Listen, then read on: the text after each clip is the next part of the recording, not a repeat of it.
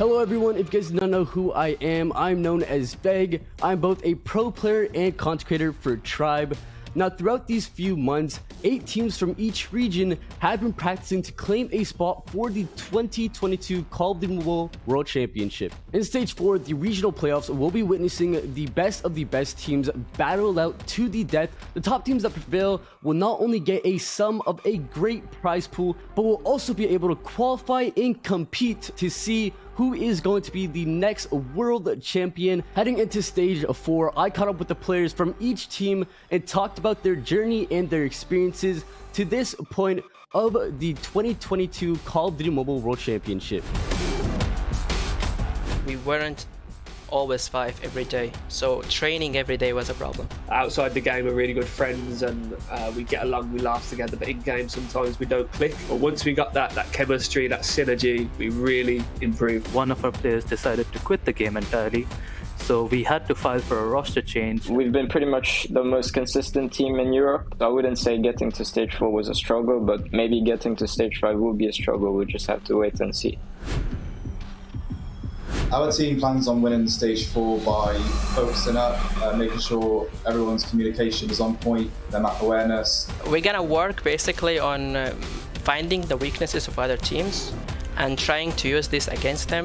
Je pense que ça va être d'abord le jeu d'équipe qu'il faut mettre en priorité. Donc on va toujours rester en équipe, toujours se motiver, un vrai soutien mental. Really important for us is getting more kills and playing our streaks well. We just work hard every day, 4 hours a day. How my team plans on winning, I guess, is just shooting, that's it. Nothing much to it. Do our thing and hopefully we'll come first.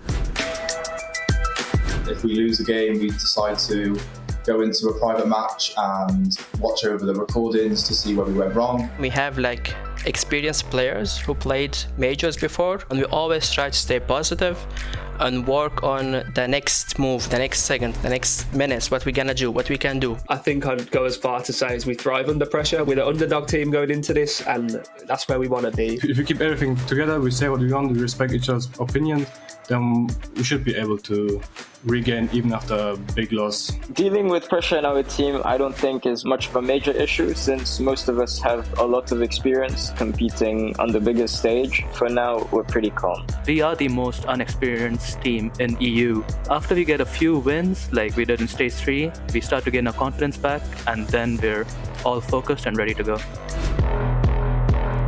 I will try not to play against NA teams because I think they're a little bit superior than the other regions. Axibite, EUE and Light, because we are really tied to each other. Nova Esports alongside Team Animus. They're pretty much the best teams right now going into the tournament. Nova Esports, they're the best team going into Stage 4. They're super experienced and they have a lot of talented players on that roster. Our biggest threat in Stage 4, I'd say, would be ourselves. If we're having a good day, I don't think we're really going to lose anything. Je pense que d'abord l'Animus, c'est l'une qui a des plus grosses communautés en Europe et ils sont toujours là en fait, que ce soit dans les défaites, dans les victoires, même dans les entraînements, ils sont là. On joue aussi pour eux, on joue pour nous, mais pour tout le monde en fait. We're an up-and-coming team. Everyone sort of counted us out before even qualifying. So we're coming into this with the underdogs, and everyone loves an underdog story. We're the underdogs, and teams are underestimating us right now. We always bring the vibes, we bring the good energy, and we're enjoyable to watch. There's definitely going to be drama and trash talk, so support and you might gonna see that. We play the game since a very long time. We're friends with each other in the team. We work hard, and you guys want to see us in Stage 5, trust me. Just a year ago, we were a bunch of no-names in the comm scene, and now here we are, competing at the biggest stage. We have really put in the time and the effort to make it this far, and we will prove it to everyone that we deserve to be here. If you want to support the winning team, then you just have to support us. After talking with the competitors of Stage 4, I can expect for them to be mentally and physically ready for the 2022 Call of Duty Mobile World Championship. Now it is time to wish the best of luck to these teams because we already know that they've been putting in both the time and effort to make sure they win this World Championship. I'm Beg, and thanks for watching.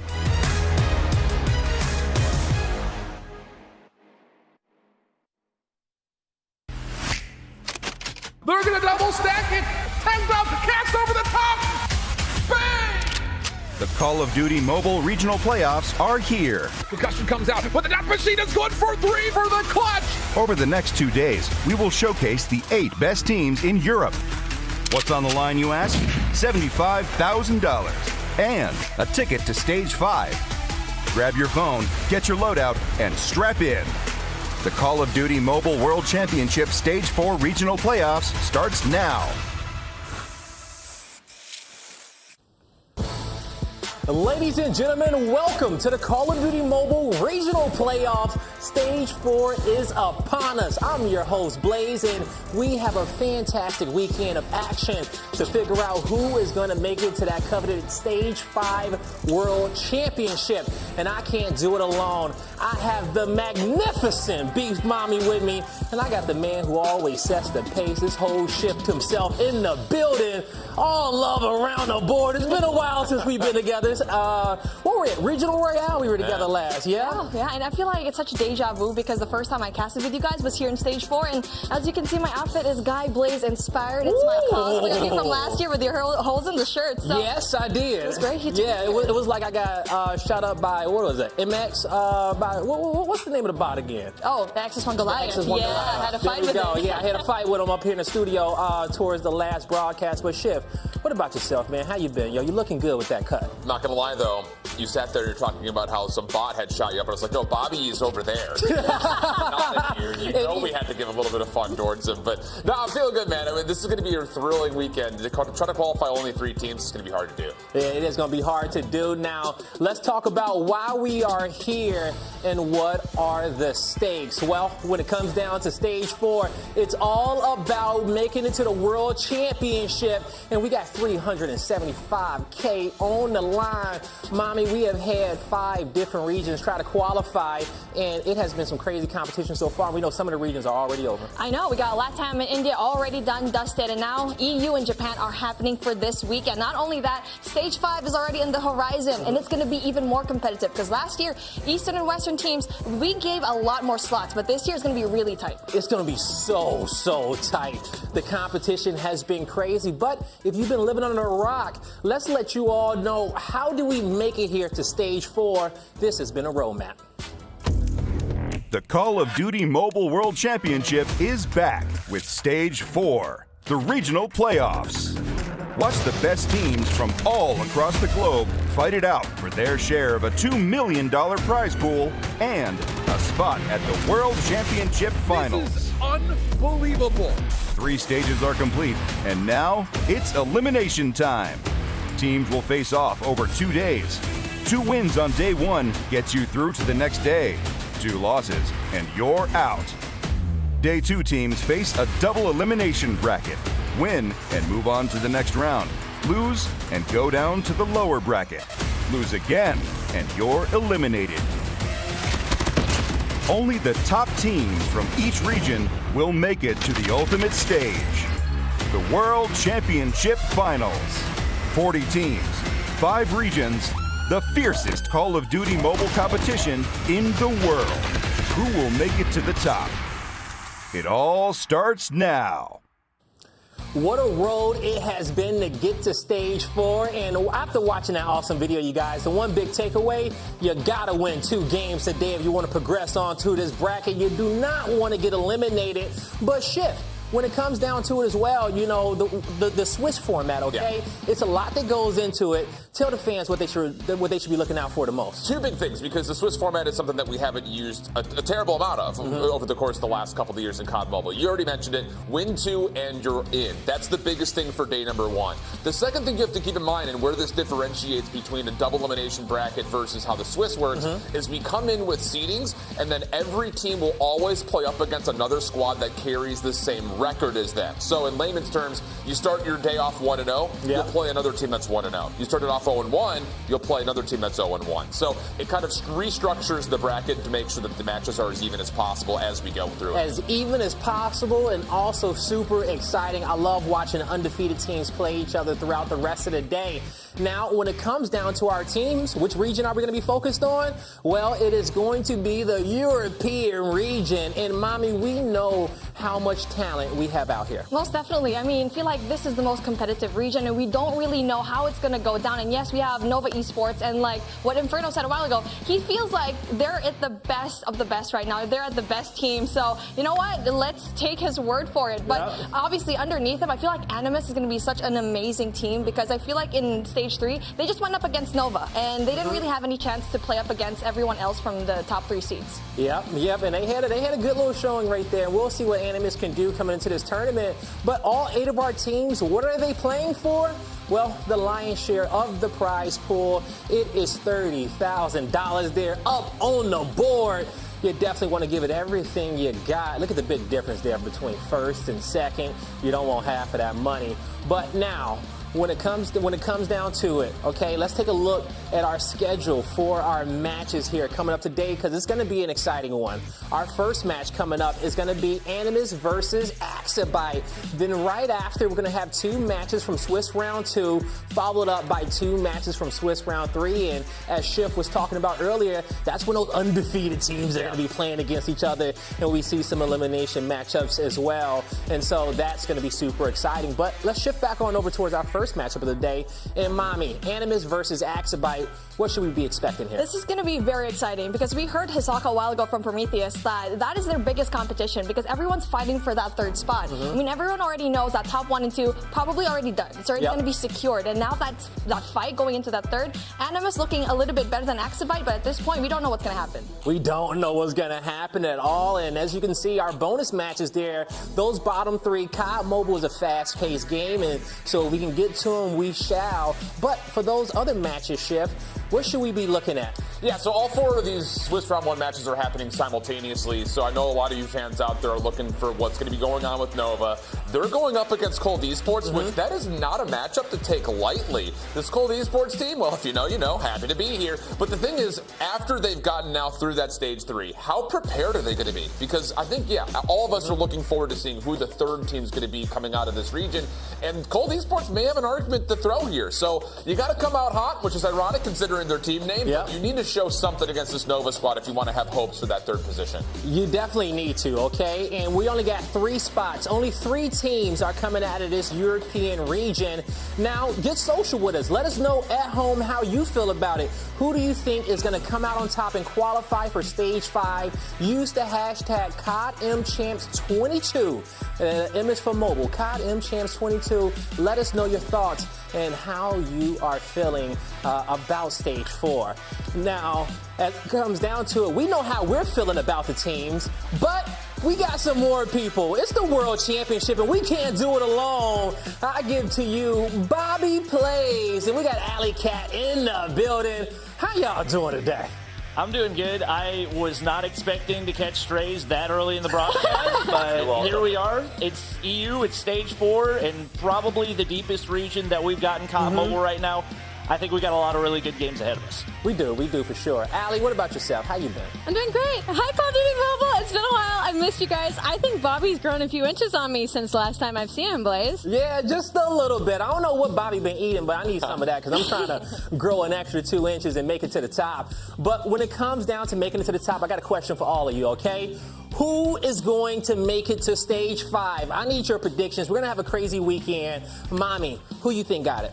It's going to be hard going in for that 3rd spot, like we keep saying, because I think Nova and Animus has a really good shot when it comes to 1 and 2, but I think I'm going for Light when it comes to that 3rd spot, because they did bring Nova EU down to the lower bracket, waited for them in winners bracket, and unfortunately lost that to Nova, so I feel like that's a really good showing. I think that is a fantastic showing. We'll see what they can do. Bobby, how are you feeling, okay? Come on, bless us with your knowledge, COD Mobile Godfather.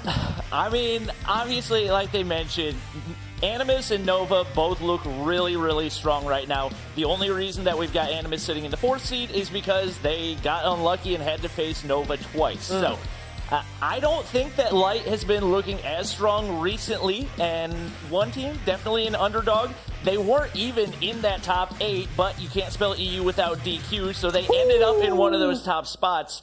I think Cold Esports has an opportunity to make some noise. All right, Cold Esports, an opportunity to make some noise. Schiff, I see the smile on your face.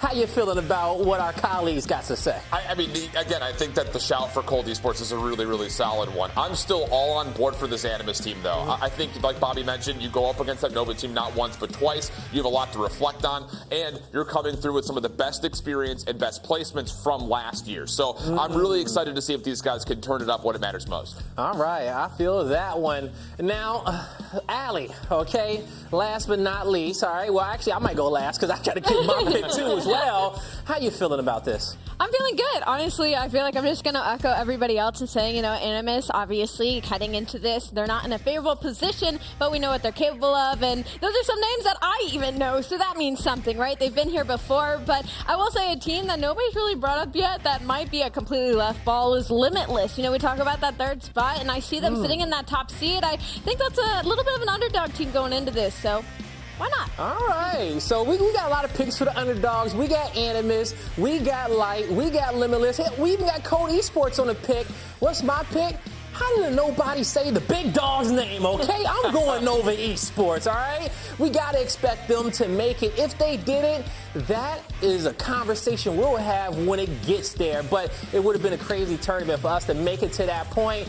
And with that being said, it is time to get this tournament underway. Bobby, Allie, take it away. Thank you so much, Blaze. You are so right. It is time to get this first round of Switch matches started. And I feel like I was talking to Alan about this a little bit, Bobby, is that the fact that the first match sets your pace for the day. It is so important. And I think we are about to hop into probably the most difficult matchup. It's the 4th and 5th seeds. Animus and Axibite are going to be going at it. And I feel like that's the hardest matchup as your first one. These two teams, at least seed-wise, are the closest to each other. But historically, how do these teams match up? I think coming into this, anybody who's been paying attention to EU gotta be favoring Animus coming into this. So many players that were on Stage 5 rosters last year, and on top of that, they've been going toe-to-toe with Nova throughout the entire duration of this year. So it's definitely going to be really tough for Axibite. They had a big pickup in Lydia, but they've got to really bring their A-game if they're going to have a chance here. I completely agree. A lot of veterans on the side of Animus who have been here before, and that can really give you the edge in a competition like this, but they could get comfortable when it comes to going up against a team like Axibite. So as we look at the maps and modes now in the series layout, which team kind of looks like they've favored and won this veto process, Bobby? I mean, I feel like it's a good pick for Axibite to be able to get the standoff, search, and destroy. Okay. You want to kind of minimize the impact that a major sniper like Marvel's going to be able to have. So yeah. the fact that they're maybe able to take him out of the equation a little bit more than he'd be able to on a map like Firing Range or Raid could go to their advantage, but Animus is just absolutely dirty when it comes to the search and destroy, so there's only so much you can do at that point. And I know you were telling me earlier that when a team is really good at search and destroy, with that addition of control, it's kind of made that team a little bit more favorable in that game mode, which we don't see too often. Usually respawn teams are just that, respawn teams. But we're heading right into the first map, guys. It's going to be Hardpoint Raid, Animus versus Axibite. And of course, Animus is going to be the favorite into this. This is such a throwback map for me, Bobby. I personally love Raid on my likes of things, but is there a team on either side you think favors this map more than the other one? Obviously, I would give the edge to Animus, but I think with the amount of pressure on Axibite heading into this matchup, if they're going to take down Animus, they've got to do it in 4 games. That means they've got to win all of the respawns. So they've got to come out hot right here, but it's Animus coming out guns blazing. They get the initial share of that hardpoint control, and Grizz going crazy already off the start. Yeah, that was a lot of pressure on number 5 on your minimap. That's going to be D-Rari. I mean, he instantly pushed up into the spawn after they got that initial control and flipped the rest of the team out. So already a very unfavorable position for the likes of Axibite. I mean, everybody on Animus right now, guns are just straight blazing. Oh, Grizz on a 6-free, and there's a player right next to him, but he didn't see him right there. No surprise, a lot of KSPs. We're going to see that gun throughout the weekend. This is the pre-nerf version of the gun, so it's a very consistent one-burst SMG, even in the long range. Incredibly reliable. We do see 1 or 2 SKS coming out, so marksman rifle that a lot of these teams are going to be rocking, especially on the bigger maps, such as Raid. But man, definitely a convincing start right here for Animus. Yeah, that was so unfortunate for just a second there. I'm happy to see Call of Duty Mobile has learned how to rotate as both teams were there early to try and get control of Kitchen here, and it was actually Axibite that had the first off, but Animus was quickly there to trade it out, and it's just so much pressure that it feels like Axibite has not been able to answer. The pressure was there, but the gunfights just were not, so number 5 on the side of Axibite needed to play his life a little bit more there, because once again, a lot of map control here in the likes of Animus. And right now you got Marvel on the backside. Hasn't been able to pick up that many kills, but right now his main job, anchoring those spawns, doing it to perfection. Unfortunately for Animus, they're going to spawn out across the map, and with 25 seconds left, that kind of puts you in a tough position. Not a whole lot of time left to be gained. It looks like they're going to go ahead and set up over here on P3. It's been the Grizz show for them so far.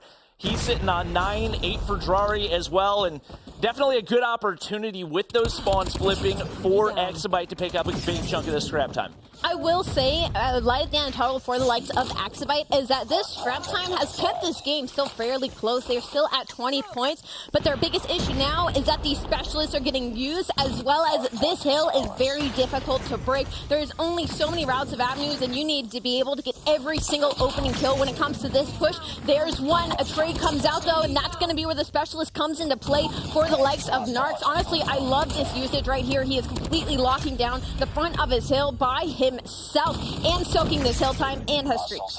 Yeah, Death Machine's not an operator that we've seen used a whole lot in other regions in Stage 4, and especially with the Purifier not banned. Not one that we would typically expect to see, but one of the things you got to take into account with Raid is its longer angles than a lot of our other maps in Call of Duty Mobile. So definitely making good use of it right there, and right now Animus doubling up on the opposition. Grizz continues to slay out. He's got 13 on the board, and obviously that money hill over on P3 paying off big time, but it's a Goliath.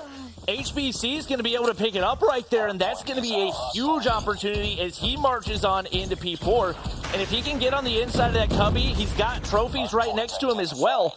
They could get some big value here.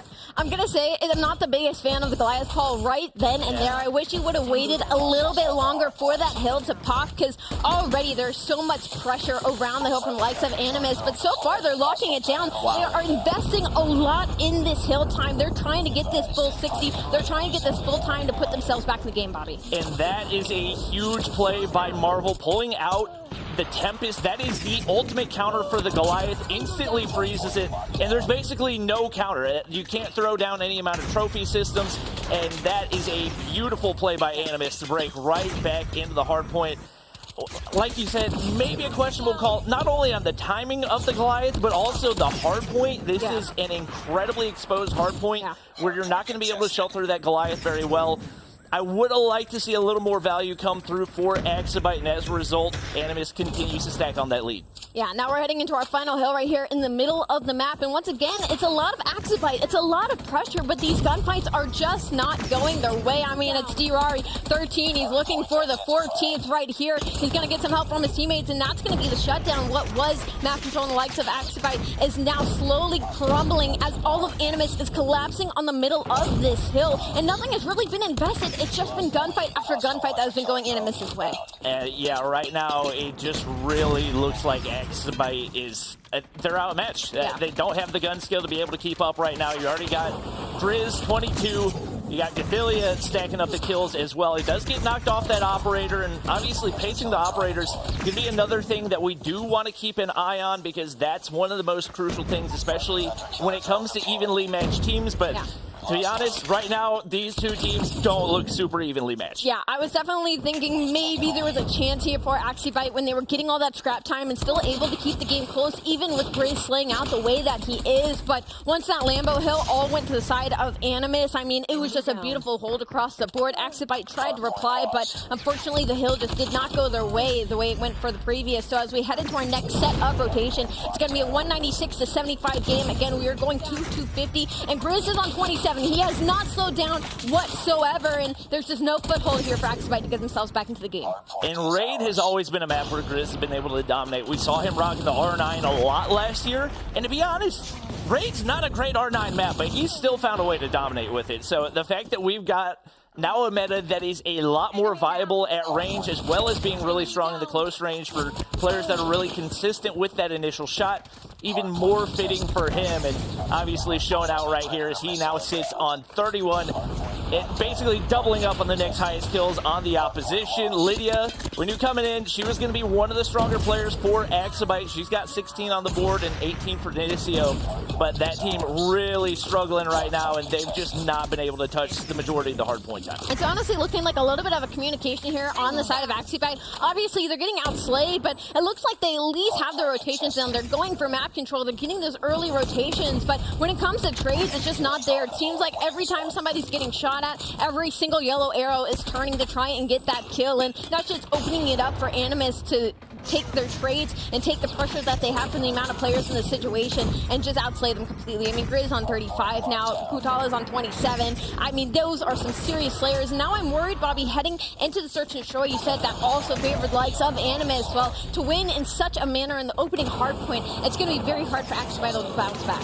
Yeah, we said that if Activision was going to take this series, they needed to win all the respawns, and it'll be the opposite. They end up in the 100-point club right there, 250 to 82, and that was about as lopsided as it gets. Animus showing that they came to play, and right now, if I'm Nova, I'm not feeling as confident. I think they're definitely still feeling confident, but man, oh man, Animus is not messing around. Yeah, that's already a very scary opening matchup. I mean, Grizz, 39 and 29 assists. I mean, you got Kutala at 28 and 19, 10 assists. Just across the board, everybody doing their job. If you're Activision right now, the issue is heading into that search and destroy. Yes, you might have gotten the map that you wanted, but you already lost the first respawn. So you're already down in this series, and now you're going against a very strong S&D team in the likes of Marl, in the likes of D-Rari, and with Grizz, with that much confidence in his back pocket now heading into that second map, Bobby, they have to completely forget that happened.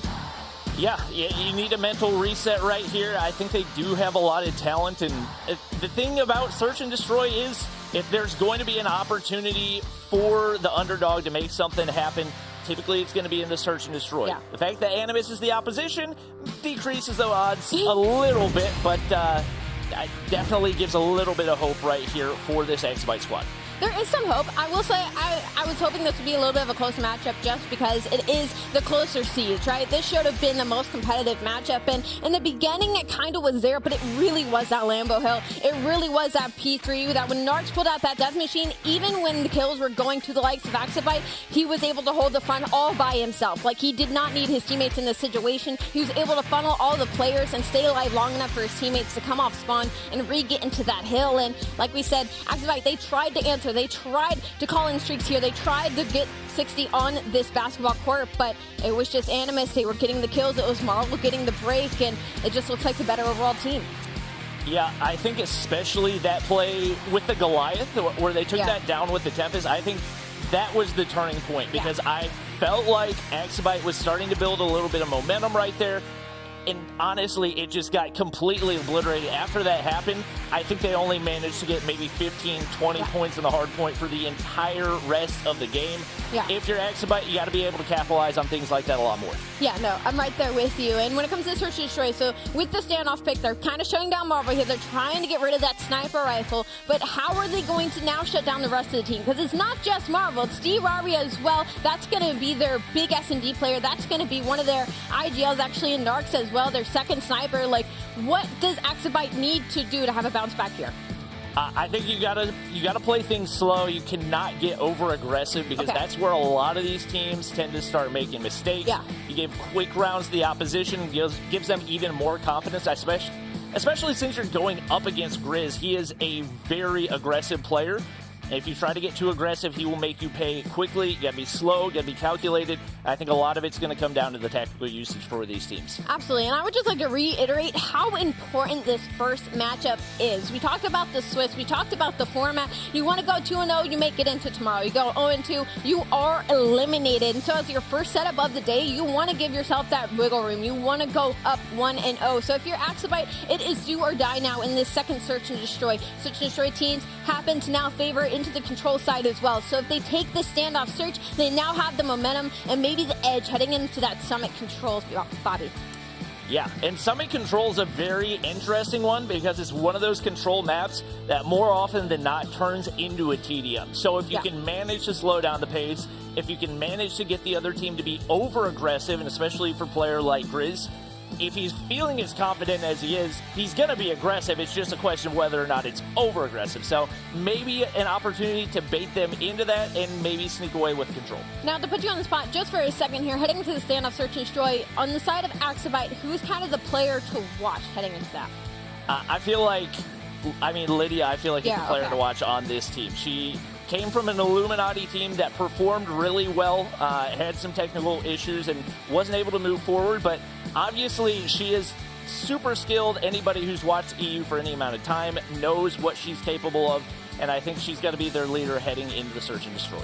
Okay, awesome. Cool. Is she a sniper as well? I thought I had that in my notes. I'm trying to remember. I know Breaksa, her former teammate, is a sniper main. Okay. She might pull it out as well, but if I remember correctly, I think I might rock the GKS. Probably rocking the KSP, but we'll see as we get ready to hop into the search and destroy right here.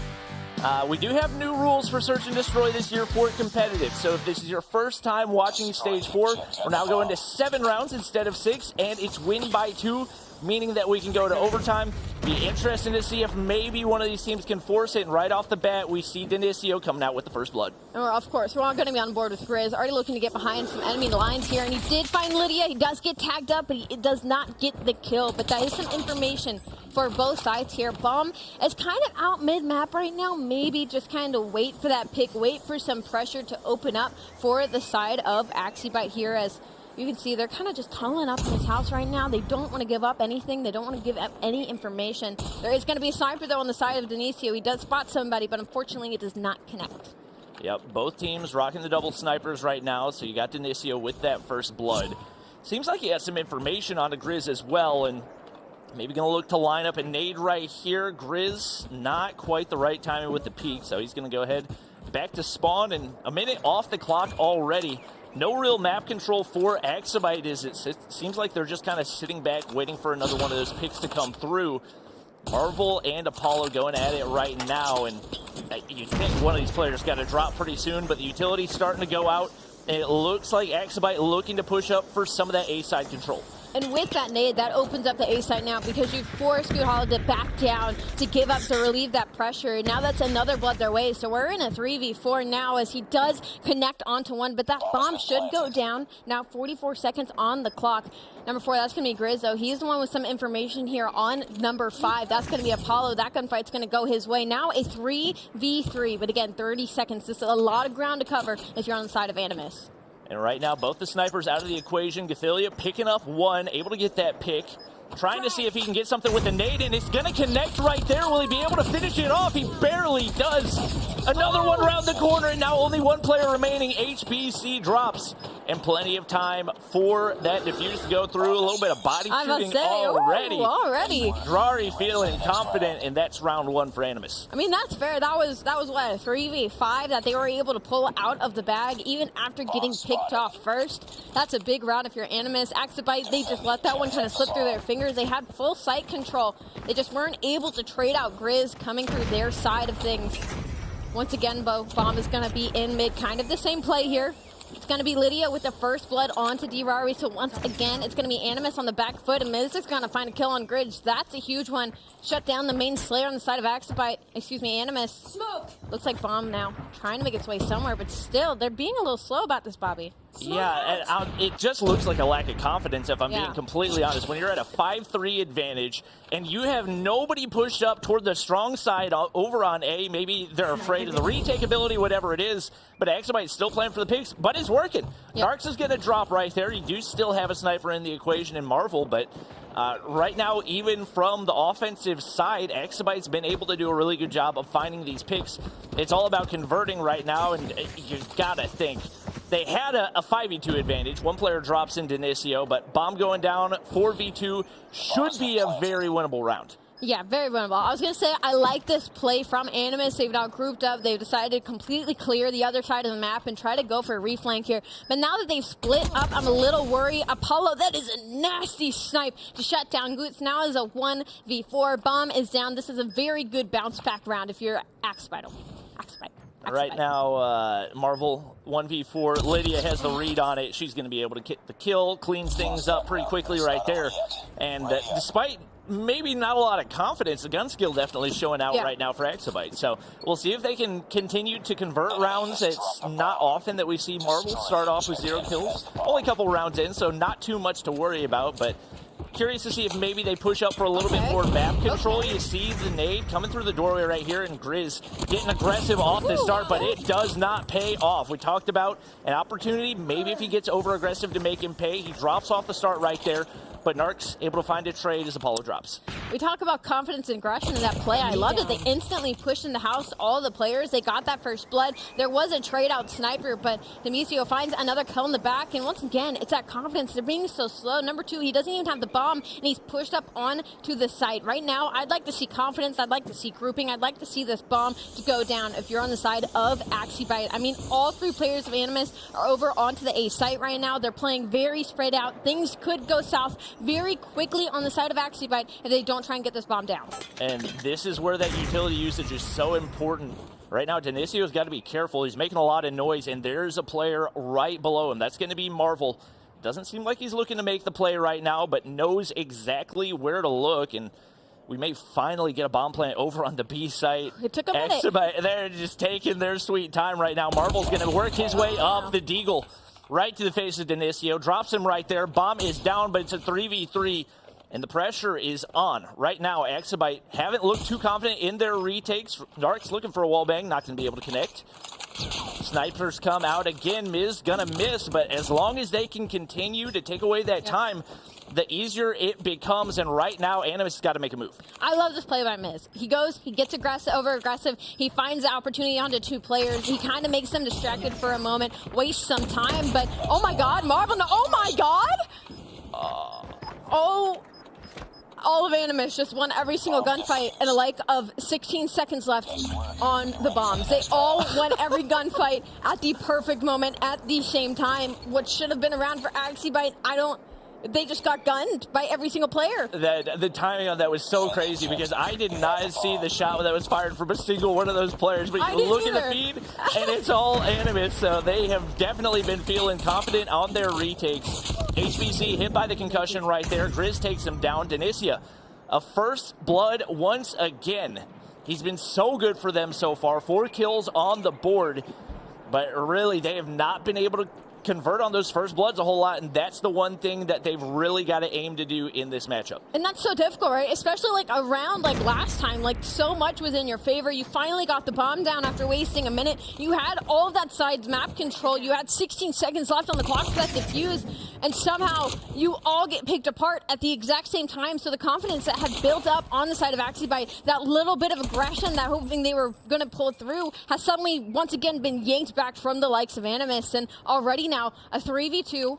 Bomb is going to be in the hands of Miz, but they're still in spawn right now. They have absolutely no control, no information on either of these sites. It is not looking good if you're on the side of Axibite. And Gerari just doing a great job of trusting his teammates right there. 1 HP. Knows he's going to hold this cross in case the opponent tries to push. And right there, it's Gerari coming through and absolutely gunning those 2 remaining players for Axibite. That's the player that we saw dominate in the Search and Destroy last year in Stage 5.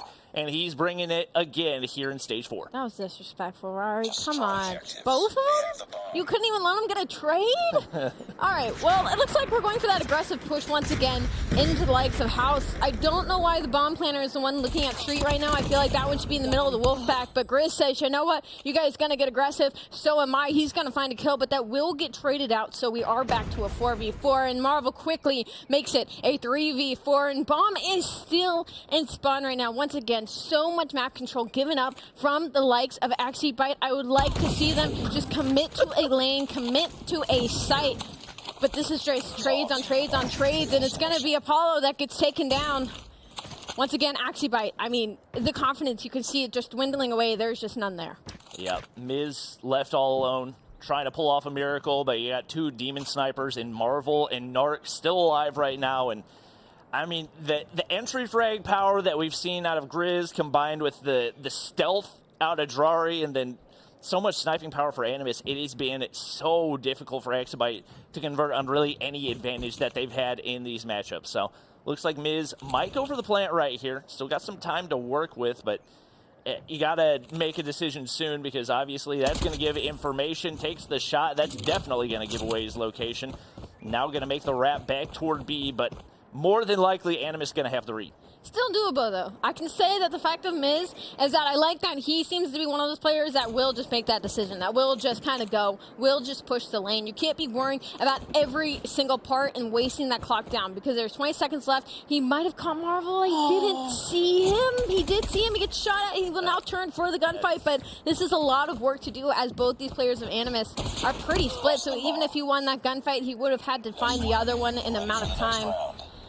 Activision, it's looking rough here. They just need to commit, Bobby. That's really all I need to see. Like, I like the plays that they are starting to make, but when they put themselves in a favorable position, they kind of pull themselves back, and then they re-give that map control to Animus. So when they make these plays, I like them to just full push, full commit to them, and it looks like they tried full commit to A. They will get picked off by the sniper. Already a 4v5, and no golden fights are going their way except for maybe one, but this is now a 4v2. Wow, Animus have just completely put them in a box in this round. They got obliterated, and that was a little bit of what I was afraid of whenever we flip sides.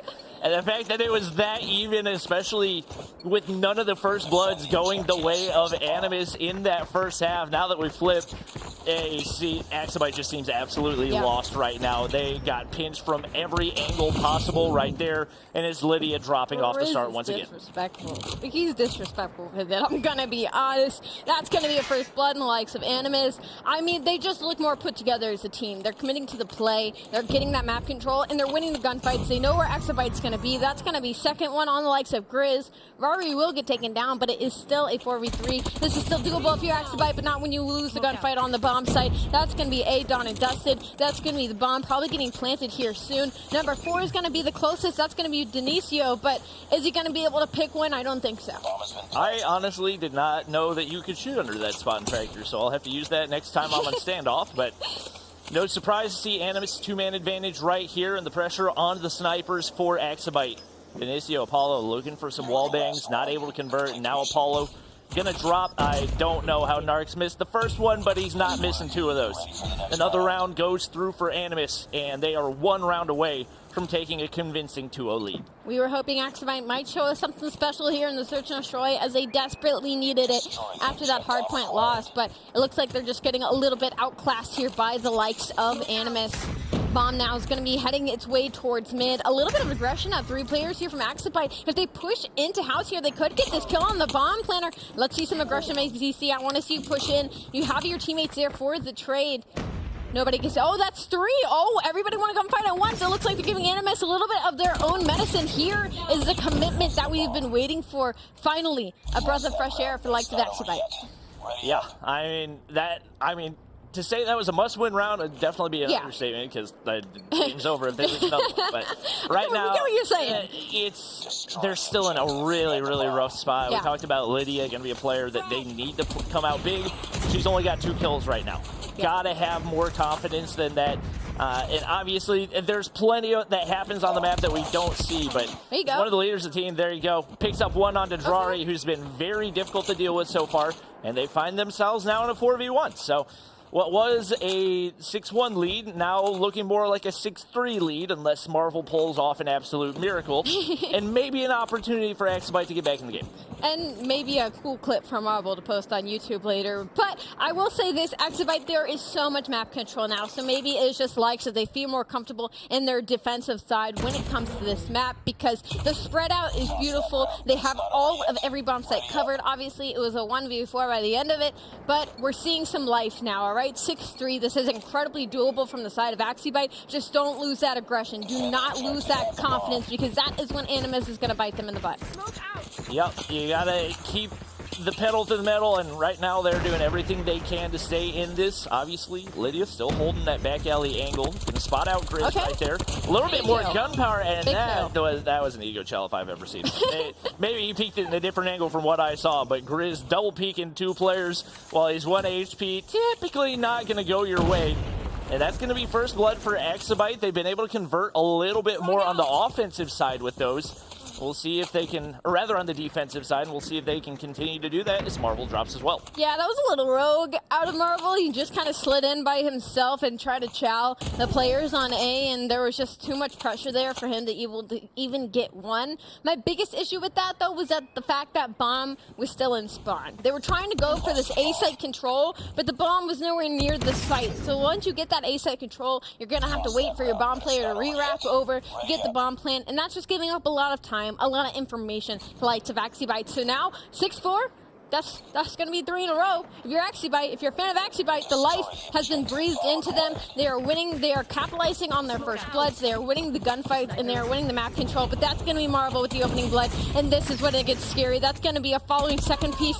A little bit of the bleeding gets stopped by the side of HBC as they shut down the main slayer in Grizz, but this is a lot of mid control. This is a lot of aggression from Animus right now, Bobby. And right now, Exabyte scrambling. They know they can't lose this round, so Lydia and Apollo going to be able to back up, but Drari's on the flank right here, able to take down Lydia, and now all the pressure onto Apollo. Does not get the timing right, and that's going to be crucial information to end the round. Animus gave away a couple more rounds than they likely should have, but still able to clean things up right there.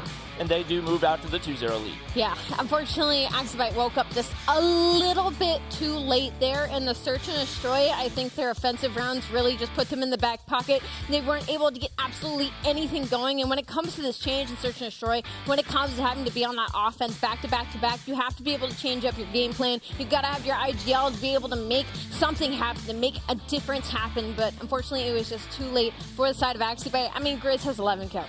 Great. I mean, he went straight from the respawn, and he went right back into the S&D into the same thing. Yeah, he wants to win himself an EU MVP, and he's definitely off to a hot start to do so.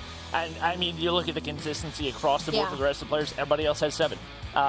When you've got that level of consistency for every single player, that's not only a good sign for the match that you're in, but also for the ones coming later in the day, where you do have those tougher opponents like your Novas that you know everybody's got to be on top of their game to take them down. Well, now we have to head into the control, and for where I come from, the control is the swing mode. The control in the best of 5 is when usually the opposite team tries to take that edge, but after a search and destroy like that, and Bobby, you let me know that search and destroy teams, when it comes to COD Mobile, they happen to be able to translate that to control as well. It's looking like Exabyte might be outclassed. The search and destroy did not go their way at all the first half. There was a little bit light at the end there, but it just was not enough. So now not only is their confidence worse than it already was in the beginning from the hard point, it's worse from when they were trying to get aggressive and the Animus just shut it down with that pitch. Now heading into the control, like, what do they do? I mean, right now, I think the biggest thing you got to do is slow things down, and especially on the defensive side, don't play into the other team's pace. Animus is going to try to play fast and furious, and right now, if you're Exabyte, you got to understand where your advantages lie. You got to let the game come to you and try to capitalize on those positioning opportunities. When it comes to summit control, like I mentioned earlier, a lot of times it can turn into a TDM at the end. Typically, inside control center gets captured pretty quickly, but on the outside catwalk, it really kind of turns into a toss-up, and I think the biggest factor is going to be their patience. I completely agree with you. I definitely think Activision needs to somehow pull the pace into their favor, and that's just going to be about power positions for me going into the Summit control. Power positions and the use of their specialists. Summit is a very small map, and when it comes to these close contested, like you said, it comes down to TDM here in the end. I really want to see some specialist usage sign here, because what we saw in the Hardpoint, we saw it in the respawn, sorry, my list is absolutely fuming with all of these S words. But when it comes to the Hardpoint, we saw the specialist usage on the side of Activision was not completely ideal. Of course, they were in a situation where they were on the back foot, so they kind of had to make those decisions. They had to make those, we need to make a change, we need to have something big happen now, so we're going to go ahead and jump the gun. But on the side of Animus, they're going to have that slaying power, and they're going to have those skills, those specialists as well. So it's going to be about playing about the pace if you're on the side of Activision and forgetting about the past two maps. Yeah, I think the pacing of the operators is going to be absolutely crucial. And the interesting thing is we don't have a ban on the Purifier. It is incredibly rare that we don't see the Purifier banned just because it is such a strong operator in Call of Duty Mobile right now. That's definitely going to be something that comes into play, and the one thing that could potentially happen is maybe some off-meta specialists, something like the Tempest that we saw come out, especially if you want to counter those Goliaths. Definitely something you want to see some of these players have practice with. Now, I have to ask you, Bobby, when it comes to the side of Activision, because, of course, we can praise Animus all day. They've simply outclassed so far in this series. And heading into this control, when it comes to Activision, I think I'm looking a little bit at Lydia for a bounce back in that Search and Shoy. I feel like maybe that was a mode that she should have been a little bit more comfortable in. So heading into control, maybe gain some confidence back. But also, I'm looking at Miz, because I feel like when we were on his point of view, I believe he had 9 kills at the end of it. He was comfortable in that Search and Shoy, and he looked like a player that once he made a decision, he was going to follow it through. So I'm hoping to maybe take some control from the likes of Miz heading into that Summit control. Wow, control. How did I use that twice in a sentence when I didn't even mean it? Both in the same way. I hope that he takes some control heading into the control and gives his team some confidence and some more solid game plans. Yeah, I think the player to watch for Animus, no surprise, is going to be Grizz. Very aggressive, and Summit is going to be a map that really caters to his play style. So we'll see if he can continue that dominance all the way through right here as we do get ready to hop in to the Summit control. And for those of you who have not watched COD Mobile Esports of late, this will be your first taste of the new game mode that has replaced domination in this year's World Championships. Off the bat, it is going to be Activision on the defensive side right here, and they're able to come through with a big one right there. Grizz looking to push through for some map control, but he gets shut down as well. And a 3-life lead already for Activision. Yeah, already lost slaying aggression. If you don't know how control plays out, there is 2 objective sites. You need 3 ticks on both sides. If you're the offensive team, you're trying to get these ticks completed for both the A site and the B site. Obviously, if you're on the defense, you don't want them to touch anything. You don't want them to get any ticks anywhere, because if they get 6, you lose the round. But again, slaying power instantly in the hands of Animus right here. Already a life lead as well, 24-21. They're going to be on the defense here as Narx is maybe trying to get something done here over on the A site, but he has no help. He has no cavalry with him. Number 3 has slipped by, though. That's going to be on to the likes of Activision here. It's going to be Narx trying to slip by, Animus. They flip sides. And right now, it looks like Animus is pretty content to play TDM. Yeah. Interestingly enough, Grizz only 2 kills off the start, a little bit slower than expected. I'd say Activision has done a really good job of countering and playing a lot more patiently. It does look like we are going to have Animus looking to push through and get some of that initial A control. A tick already gone through. Make it 2 right here as they do get spotted out from the top side, but Marvel immediately trades out, and it looks like that first site going to go through. It was actually a lot of slaying on the side of Activision at the beginning. I didn't realize the colors had switched, but Animus quickly brought it back now with a 2-life lead on the likes of them. They've already got A and they're on B now as well, so very quickly the tides have turned. The second tick is not going to come through just yet. Some gunfights are going to have to come down before that pressure is relieved. It's on Goot right now. He is going to be able to get that final kill, relieve some pressure, but there's still some players here. It's going to be Lydia up next. She gets that kill.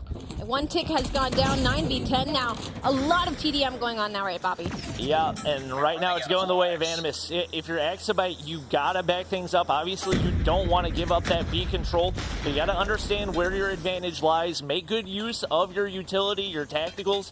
Try to bait them into that B site. Obviously, there's a lot of time left. If you sit back and play passive, you might be able to find a way to come through, but especially with a 2-life disadvantage. They've got to go big right here. Narc's going to drop, and now only 1 life separating the two. Grizz way pushed up and an opportunity, but he gets taken down as well. Now it's 3-3. It doesn't look like that final capture is going to go through. More than likely, coming down to lives, the utility going out for Drari.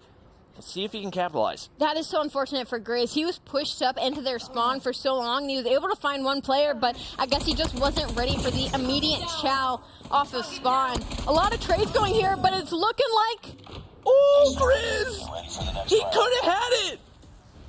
He was point blank shooting him in the back and missing every spray, and it's Exabyte. Wait a minute. Coming through with round number 1. No way. Oh, no. That's pain. Oh, big swing and a miss pain. right there. Oh, my gosh. That was incredibly winnable. Obviously not an easy round, but that 1 kill goes a different direction, and just like that, you got Animus in the lead. We do see the operators already starting to come out. Looks like Exabyte doing a good job of pacing them. Denisio and Apollo still holding on to theirs. Lydia capitalizing and already able to find a couple. Big map control out of them right now. I mean, Miz is pushed up. He's got this lane shut down. He should get this kill on the Narcs, but there is a lot of pressure now, and he is by himself. So I love that he's playing his life right here, and he is able to find that kill. A little bit of help comes from the other side. On the likes number 2, it's going to be HBC. That was an interesting hunter-killer drone.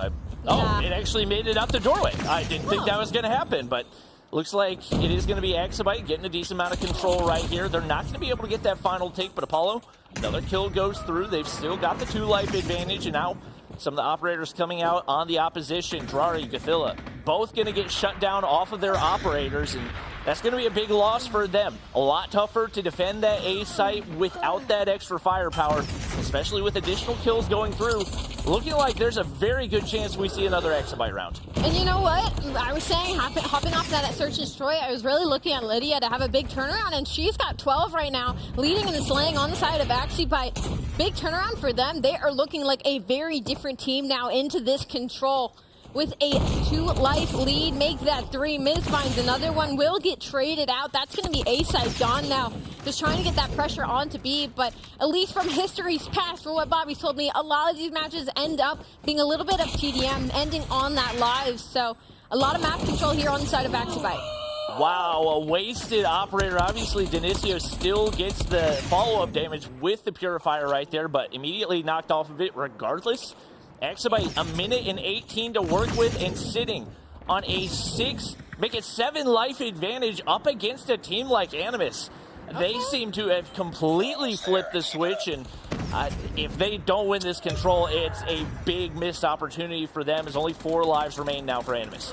I will say, I wish with the amount of rail and map control that they had, that they stacked onto the point. That is something that we see in CDL a lot as well, is that they'll have a lot of map control, but they will not stack the point and end up losing the round, because the other team, you cannot get overconfident, because even though Animus only has 4 lives, it is Animus that we are talking about, and if they get on a groove, if they get this map control like we're seeing right now, they are not losing a gunfight currently. So maybe a little bit more objective focus if you're on the side of Exabyte. It's still not the most unfavorable situation if Miz is winning gunfights like that. So still 30 seconds here to work with. When they get shut down immediately, and just like that, Exabyte takes the round. That's a 2-0 lead. The map control was looking really good for Animus right there. So it seemed like they were going to be able to close the gap, but a couple gunfights, a couple timings don't really go their way. And just like that, it's Exabyte closing things down. They now find themselves back on the defensive side and trying to shut this down in a 3-0. Maybe gaining that momentum might give them more of a chance heading into a hard point as well.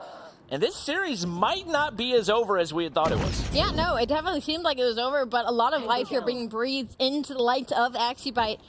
It is going to be the first 3 kills going to the likes of Animus, so quickly evened out from Exabyte. I mean, the map control is just gorgeous right now. Grizz is going to be pushed up and able to find one. The biggest thing right now is staying alive. He's going to find a second one. That's a lot of B control. I'd like to see some help, some map pressure from the side of Animus to make their way over here, and hopefully they get on it. They're working a little slow. Come on, guys, get onto this B site. Grizz has completely done all the work for you. You just got to get onto it.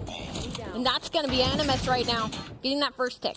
That seemed like a pretty big lapse in communication for Yeah. Grizz to be able to get a kill on the bottom side, walk all the way upstairs and shoot a player just back turn pre-ADS. Like, that's information your teammate needs to have. And that's not a mistake you can allow to happen against a team like Animus. Give them an inch. They will take a mile. Marvel, or actually Gothilla, able to get a big kill right there. Beautiful turn on the bottom side. And right now, it's Animus getting the majority of the control over on the B side. You got to think, if they get that locked in, it should be done and dusted for this round, especially with how easily most of these teams have been able to capture A. A little bit of an aggressive chow there out of Gothilla. I mean, he just tried to slide out and fight those two players on the staircase. He may have had the high ground, but he got shut down very quick. So no more map control. If you're Animus on this side, 15, 12, 28 seconds to work with. You got to start working on this ticks, go towards this B side. But they are pushed back right now. Now some strict usage getting put in. Jari's going to be pushed up and spawn, maybe go for a couple of kills, but he's got to actually finish them for it to be anything meaningful back here on this side of the map. And it feels like Animus is overcommitted to this B push. They now don't have a whole lot here. And Drari's so pushed up, but they need people on the objective. There's only 8 seconds, and he's sitting here trying to spawn trap them. Marvel's going to pull out the Purifier. Should be able to find 2, but he gets shut down. Not a lot of time, but Narc's going to be there to hop on. And that's going to give them a whole extra minute. They still sit down 2 lives, but with Drari getting pushed into control center right here, might be able to find 1. He does exactly that, and the Purifier comes out.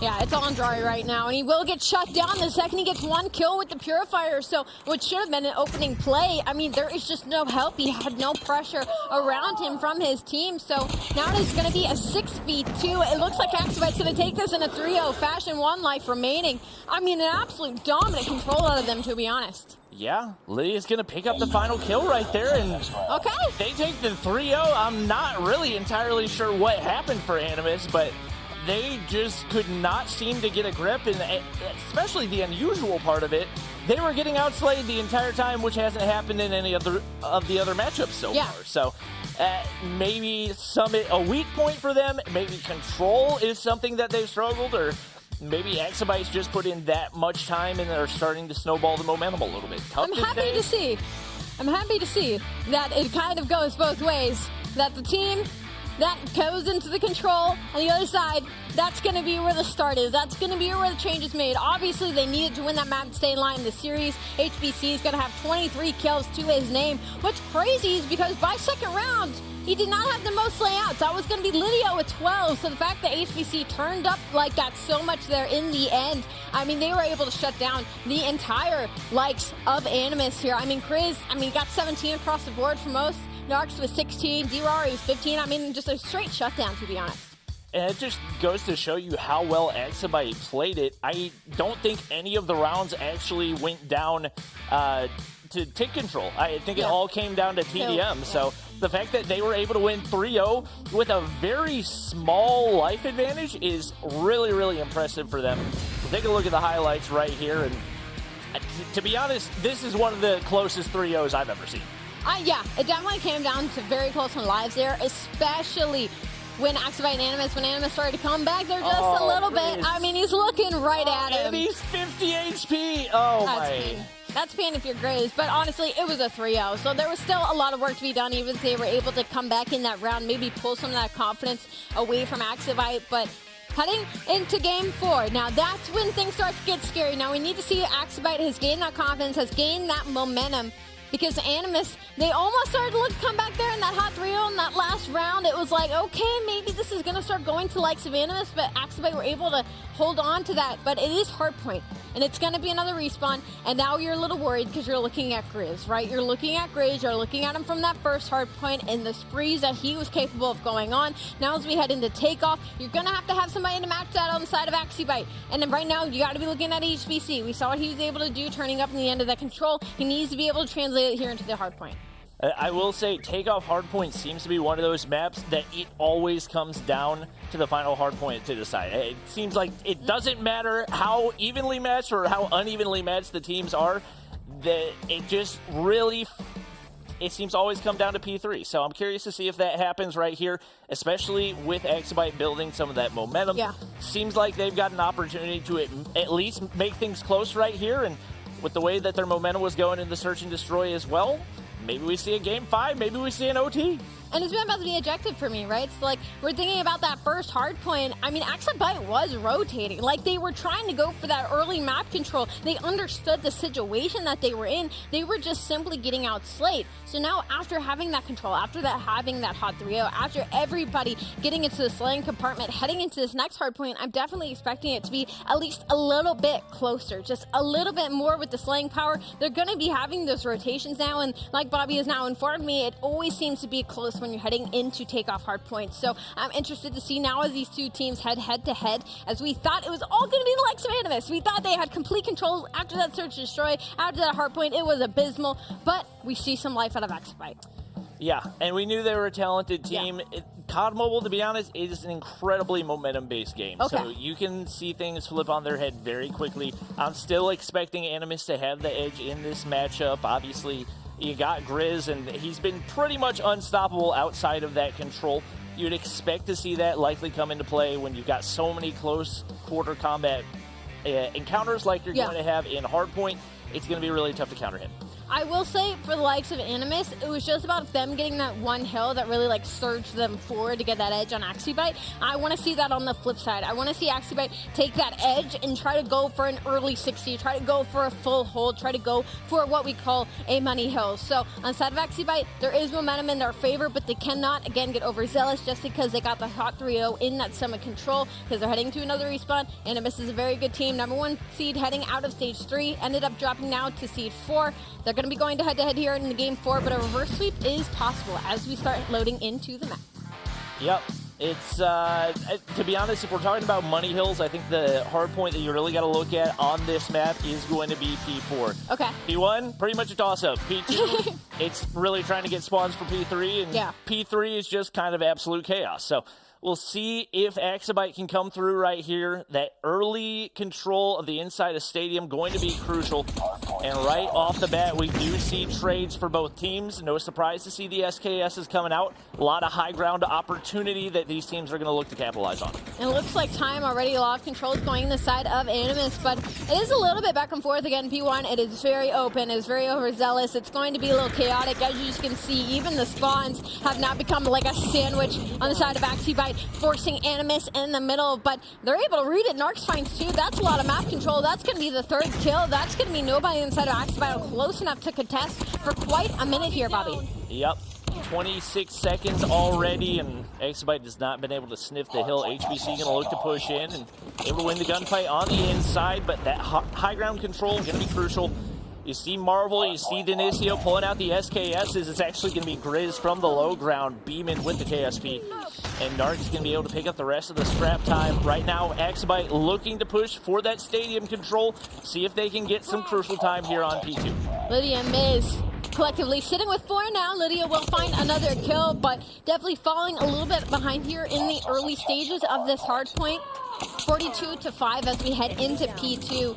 That is 2 trades going out on both sides. It looks like most of the pressure here is going to be from the side of Activision, but their biggest issue right now is that Guthala was just contesting for so long. Now finally some time. Never mind, that's going to be 3 dead from the side of Animus. HBC finds 3 though. That is a big 3-piece for a lead that could have already gotten out of hand. Now some time going to the way of Activision. And P2 is really going to be concussion of Duty Mobile. There are so many entry points for those nades to come through and so much long angle for the concussion to have value. You really got to make sure that your trophy systems are going down, and right now Activision doing a phenomenal job of that. Hipfire not going to land for Lydia, but Narcs, 1 HP, should be easy to clean up, and just like that, Miz able to do just that. Right now, Defilia trying to win that gunfight. It wasn't a pretty one, but it was a win nonetheless. To be able to pick up a little bit of scrap time as Lydia looking to push through. Not favorable spawns right now for P3, but a couple of Animus players going to spawn on the opposite side of the map, and that is truly unfortunate. Huge door right here for Activision to push in. You say unfortunate, I say a beautiful situation, because number one, Marvel actually spawned in the back, so that kind of forced a pinch that they didn't know was going to happen on the side of Activision. That is a lot of kills going to the side of Animus, and it feels a little bit like a Narcs versus HBC show right now. HBC's got 13 kills on his side, Narcs got 11, but the issue is Animus also has a Grizz, and Grizz has 11 kills. That's going to be 3 on the side of Animus, and a lot of hill time. But number 2, HBC is going to sneak by. I mean, it does a little bit of damage, enough pressure to get his teammates into the hill, and the gunfight's going to go their way. Unfortunately, no. But at least they were able to contest for just a moment. But like we saw in the first Hardpoint of the series, Bobby, already a large lead in the hands of Animus. These two teams looking a little bit closer, at least on the first couple hard points. The thing we really got to pay attention to, who gets that early control for P4, and right now, no surprise, it's Grizz getting pushed out for that map control. He's got 10 already. He's got that high ground control, and right now, if Marvel can win this gunfight on the bottom side, Miz has an opportunity. Purifier comes out. Deagle not going to be able to turn, though, and Marvel picks up that crucial kill to secure the early map control. Ooh, that was disrespectful. That was disrespectful out of Marvel there, which should have maybe been a favorable situation for Activision to get some sort of map control. Falls apart, but off a spawn, they're actually going to be the closest to the hill, so they're going to be able to force their way in, but Guzala, he's got the Inferno out. He's just lighting people on fire here, once again holding by himself, waiting for his teammates. Activision, you had to get 1 kill to get yourselves into the hill, and they weren't able to do it. So more time just continuing to go to the side of Animus. Activision just cannot answer to the amount of slaying, the amount of aggression from the likes of Animus. As soon as they get control, they are pushing out and getting into your face and getting into your spawn, and Activision just cannot respond. And right now, Animus is trying to flip spawns, but they just can't do it. They've got the reinforcements on the inside of the hard point, so they're able to maintain that control. One player going to spawn out, but it's just confusing spawns left and right. And unfortunately for Miz, 2 players for Animus going to spawn behind him. They're actually going to push for that top side of Stadium. And right now, almost 100-point lead as that momentum and control has not carried through so far for Activision. Bobby, I wanted to believe you that this was going to end closely on that P3, but it's a 137-50 lead right now in the hands of Animus. Activision's got a lot of work to do to put themselves back in the game, and they're starting to do it here on this second set of rotations on this P1, but their biggest issue, Guthal is now called a Goliath, and that is slowly making its way towards the mid-map. They might not even need it as 2 kills go their way, but HBC quickly trying to stop that bleeding. Once again, not a huge fan of this Goliath bullet. That's probably the worst hard point that you can possibly use a Goliath on. There is absolutely zero cover. Unless you're stacking 4 trophy systems on top of his head, you're not going to get any value out of that. So that was a big swing and miss for Animus. They're still going to have the hard point control. But once again, would definitely like to see a little bit more calculated usage for those Goliaths for them. Yeah, it was a little weird. Yeah, I agree with you. It was a little bit of a weird Goliath call, especially because it was so far away from the hard point. Like, he had to, lug his way on over to middle map, and then maybe got 1 kill, and then instantly blew up. But, I mean, the lead is still in the hands of Animus. Even with a call like that, it's 146-76. Activision's put themselves a little bit back into the game. Maybe in this P2, we saw what they were able to do in the first set of rotations. Maybe they can do it again here and be able to put themselves back, maybe favorably so, put themselves in the lead. But a lot of contest, but a lot of pressure. Yeah, looks like a good start right here for Activision. They're trying to get their way back into this game. Obviously, Purifier going to be able to find 1, and 4. HBC should be able to regen here, but doesn't matter. Grizz got a Purifier on the opposite side. He's going to be able to find 2, and now pushes up for that control for Animus. Not losing by 100 points anymore, so that's a good sign for Activision, but they do still have a lot of work to do, and that would have been nice scrap time to have. 20 seconds early, already rotated on over to P3. Would have liked to see them apply a little bit of pressure, because that amount of time is now going to open up an opportunity for, before the hard point even pops, might be able to see Animus push in, and there's Grizz on the top side with the Purifier.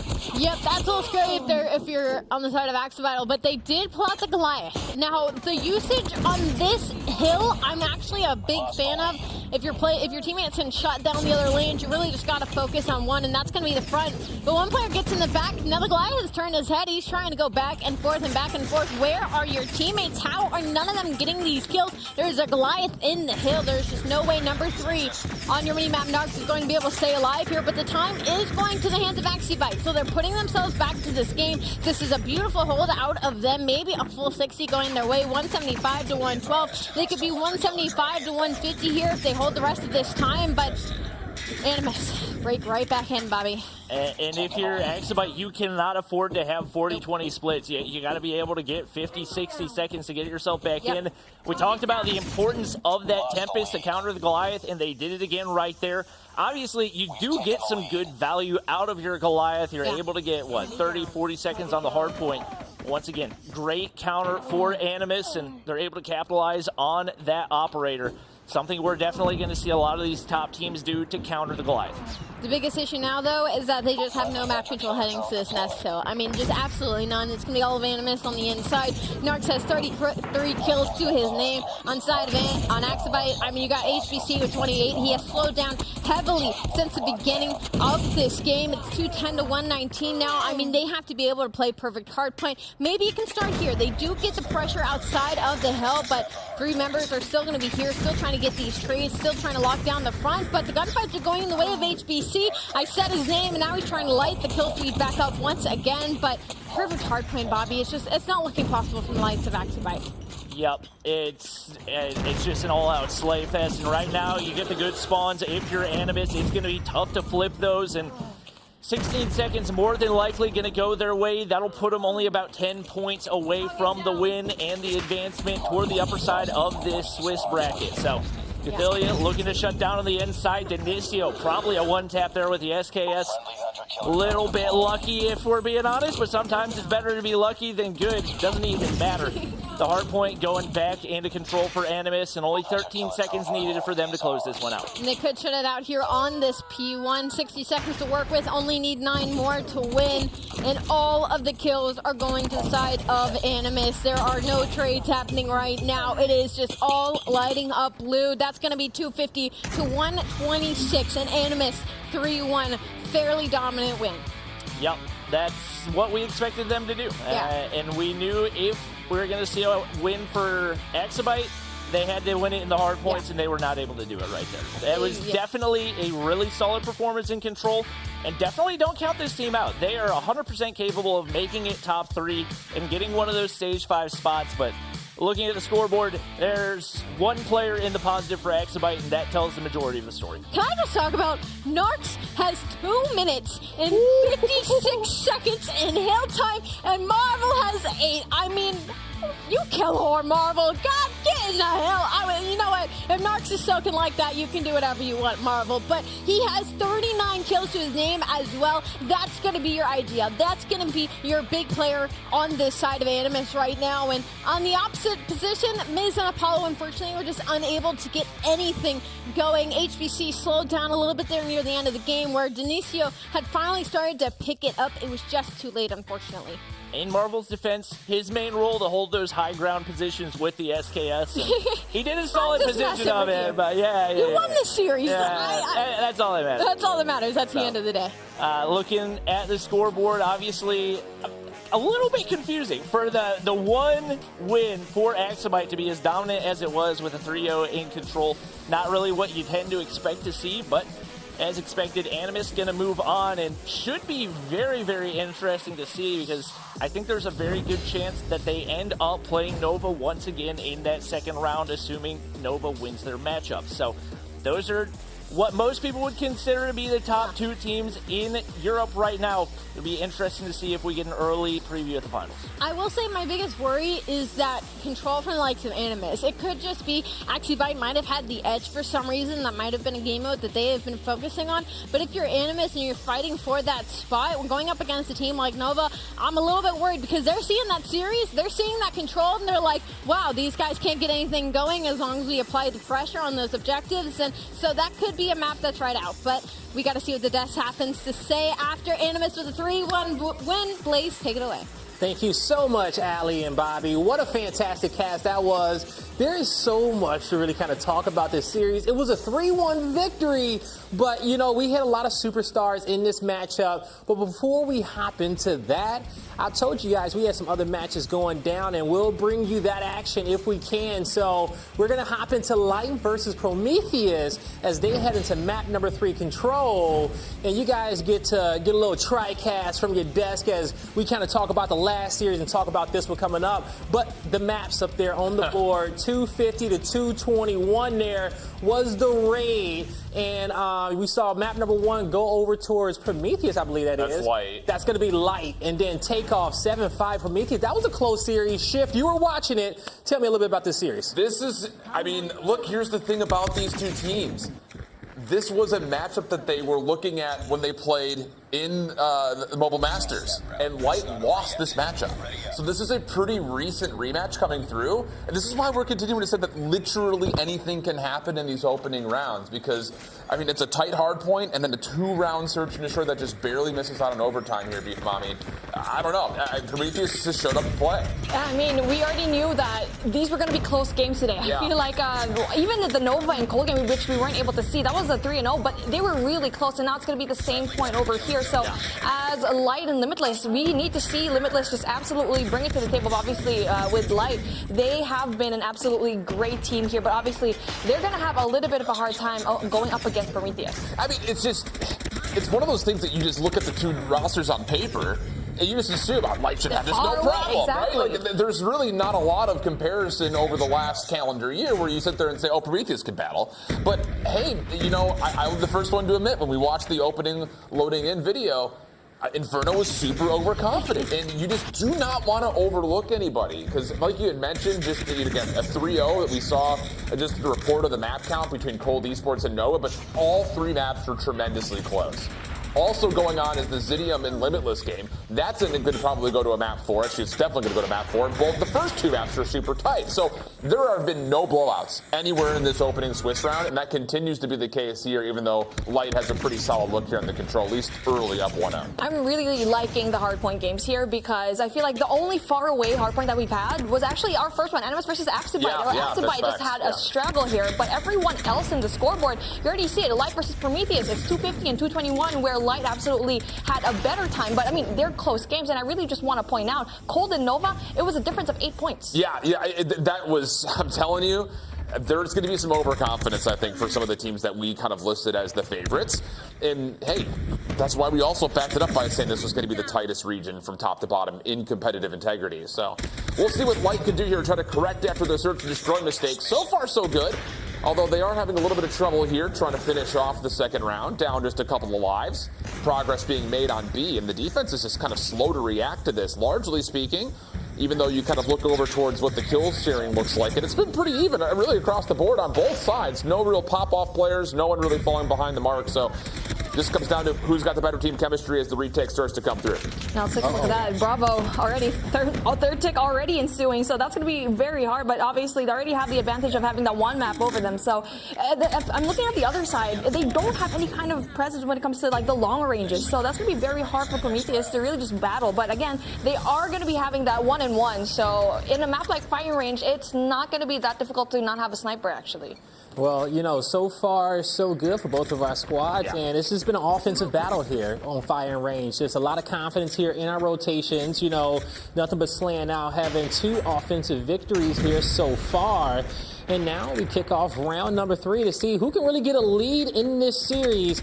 Anyone standing out so far to you guys? I think my eyes is not necessarily anyone standing out, but you have to, if you're a Light fan, really put a spotlight on General Gore. He's the guy filling in for Don Lai, who was a huge X factor for this team throughout Stage 3. And Gore doesn't really have the competitive history at the same level as the rest of his teammates. And, you know, just to kind of speak on it largely for the entire region, I think this region can be classified by some of our favorite teams. Who has the best 5th man? Because even in that first matchup, watching Animus play, really impressed with what Cathilla was able to do. He's kind of the newer guy, quote-unquote, on the block, not the same kind of competitive history as the rest of his team, and he performed at a really high level. So when you start to compare teams like what we just saw from Animus to Light, my eyes go immediately to General Gore. And the good news is he's right up there at the top of the kill leaders. Yeah, before this broadcast, we were absolutely talking about that. But then the question is, for everyone else that has predominantly new teams, how can people like Bricksta and Mar just spearhead their way into a better situation, which I feel like they're doing an absolutely great job at. They do have life advantage right now, 5 life advantage for them. And you know what? So far, so good for them, because I feel like everyone's delivering. Every single kills that they have are pretty evened out. Yeah, Blaze, I think the biggest thing that we have to keep our eye on throughout the entirety of the day, maybe even just through the weekend, is one of two things. For your favorites, it's that 5th player. But for these newer teams that are recently put together, who is going to be that standout? And I think that that's a really good shout, kind of looking over towards this Prometheus squad and kind of naming out a couple of the players that have a lot of high hopes coming into the weekend. And especially with a tournament like this in stage 4, the regional playoffs, where we're going to start eliminating teams and only so many can qualify. This is where you have to show what you're made out of. This is where you have to bring the best version of yourself for your squad in order to make it through. And we are seeing, well, I think this was our first defensive round. Actually, I don't know. That was capture. Yeah, offense by capture right there. Yep, another offense. And that's one of the first captures that we saw in Control so far throughout the day. Yeah. And, you know, we've seen a lot of changes in COD Mobile this season, from Control to the S&D and to the Hardpoint. And I got to be honest, I like a lot of them. And we are seeing more action, more gameplay, and the best teams come out on top. But as we kick off round number 4, it's been a little electrifying so far, as we're going to have a lot of aggression over here towards the A-Hill, as you got Prometheus looking to start getting some extra ticks in. The second tick looking to come through here, as we're on board here with Bricksta. 4 players coming around the corner with a great angle, but can't get nobody, mommy. Well, I feel like firing range is one of those maps that you can definitely capture both of those points, because we saw it a while ago in Summit, you can only capture 1. So I feel like in a lot of these maps it's going to be very difficult, but obviously for Light, they took advantage of that offensive situation, and just, I feel like they distracted Prometheus somehow, making them think that it's going to be a deathmatch, but no, they just didn't get to see it. That B was already being ticked off, and A just quickly like that captured already. So, you know, a really good start for both of these teams, and I feel like it's still going to be a very difficult situation for Prometheus to go in and overtake. Another update, I saw it on our second monitor. I believe Zidium just took the Control in their matchup versus Limitless 3-2. So that series continues to be paper-thin margins between the two squads. But kind of going off of the Control point, you know, especially after we learned last weekend with Latin America, India, Arena Masters was going on, the majority of these Control maps at the moment are steeply favoring the defenders. And one of the things that we saw from Light in their last offense was their ability to very strategically and very methodically stretch that defense out by trying to find avenues to multiple zones at the same time. And there's a lot of trust that comes into the players that end up going over towards B in that particular round. If you can find a way to get 1 or 2 players through tires and just keep your life, keep going on and off the zone, force the defense to have to contest you, that's where you can really take an advantage in the life count. And we're kind of seeing the same thing here for Prometheus, who were able to get around tires for a minute, lose a lot of the middle of the map through tin, and this is turning into just great slaying for them as they just have Light trapped backside Jeep. And you're absolutely right about that. I mean, usually you get to see players being stacked in A and B just being left alone, and Light was able to take advantage of that. And now 2 lives just left here for Light. That's going to be very difficult, but Hez still hanging on by a thread. Tries to get 1 more, and there you go. Even things out in 2-2, and we're finally down here. 1 more round for both of these teams, and we're going to be switching sides here. And Blaze, what do you think about what's going to happen here, especially with a performance that Light gave a while ago on the offensive side? Oh, man, you know what? When it's coming down to this one, I'm looking over here towards Hez. He's been having a great game so far. Yeah. And when you think just about this fire range and the size of this map and the lanes here, you know, we're seeing Light really take advantage of their speed, their teamwork, and, you know, being able to put a lot of pressure here on towards A and B. But we'll see if Prometheus can stay on the tip of their toes, because they got to be ready for anything in this situation, as we may get a chance to see our first defensive round come through. Well, this is the same setup for Light. They do a 3-2 split, where you kind of heard and you saw the Gravity Vortex gun be pulled out, and actually a second is now called, as Bricksta still has it in hand, and she's not going to be able to do too much with that. And I think as soon as Light read that the Gravity Vortex gun is out, they stop all their play towards A, and they use the 2 members that are playing backside jungle to play over towards B. see. It kind of it just drains out the specialist completely, and now you can kind of hit a bit of a focused attack without having to worry about the specialist really at all. Just comes down to can you actually successfully break, because a Sparrow for Patron's out. That's going to be good for a double to essentially shut down this play before it even starts. Full attack coming in from Alpha, and you don't get to see any kind of presence in B, which is something that you don't really get to see Light do, because a while ago it just performed so well. So that's a really good adjustment coming in from Prometheus, and really big kills coming in from them, because you can see here they have the advantage, but as closely as that, Light can actually just bring it down, especially when they bring out the specialties. Look at that. Faints has the Sparrow, so if he times it right, he can definitely just switch out. There you go. Big 2 kill from him. I gotta point it out. Like, if Light wants to win this, Marky needs to go sit in the corner.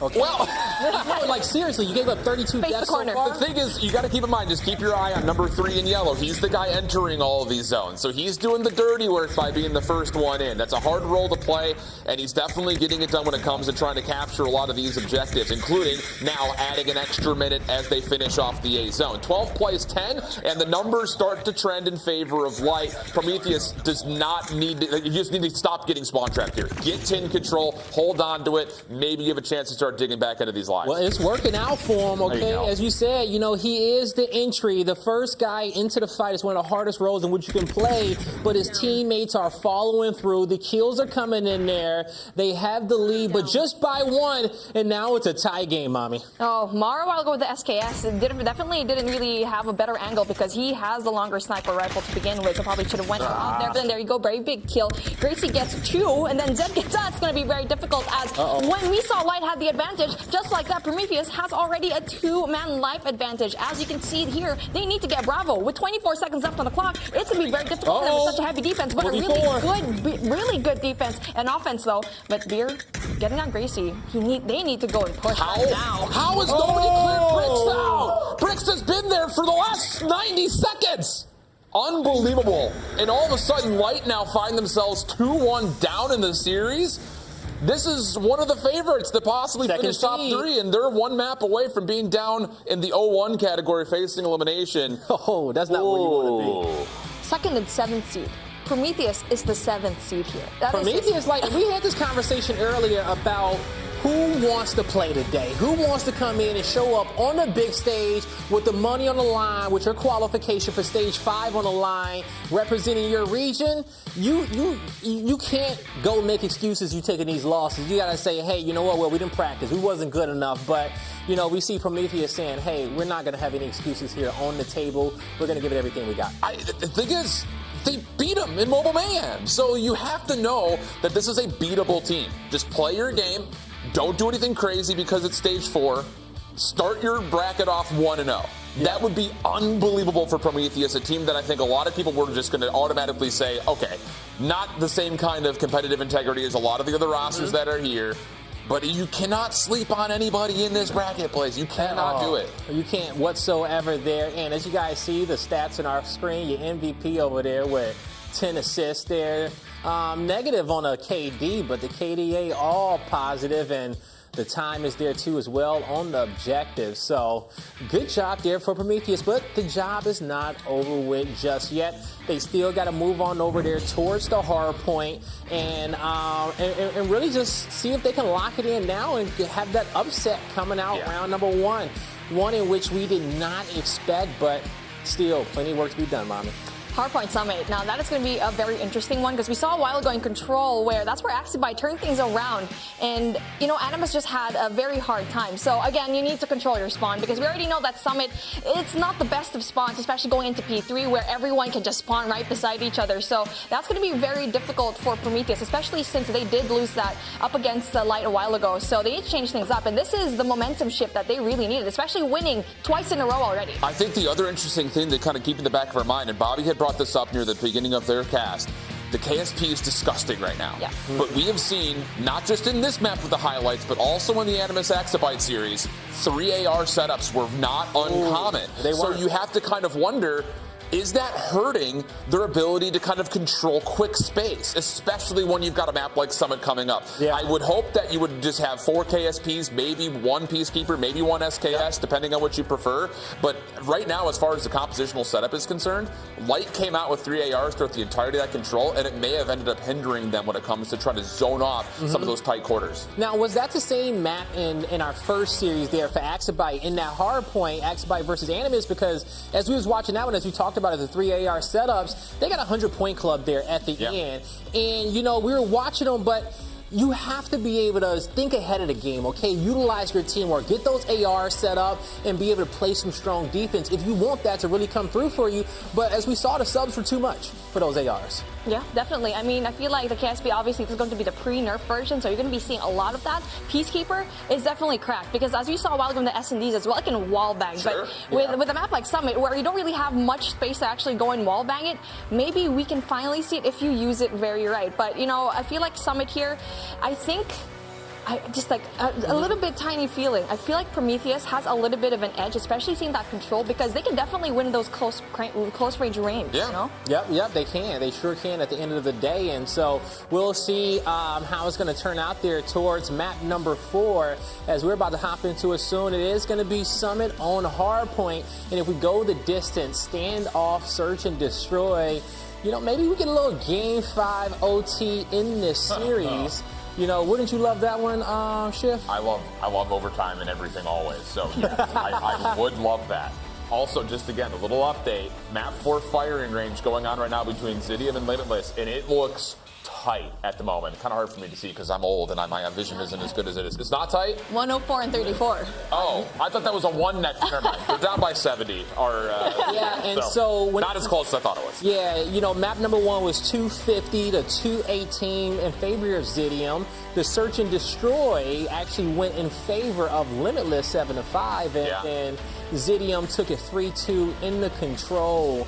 And now we'll see if they can end it here, or I think you guys said that Limitless was up here on top. Dude, Say's, Karma, and Affer, when they were playing that standoff hardpoint, looked unreal. They all dropped 30-plus kills, so I'm really excited to see what that trio may be able to do. On the other side, Boot and Honor have been great for their squad. So I think that as far as, you know, the people that are out there that are fans of those two teams, maybe just fans of those individual players, you have a lot to look forward to depending on the results of that matchup as we get ready to go here towards Summit for map number 4 for us. I mean, it has to be 4 SMDs. It just has to be. Yeah, I mean, if you're going to be sparing SKS, I feel like that should be saved for Control. But obviously, we are going into a respawn game mode, which is going to be Hardpoint, where we already saw it a while ago.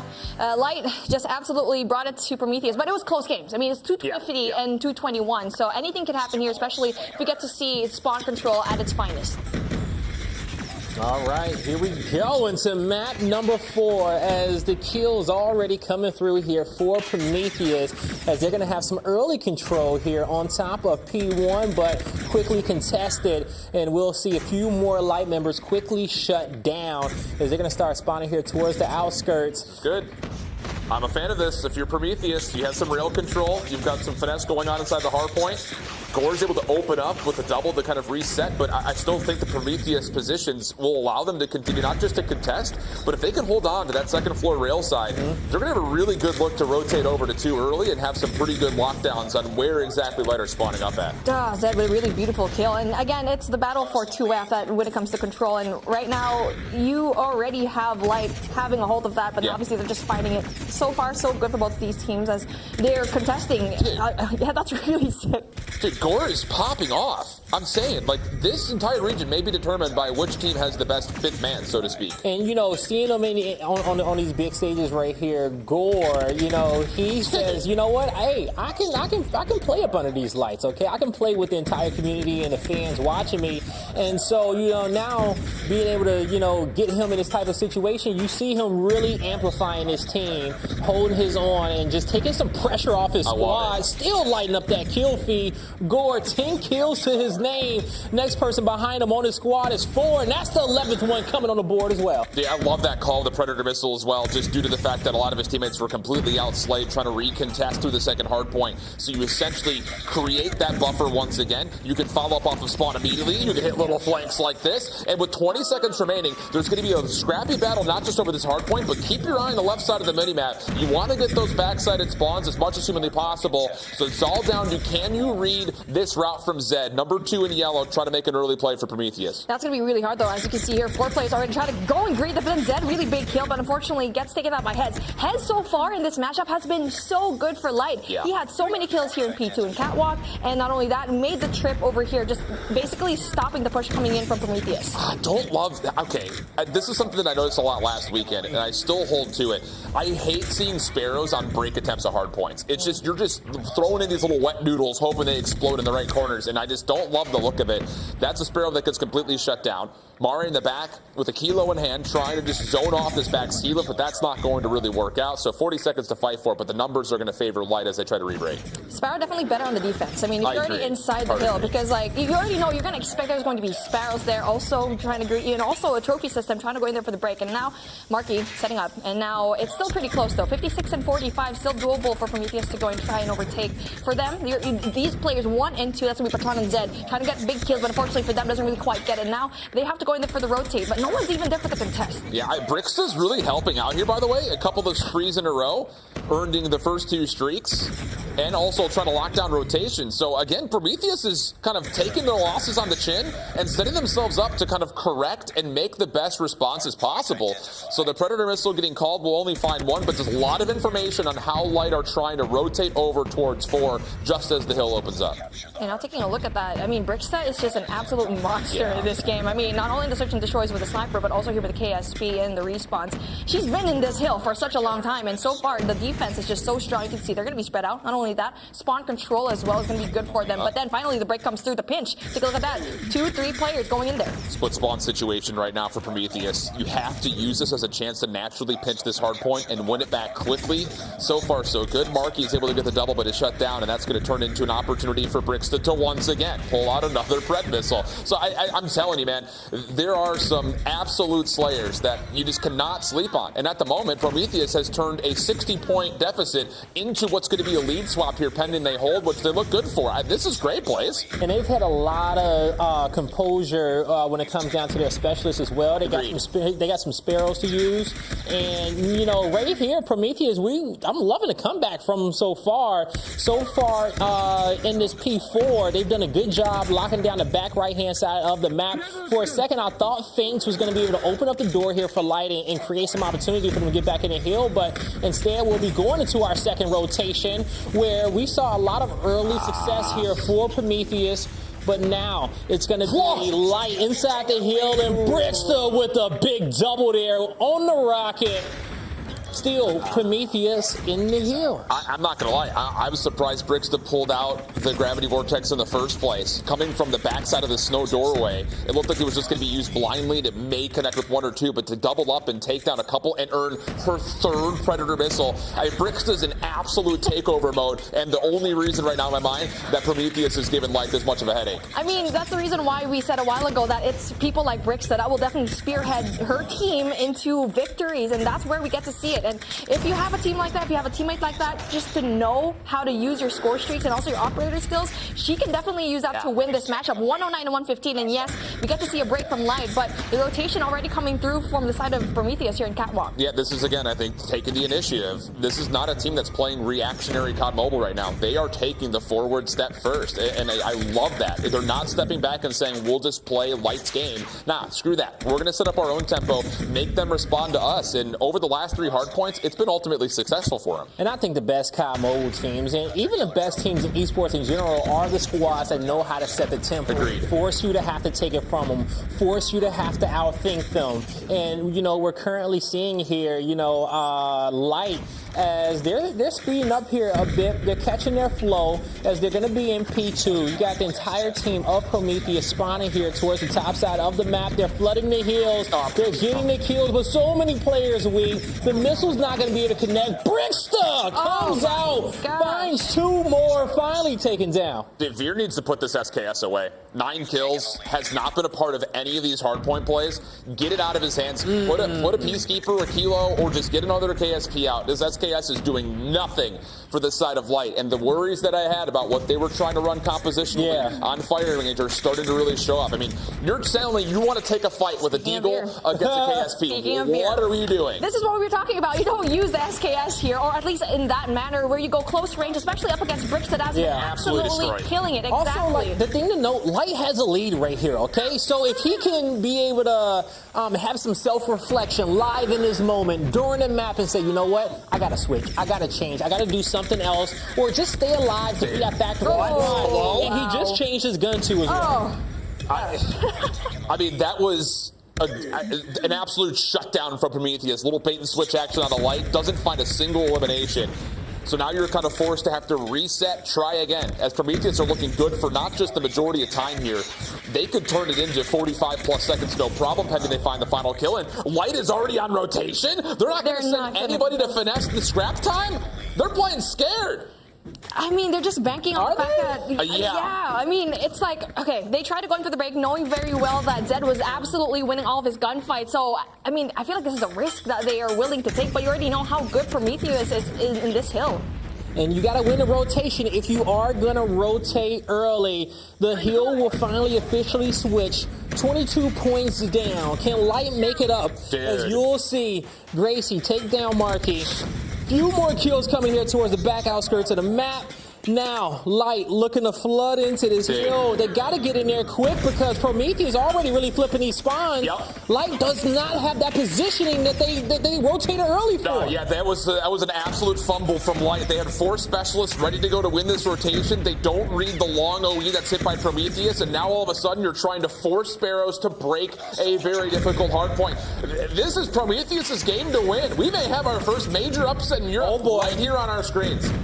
Less than 50 points needed for victory, and to move on in our Swiss bracket and send Light towards the lower side. You got Bricks to finally going down. Mar will find two with the Hunter drone, and now will find Mari.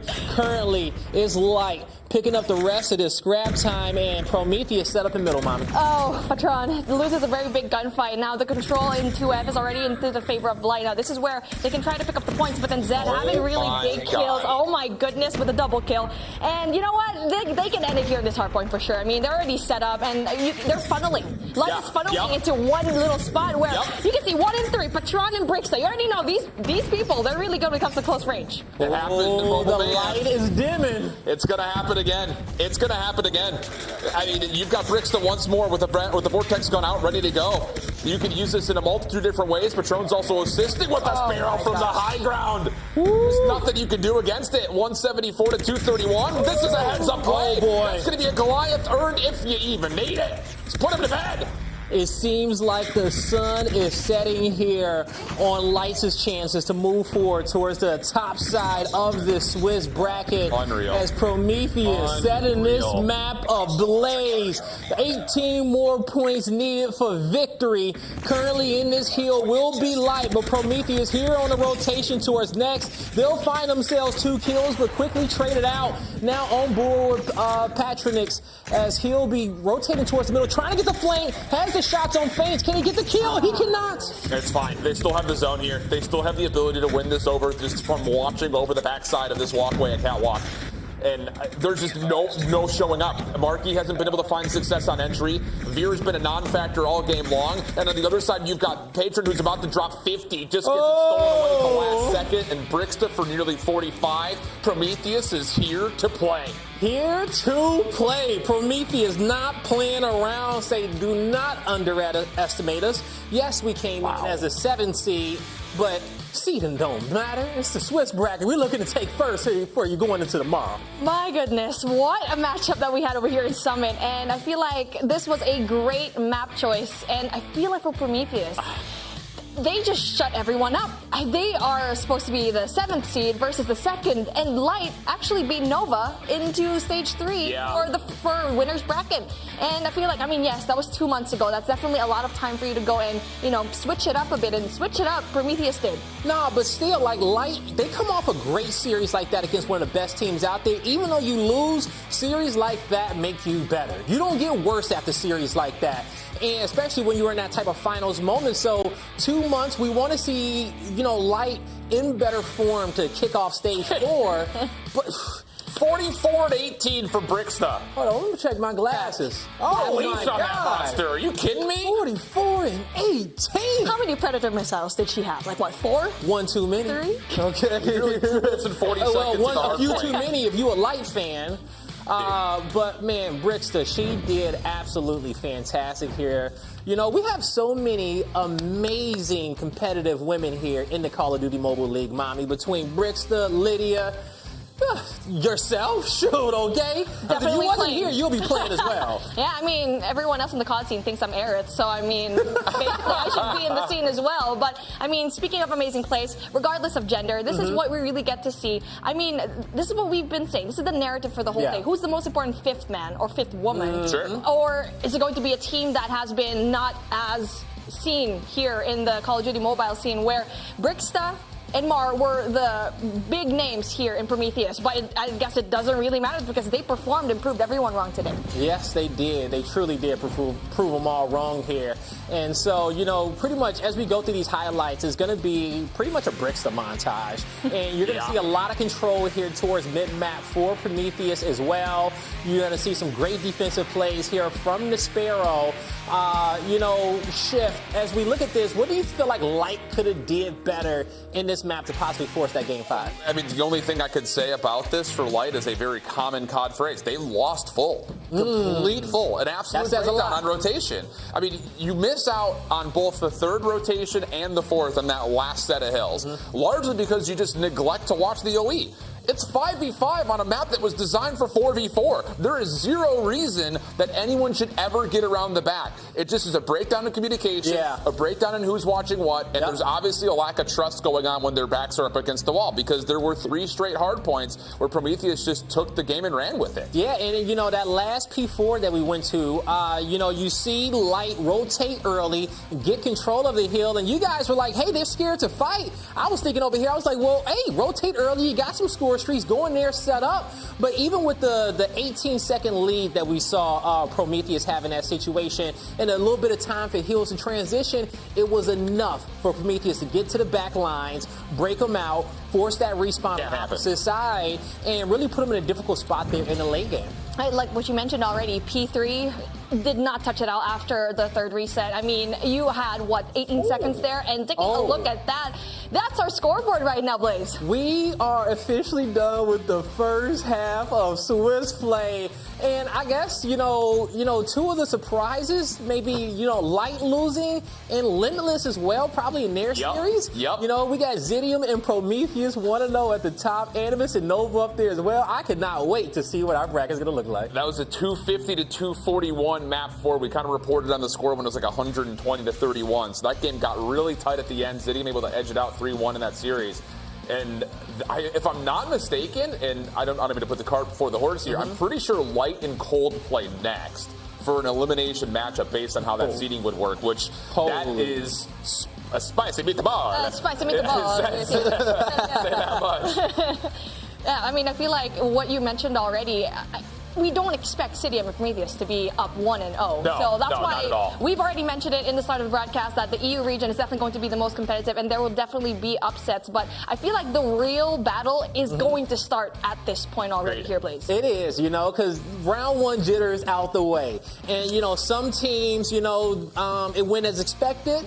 Others, it did not. So we're going to have some hot shots here towards the winner's side and some epic losers matchups, you know, and we'll see how they kind of really trickle down. But coming up next, we got people going home, okay? So, Yeah. well, at least turning off their phones and, switching them to whatever their second one is.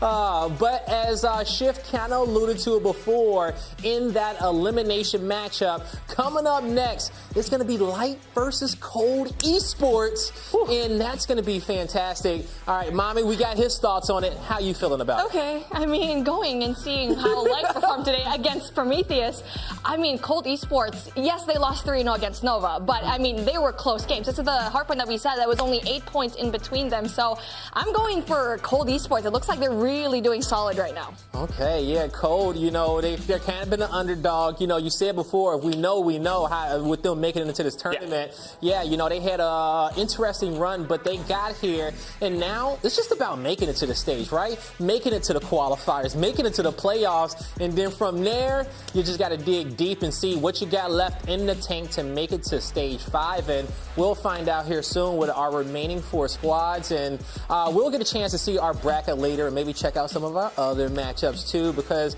I want to see what it's looking like on the winner's side. Yeah, it's going to be really curious because at the moment, we were going into today thinking for all of these top seeded teams, the 5th player was going to be the difference maker. Could they possibly take their team over the edge? But for a team like Light, who now are facing up against Elimination, General Gore played fine that entire series based on what I could tell. Yeah. It's the big all-star and kind of the IGL you would assume in Veer that did not show up. So you have to make sure that all of your star players are actually star players because we need to see Veer bounce back in that next series if Light want to have a chance to avoid elimination. All right, you heard it there from our analysts. We'll see if they can bounce back, but we are moving forward with the tournament as we have Light versus Cold Esports coming up next. In round number 1, we saw Nova, Zidium, Prometheus, and Animus come out on top. But as we head into our next round, we'll see who's going home. We'll see you right after this.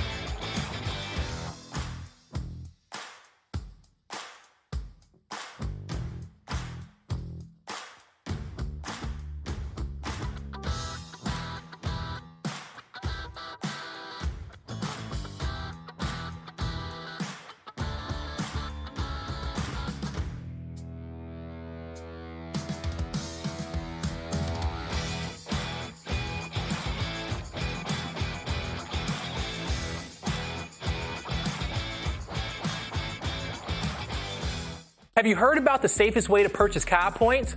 Only at Coda Shop, you can get a 10% discount. Get your skins right now using your preferred payment method. Just head to codashop.com to get started.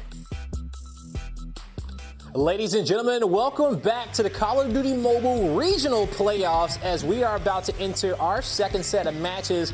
It's Swiss Round 2, and what do we love about Swiss Round 2? Well, it's all elimination matches. Two teams about to turn off their phones and start watching the rest of the competition and start looking towards next year as the other two will progress. We got a desk change up here. I got Allie and Bobby with me as we're going to have Shift and Mommy get ready to cast.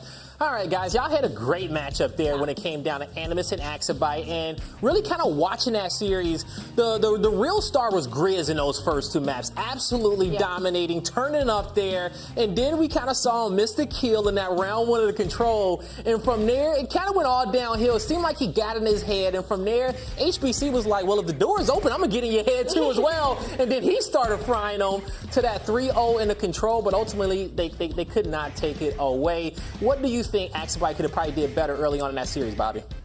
I think a lot of it just came down to confidence. I think we saw it especially in the search and destroy. It seemed like they were second-guessing themselves a lot. And I think especially when you're going up against a more skilled team, confidence is the most important thing that can really even the playing field. So I think if they can carry some of the confidence from the controls, some of those later rounds of search and destroy as well, they definitely have a chance of making it to day 2.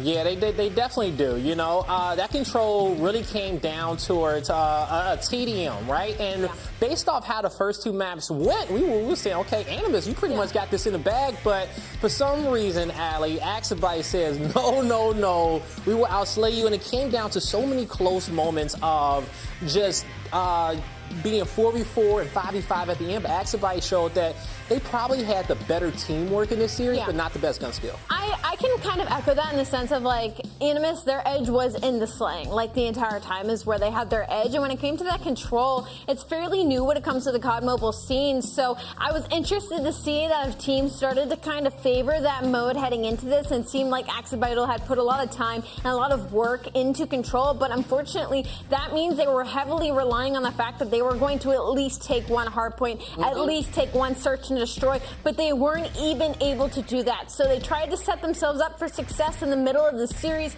but unfortunately the other three maps did not go their way whatsoever, and it was just off of these really slow starts in the search and destroy. And in the hardpoint, actually, they came out a little hot. They kept the game close in that game 1, but by the time it was game 4, it was all in the likes of Animus. That opening break on P1, it was all in their favor. Even in that P2, like Axabite, that is where it was their bread and butter. In both the rotations, that is where they tried to get the most time, but they were just getting heavily outslayed, heavily outplayed, and now it's going to be do or die for them.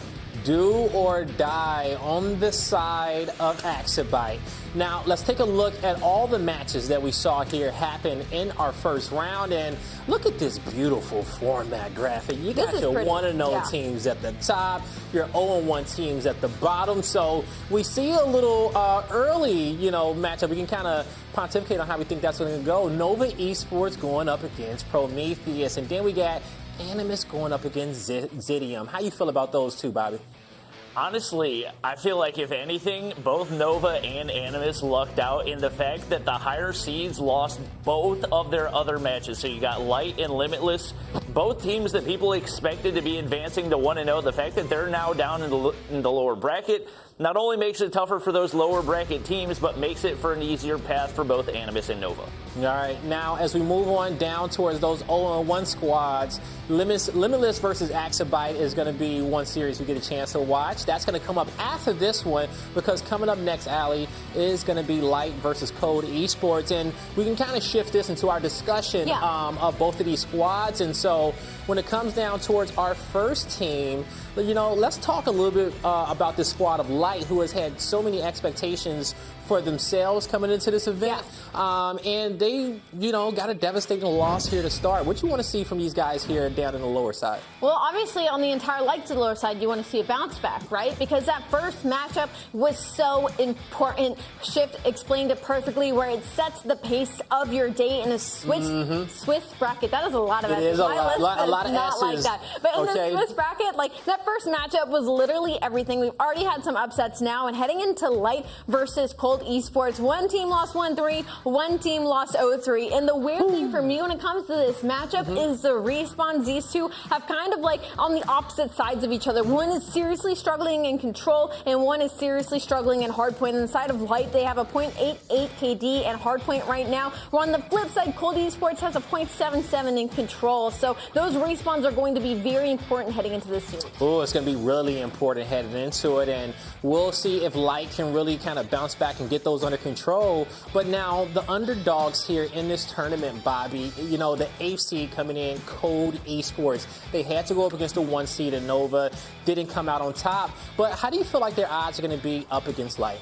I mean, the one thing that we don't see from that graphic is Nova and Cold really went down the wire in the majority of the matchups. The Hardpoint, 242 to 250. That is a matchup that can really go either way. In the Search and Destroy, it was 7-5. So the fact that you have an 8th seed taking the number 1 seed down to the wire like that, you got to think Cold's feeling really good about their chances right now. And we saw Light having a really difficult time adapting, and I think especially looking at, you got Veer rocking an SKS on Summit, sitting with 9 kills at the end of the game. Like, you've got to find ways to adapt. He wasn't able to do that. They've got to be more versatile if they're going to be able to take down Cold.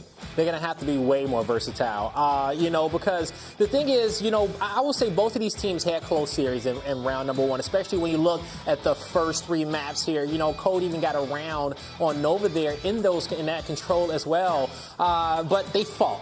They fought hard. They didn't come out. They didn't get rolled over. They didn't get 100-point club. They didn't get 7-0 during the S&D. So I think we're going to have a really even matchup as we head here into our first elimination matchup. And we'll get a chance to see those map picks and bans here is coming up soon in this series. But so far, so good throughout this day. We have had just some great action to kick this one off. And towards the end of the day, we'll have our winners playing in our last 2 matches. Those will be our undefeated teams. Now, let's take a look at some of our stats from the previous series when it came down to Cold versus Nova. So as you're looking at this one, the respawn KD, a 1.09 to the 0.92, close there. Allie, what are you getting from these numbers? Well, like I said, so Cold Esports, again, they had that respawn KD of a 0.92, but that's literally just because their Control is at a 0.77 and it's heavily bringing it down overall. Actually, my eyes are currently on a player on the side of Cold Esports. Worst Sniper has a 10th KD overall. Again, it's only been the first set of matches of the day, but for them to lose 0-3 and for him to still have a 1.16 in respawn, you are very worried if you're Light Esports. We're talking about a matchup. This was the number 1 seed versus the number 8 seed, and he's still able to come out not only positive, but Cold Esports, like y'all said, it was a 3-0, but it was a very close matchup overall. Yeah. They're now going to be going up against, yes, the number 2 seed, but the number 2 seed lost to the number 8 seed, and they found themselves in this position. So a lot of momentum here, I feel like, is going to be in the favor of the Cold Esports. Yeah, I agree with that. And I think the big differential there that we see in those kills in that matchup probably came within those last 2 rounds on Control. And that's just more so Nova knowing how to switch gears, okay? Shift into that back end of the series and close it out and turn it up just a notch, where it seemed like Cold just got cold there, you know, as things got close, and they couldn't close it out there, Bobby. Yeah, this is a very experienced team, and I think one player that a lot of people in EU are cheering for is Jim on Cold Esports. He's a player that made it to Stage 4 finals his first year playing in 2020. Team probably should have been able to win, and they weren't able to close it out despite a bracket reset. So he's a player that a lot of people are going to be keeping an eye on, more than likely going to be the leader of this team, and especially in the Search and Destroy, keep an eye out for his snipes. Keep an eye out for the snipes, and this is your roster for Cold Esports: Jim, Rondo, Vat, Sav, and worst Sniper, but he's gonna have to be the best today. And you know, Bobby, another question I want to kick off to you, because Schiff was talking to us earlier about the 5th mans and some of these newer rosters coming in and their performances and how they're gonna make their teams better. Is there any new members for some of these teams out here, maybe coming up in this series or some of some of the other squads that you're looking forward to perform here in Stage 4 and make a name for themselves? Yeah, I would say worst sniper. I don't really know a whole lot about him. I don't think he has too much competitive experience, at least as far as majors go.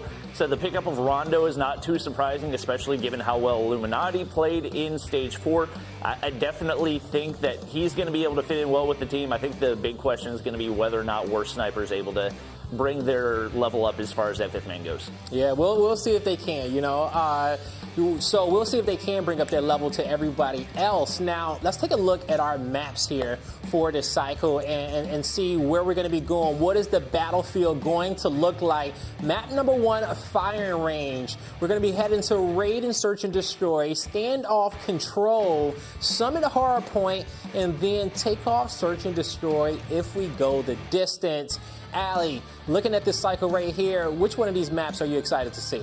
Like I said, it's going to be all about the respawns for me when it comes to the specific matchup. They have a very, very similar respawn KD of 0.91 for Light, 0.92 for Cold Esports. Like I said, they are flip-flopped on the sides of which one they favor. One team's heavily favored at Control, one's heavily favored in the Hardpoint. But I will say, with Worst Sniper having that 10th KD at 1.16 in respawn, I'm interested to see him in Search and Destroy because his name is Worst Sniper. So I'm really curious if there's actually like a huge drop-off when we load in the Search and Destroy. Just be like, oh, this guy's frying, never in Search and Destroy, and he's like, he's not on the map. So a little bit of a fun, interesting tactic. I think it's a 200 IQ move on your gamer tag, right? Take the pressure off yourself. Say, I'm the worst.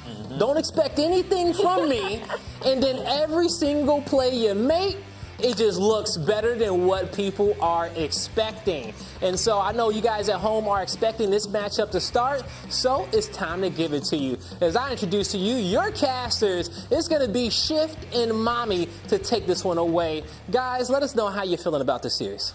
I think this is an interesting one. I think first and foremost, you looked at that map series layout. Number 4, number 5 in this map pool is the exact same Hardpoint and Search that Light just lost on in their last one. I'm a little nervous for Light coming off an unexpected loss, now having to beat this Cold Esports team to try to stave off elimination, Mommy. I mean, like what Ali said a while ago, it's all down to the respawns. And game number 4, Summit, you already know that, especially with Veer underperforming, there needs to be some sort of switch up because obviously these two teams, they're pretty evenly matched today. I mean, yes, maybe you saw into stage 3 rather, that they're not really evenly matched. Here today, this is the reason why they're here in the, in the lower bracket. I mean, it's nearly 2 months ago. Yeah, exactly. So much changes in that time. And I think the bigger thing, and Bobby, you talked about this with us behind the scenes as well as kind of to you guys at home, there were a number of things that had happened after Stage 3 to some of these rosters to kind of make some moves happen, picking up some players from Illuminati, having to fill in a 5th sub because someone wasn't able to play or something of the nature. So I think for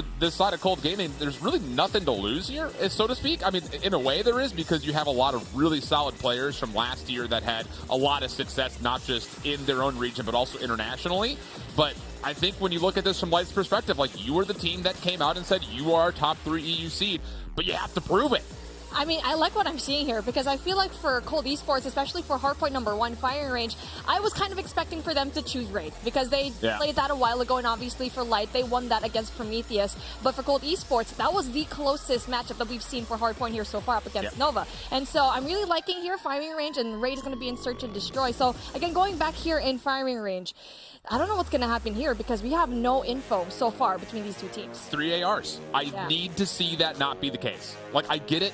Wallbang's a thing. You can piece people up through wood, backside over, through trailer even, but I just don't love what we saw from Light with that 3 AR setup that they pulled, not just in Summit, but I know for a fact they also played that in their opening map on Raid.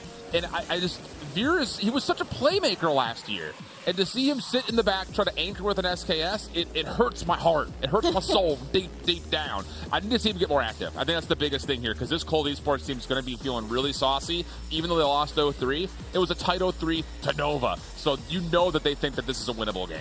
Definitely. I mean, we already saw Light perform here, firing range in Control up against Prometheus, and obviously they did lose that, but it is going to be a very close one because it was a 3-2 in favor of Prometheus. So again, I feel like that is a little bit of a good thing coming in from Light, but Cold Esports looking like they're really good here so far, especially, yes, they come out of 0-3, but like the stats a while ago from Bobby and Ali, it looks like it's favoring them so far. Yeah, I think so. It's hard to say for sure because we didn't really get a chance, even on side monitors, to really watch over what exactly was happening between Nova and Cold. It's just all assumption-based. So we only have a small sample size of what we saw out of Light, and we have really no sample size outside of map scores out of Cold. So we're kind of picking our poison blindly, so to speak. And I think the biggest thing is, you know, and I said this on the desk, and I really mean it, if you're looking at this from the perspective of Light, you have to know you've got heavy hitters on your roster, but they have to show up. You can't just rely on scrappy moments to kind of put yourself together and scrape out wins.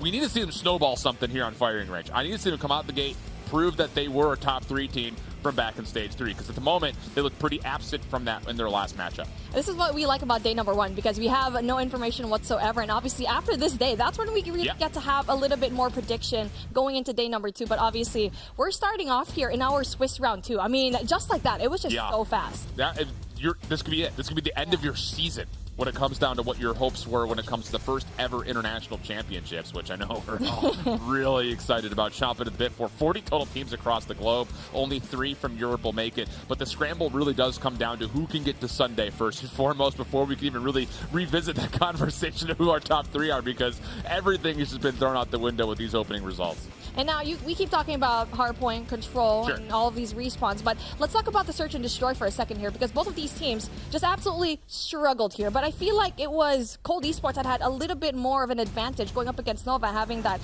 7-5, and obviously they lost that in Standoff. And now I feel like going into Raid, I feel like that will definitely favor them more, especially with Jim on their side. Yeah, I think when we eventually get to the Raid Search and Destroy, whoever wins that map is going to have the more successful offensive side, which is really easy to say because that's typically the way it goes. But I still have to hold on to the whole mantra of the team that wants to be proactive, flexes their playbook, forces their opponents to have to react, is going to have an upper hand, particularly on the attacking side of that Raid Search and Destroy. Also, for what it's worth, Standoff Control, I didn't see any of it in India last weekend, and I don't know exactly how that's going to fare when it comes down to setups. You know, are we going to possibly see sniper rifles over the middle of the map? It is an option. Yes. Or are we going to see more AR-centric focus out of a team like Light again after we know that they like to rely on it? I mean, this is the part where I think Veer might actually pull out the SKS, and this is the right... Success. Exactly. I like that out of you. Summit, obviously, that is not going to be the map for it, but Standoff is definitely going to favor him. And from the past, while I've been watching the past tournaments going into Stage 4,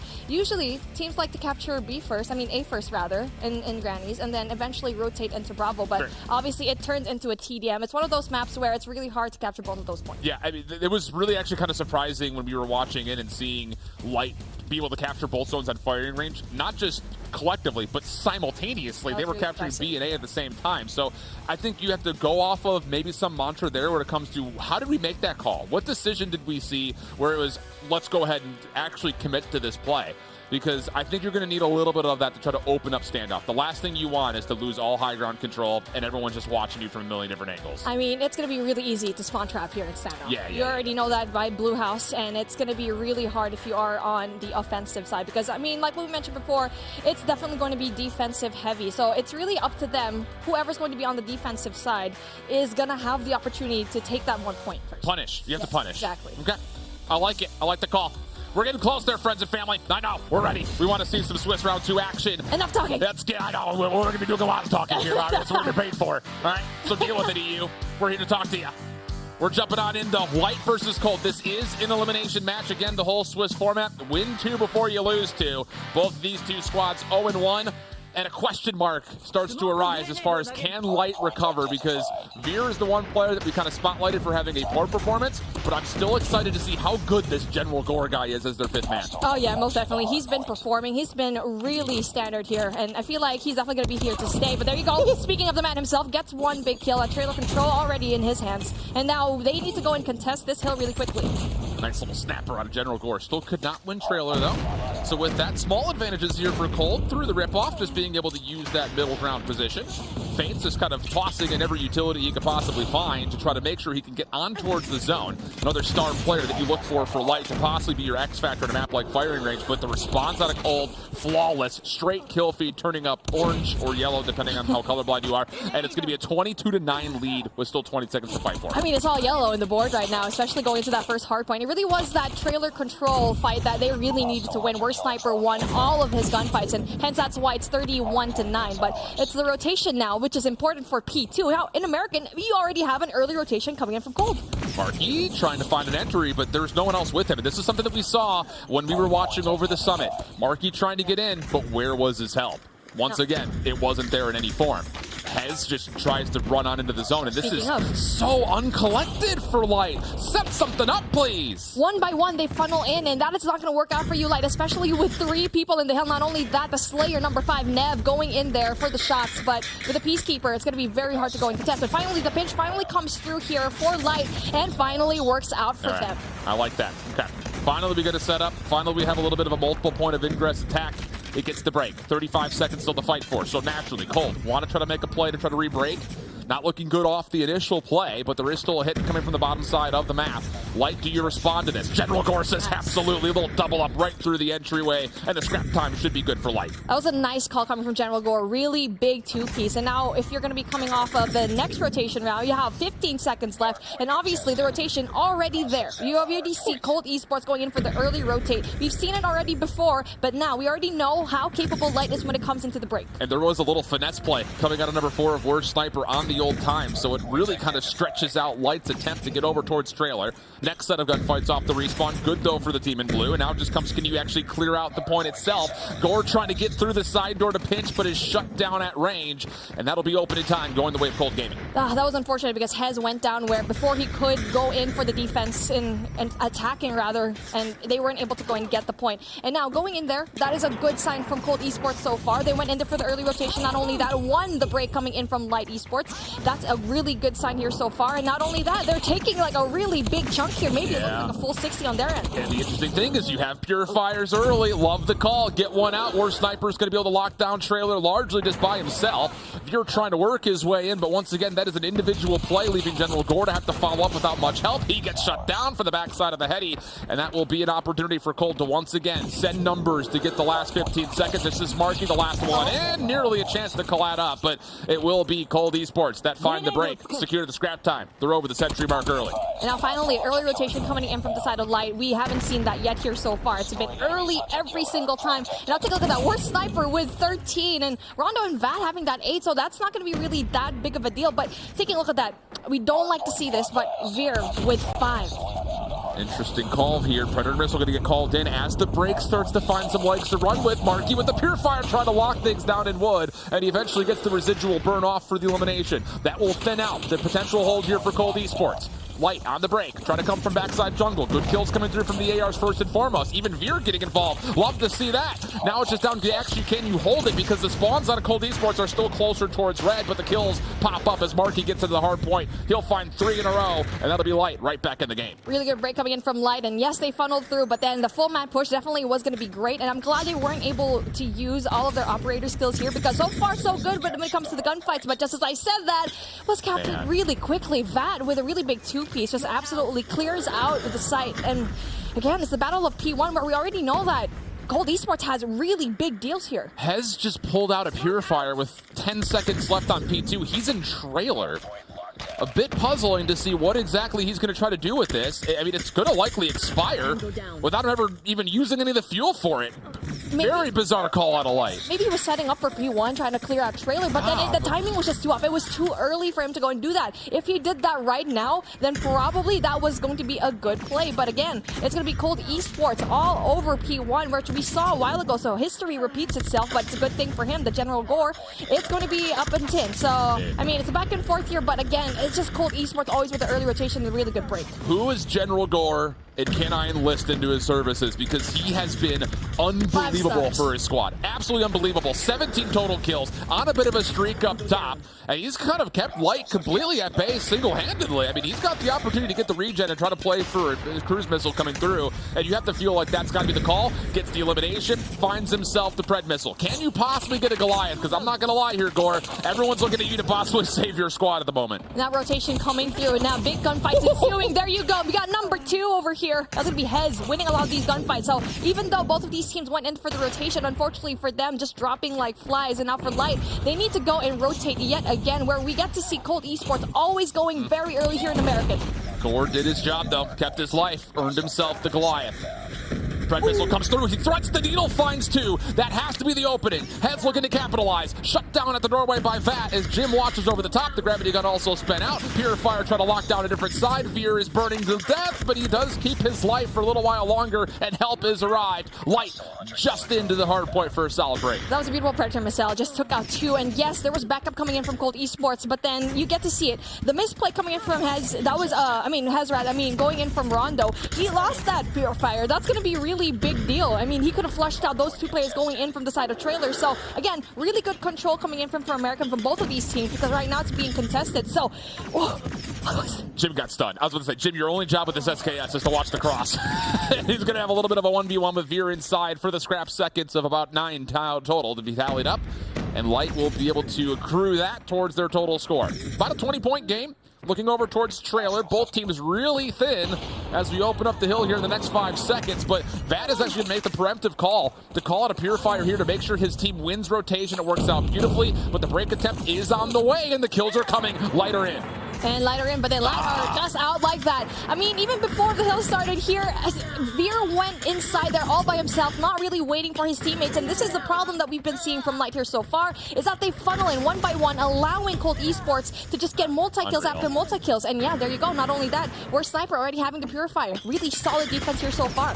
Just flame warfare going out inside a Trailer at the moment. Barbecue. I love this out of Jim. This is a great position to get the Tempest out. Just make sure you lock down the middle of the map. Your teammates can focus on the back, and I'm not going to lie to you, the synergy out of Cold Esports is looking frigid. It's icy as all get out. Closer to 200 points if they can lock down the scrap time, which they're still going to have to fight for. Light spawning out towards the top right-hand side of the minimap means you have to try to play for a break, but they're shut down on entry. 1v1 inside the hill. Veer shows up at the right time, and the scrap time keeps Light in the game. Okay, good scrap time coming in from Light, but then the rotation again coming through.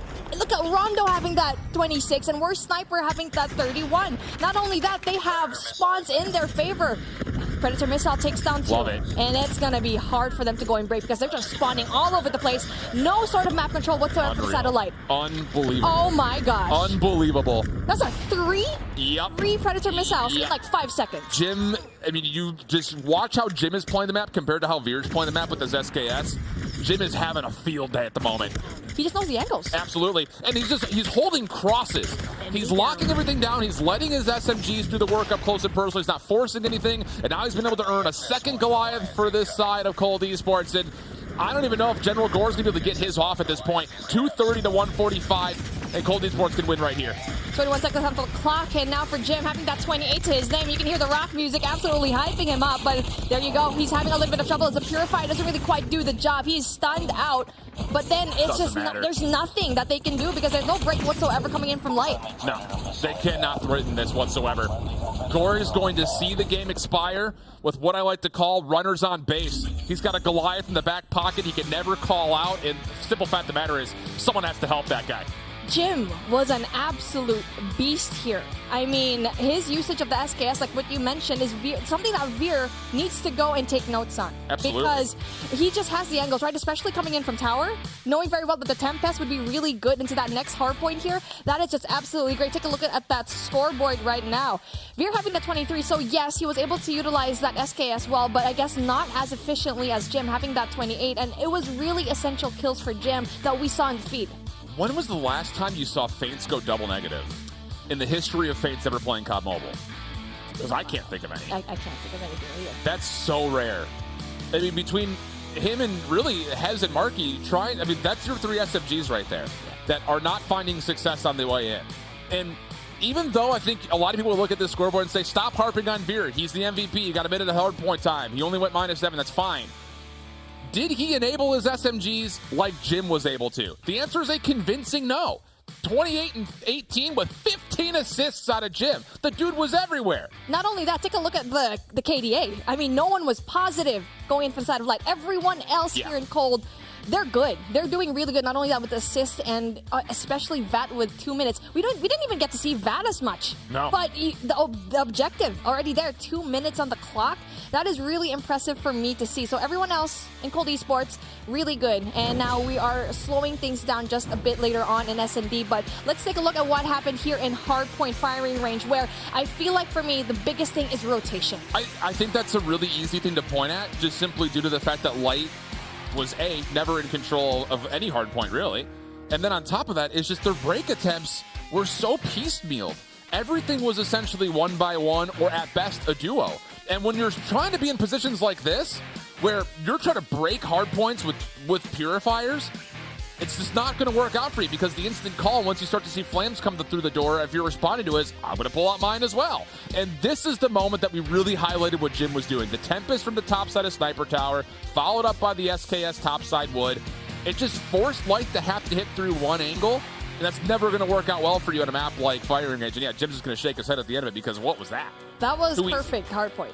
I mean, close, everything was right for Cold Esports, and like a little bit shaky for Light. But I mean, I believe that Light can definitely slow things down. And yes, even though they won their Hardpoint a while ago in Raid, this is a different kind of team that we saw Nova struggle up against a while ago. And so Raid Search and Destroy is now in play, where we know that, again, Cold Esports has a little bit more of an advantage, because Jim seems like he is on fire right now with the sniper. Yeah, I think that's going to be the big key. Is there going to be a long distance response? Marky. It would have to be. It has to be. And that's a little terrifying, because if he's not able to keep a hot hand after a slow firing range hardpoint, you start to have a little bit of doubt creep in. And then on top of that, what is Veer going to be doing defensively? He's number 1 in blue. He's going to be playing over towards the interior of ring with General Gore. That is an SKS sniper defense over towards B. It works out for first blood as nades start to rain to the backside of driveway, but we're Sniper able to respond in time. We go to a 4v4, and well, I think Cold Esports are not fully expecting that this is going to be a very long distance crossfire setup over towards B, and they'll get punished. I mean, I feel like the information, they should have probably rotated back into spawn, and now, oh, but then speaking of Jim, it's going to be a 2v3 rather, and they can still definitely win this, especially with Jim trying to get and even things out. Now it's going to be hard, because Marky and Veer, so far, so good, especially Veer being angry after that Hardpoint game, really wants to prove himself here in Search and Destroy. Jim's getting frisky, checking on the laundry. Dry cycle's not done yet. Go back up towards top red. He's looking to... This is him choosing to take 1v1s. He has Veer over the top of the corner, but can't quite lock the shot in. So now it's down to Vat, and I would suggest not going that way with a KSP if you're Vat. I feel like the rotation probably should have called it. Yeah. They already knew that there was going to be, 3 people? The rest of Light is going to be there. And now Vat, at least he has the bomb. That's the most important part. Now, the long rotation coming through, so at least you're expecting Light to at least bring one more person. But no, it looks like he definitely wants to bring the fight going into Bravo. Going to the long retake. I'm not quite sure if I like that play. Speaking of. I think the thing about it is, if you're Vat, you're sitting there saying, all right, I'm in a 3v1 situation. You know that 2 long-range weapons are playing towards the outside of B. Maybe I can catch someone rotating through mid to pinch me. But I think that play, that 2v3, just starts with Jim saying, I want these 1v1s. I want them. The problem is rotating through mid is the fact that you already know that snipers are going to have their scoping through mid. And you have 2 already present into Light Esports. So, again, really big pick coming in from Worst Sniper, and Face goes down. I love this opening setup out of the side of Cold Esports. The problem is, once again, over towards Pillars, the response defensively is there. Over the top of the bomb site, Marky shut down by Vat, who just forces the gunfight. And there's going to be another engagement around the corner. He may have actually heard Hez jumping off, and yes, seems to have been able to find the kill without any cause for concern. So now it's a 3v1 the other way, and General Gore is stuck inside a kitchen with just a scope to play with. He needs to pick up another gun. It's absolutely essential for him, because yes, he can probably take one out, but he needs to find a way to take out Vat as well, because that's going to be troublesome. Let's see if he can spot Rondo, but he's making a lot of noise. So that gives up a lot of audio cues here right now in full side. Yeah, completely pinched up. I love that opening setup, though, from Cold Esports. You don't want to even bother with the long-range setup over towards B. Get a trophy down, get poolside stairs, work through the middle of the map just by playing a heady over towards Pillars, and then just if you find information on a player over towards A, just slide tail him. Just get on top, force the 1v1. bold setups from Cold Esports so far. Another 5-man hit coming through down towards the bottom side of the minimap. Defensively, there's a little bit more help here, though. It's Feints and Marky off your screen with a little bit of assistance from Hez inside money window, but look at the forced out play. The engagements all go the way of Cold Esports. I feel like number 2, that's Hez supposed to be having some sort of defense coming into Kitchen, because no one was actually looking into Kitchen coming in from Cold Esports, so that pinch probably could have been big for them, at least getting a trade, and now we're down into a 3v5 situation where the rotate needs to pull through, and going down here in Staircase, that's not going to be the easiest part, especially, yes, you have a sniper, but Jim is right there. Speaking of, General Gore just absolutely shreds him. Jim's taking ego chows, man. He's out here like, I want these 1v1s. Has long range. Peacekeeper does the damage, but can't find the kill. Help coming by way of the cubby up top as Worst Sniper is able to lock down a quick scope. And now everything is very predictable. I don't know how you break into this if you're light. Everyone knows where Veer is. And the SKS just does not have the fire rate to do too much. And another comfortable offense. This is very treacherous ground right now, and we need to see an immediate response out of light when it comes to how they're going to set up. And I don't want to see 2 snipers and an SKS anymore. You need some more automatic weapons on the map. Absolutely. That's the reason why they're just dropping. And now same thing over here, going in 5, stack going in for Alpha, but then it's a good thing. No, it's actually not a good thing as Alpha. They're not going to be able to see anyone here in poolside, but Marky obviously gets that information, tries to go in for the shot, but it's a good thing that they slowed things down. But again, good nades, and as we see here, a 3v4, still very doable for Cold Esports to even things down. But Marky, he's the most essential player here. He needs to take one, at the very least. I mean, this is Cold Esports uber confident at the moment. Oof. They just played rock, paper, scissors and threw rock twice and said, we'll throw it a 3rd time because you're not going to be able to respond to it. But Light will punish likely in this round. 4v2 situation. Bomb is still up. Opportunity to try to make something happen. And this is not a bad 1v1 on this corner. You slide shell this, find Veer on an SKS. There maybe is a chance to turn this to a 2v3, but it looks like instead Cold Esports will take the scenic route and maybe try to work over towards B. They're going to use Worst Sniper as a chance to kind of scout out before Jim makes his move. Oh, that was so close. And now Jim is in absolute trouble right now, especially with a bomb in his hand. If he doesn't check his corners, which unfortunately he does, but then doesn't really quite get the shots, and General Gore just gets him. So a 1v4 situation, a very difficult spot to be in if you're a Worst Sniper. And there you go, off from the back, still alive though. Still trying to get the shots down. And now the information is already relayed over to Light that it's only one person left there. This guy just won't go down. Yeah, he would have to world star to do something there. I mean, I think for Cold Esports, I get it. If it ain't broke, don't fix it. Run the same play 3 times. See if they can put together a response. That time it's response by way of nades. So good adjustments from Light in terms of just trying to win some opening engagements with really not even taking any opening engagements, just Hail Marys over the top. And it's going to immediately call a response here from Cold Esports. No longer the 5-man flood. Smokes come through. Looking to get over towards ring control. Love this adjustment. If they're going to hit long range, force them to come up close and personal through the smoke. Veer gets one, but the instant trade is going to be there, and numbers start to accrue for Cold Esports as they were able to get the bomb down. Again, very interesting games here because the readjustments coming in from both of these teams are just so interesting. And now finally bomb is going to be planted. Bat is going to be right there, but Hez doesn't really quite get in. A fast round coming in from the side of Cold Esports where it was a really good readjustment, but if you're on the side of Light, you already know that Cold will definitely go and readjust and probably go through Bravo. The chess game, it's speed chess right now, but Cold Esports they're taking all the power pieces. Yes. They got to read in the first round of what Light was trying to do. And now you're throwing smokes to try to counter. You need to get trophies down. Worst Sniper peels the forehead out of Gore. Now the smokes come through once again. Has denied over to the middle of the map. Only defender here is Veer, and he's still trying to defend this up close and personal with an SKS. Will you please put an automatic rifle in your hands? It just seems like Light doesn't really want that. It's just unfortunate because they're just losing all their close range, and how can you rely on someone else like that Jim with a really big kill? Really just leaves Feints, but then really big kill coming in from Feints. And speaking of, the KSP is going to do its job. It's very possible for him to clutch this up, by the way.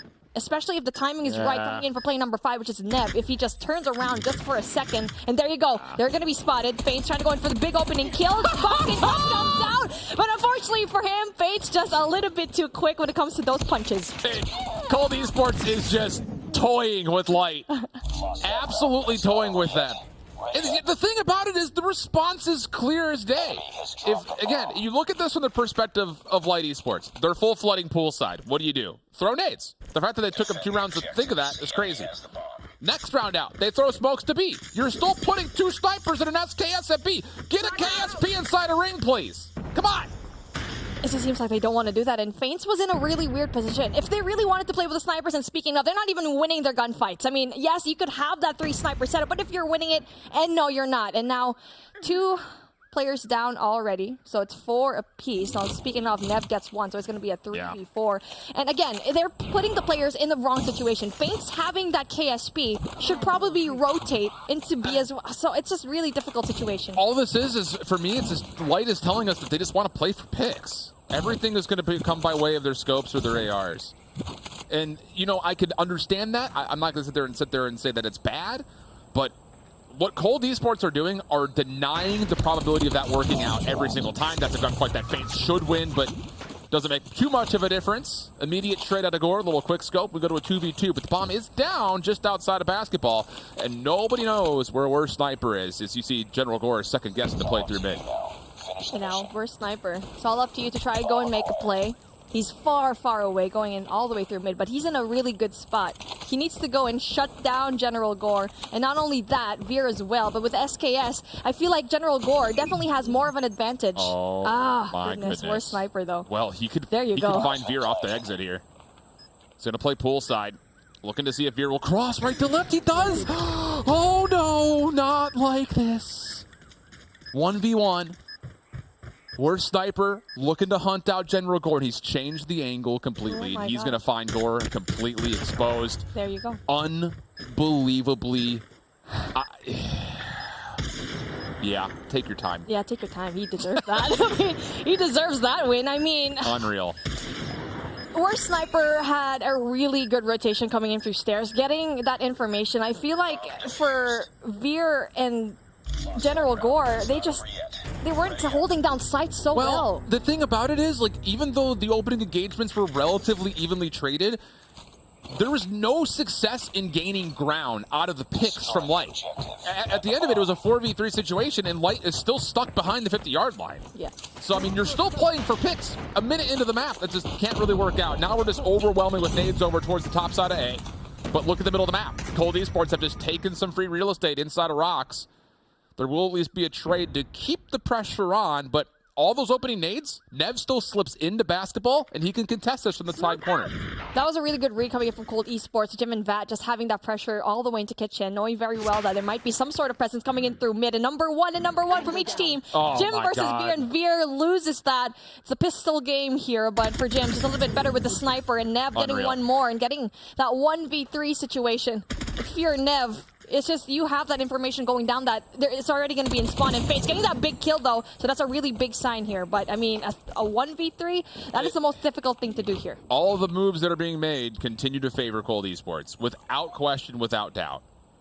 I mean, these 5-man hits for Light, playing with 2 scopes and a long-range AR, you're giving up way too much of the map. In that time through, it's Rondo through mid, Nev to follow, and then all of a sudden, the frisky play out of the backside of A forces Feints into an impossible situation. Jim up top could still get caught. Plenty of time here for Feints to work with, but Vat is on the rotation. Seems to think that there is a sniff of a threat coming through. Vat's able to find it. No problem. Feints once again not able to 1v1. And Cold Esports are on map point. Map point already. And at this point, we were expecting a little bit more coming in from Light. And like what you said, they can't be aggressive going with the bomb, running 3 snipers here. Well, I mean, with what we've seen here so far, it's just really difficult for them to go and overcome. And now a 3-2 split. 3 coming in from mid, and now 2 here in A poolside. But it's a good thing, Marky having a really big opening kill. This is already better when it comes to how Light are trying to set up, spread the map, try to find these picks. And the trades will come out in their name. 4v3 situation now early. And now you can play the map from essentially page 1, but with a numbers advantage. The only thing that's really kind of hindering them would be that inside a red. Big shutdown from Veer, having a much better search and destroy overall, and a chance for Light to stay alive inside the search. Worst Sniper just getting that barely milliseconds in if he really had that shot in. But I mean, knowing Cold, Jim, and Worst Sniper, this is the 2 snipers left. I mean, they have to pick up an AR or any kind of weapon that they use close range. But coming in from Light, they're just being chill here. Yeah. Just slowing things down. I like it too. Yep. And now they need to get that information coming in from A, and that General Gore is going to give them that info. And now after that, the rotation finally comes through. Full push coming in from Alpha. The mind games are great. You throw a late smoke towards B, it keeps Worst Sniper planted at Laundry a little while longer. So now you know you should know that you've separated Cold Esports. But Jim reads the intel, tries to give himself a look over through money window, but has to back off as he's shot at, and that will allow Feints to get on and get the plant. And that pitch comes through, though. Worst Sniper gets that kill, and now it's going to be a 2v3, which is very doable, especially with Jim and Gore looking at the other direction, and now he needs to go and find the scope in. Oh, there you go. It's a good thing. General Gore gets on Jim, bringing things down into a 1v3.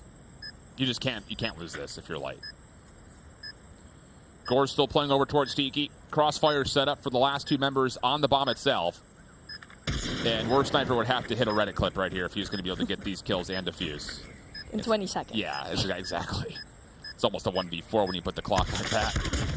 Oh. Able to hit the first. Has to go quickly, though, and Feints very wisely just backs off. Says, come find me. General Gore over the top will put the rest any antics, and we'll have a 3-6 tally, but still, it's such a huge advantage. Even in that round, I would say, for the majority of it, with how Cold Esports are trying to play through. It just, I need to see a curveball from Light here. You need to change the tone. I feel like General Gore was such an important player there in that team, especially being in Tiki. At one point, they were looking at the same direction, and it's a good thing the timing was right for him to really just look at Staircase and just take out Jim. And now going in again, a 3-2 split where the bomb, a little bit overextended, almost gets taken out by Rondo. They'll be okay, though, and they know that there's a threat. They know for a fact that Rondo's playing up inside of mid. Would need to see some of this 2-2 split we're getting on the minimap. You need to be able to isolate. Throw a smoke pillars and get in there. Find the isolated trade, and the help from Cold Esports is exquisite. Jim watches his partner's back, and now you've once again forced Light to have to hit from one side of the map. There's no control through driveway, nobody in Art at all, and Light are going to be contained outside by Pool. This is a perfect defensive setup right now for Cold Esports. Absolutely. You have Vat over here in Kitchen, and you also have Rondo here in mid. Not only that, the flank coming through in Bravo as well from Jim and Worst Sniper. That is going to be a little bit of a pickle here unless they go and try to rush into A and try to find some sort of defense coming in. But no, unfortunately, like what we said, I mean, the perfect defensive setup already.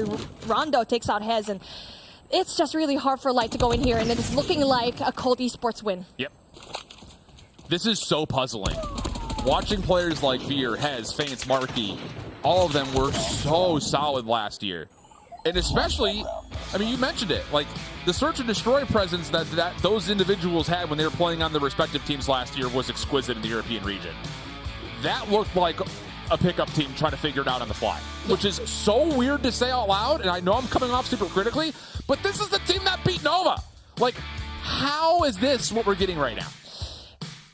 Cold Esports was not supposed to be here in the first place. True. And I mean, that is the biggest shocker to give Light such a hard time. And yes, those 2 months, like we keep saying and reiterating the whole time here in this day one, is that there are different rosters now. 2 months already down before stage 3, and now we are now in stage 4. And so taking a look at the scoreboard that we have here, Jim having that 10, Worst Sniper having a 10. See, their snipers are doing a really great job. And now looking at the other side, Veer having 11. So yes, that is impressive with the SKS, but Markey is underperforming with the snipes as well. I really want to stretch everyone away from just the kill numbers, because obviously there's a huge discrepancy top to bottom on the left side of the scoreboard.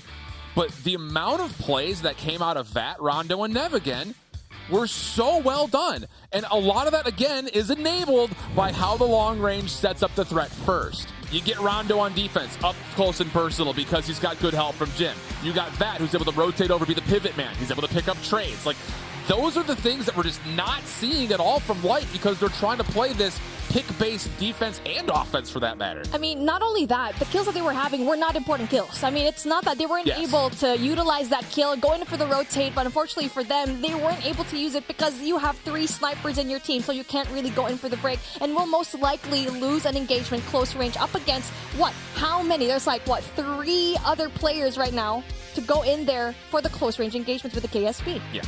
And even in this 1v2 from Worst Sniper, it just looked like can we double check that their voice comms are working? Because they were playing so separated when you know for a fact Worst Sniper has to come to you with the time running out. Yeah. So it's moments like that I think the general audience that was following along with these guys last year, even more so through stage 3, it just becomes super frustrating because you know they're better than that. But so far, this has been the most convincing series we've had, and Cold Esports are looking primed to possibly 3-0 here. The big thing is this is a mystery box. When it comes down to standoff control, if there were ever a game mode in COD Mobile right now to be able to kind of regain, bounce back. For Light, it has to be some dominance here in the control. Absolutely. I mean, we already saw their performance a while ago in firing range where it was very close games compared to Cold Esports where it was just a 3-1 up against Nova. So they can definitely turn things around here. Knowing Light very well, it's very possible, especially if you saw that Veer was popping off in Search and Destroy.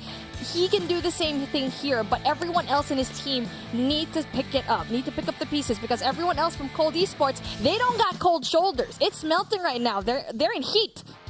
We're going to have way too much fun. I know, exactly. I'll have to do some Google research tonight, pending they make it tomorrow, which at the moment, I mean, based on what we've seen so far, I'll be the first one to take this step into the diving pool here.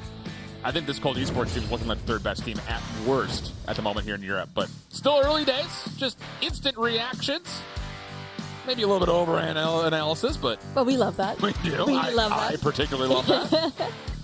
And now taking a look at our map, and obviously both of these teams, Control is going to be the wild card, especially for this map where you already know defensive side is going to be heavily favored, and right now we do get to see it as having that SKS, and that's going to be interesting for me. Double SKS and a Peacekeeper out of Gore. Okay, so once again, Light is looking to keep Cold Esports at arm's length. Let's see if they can find success. As on the opposite side, it's a solo SKS for Jim. So again, big compositional thought process differences between both of these two teams. Focus towards A.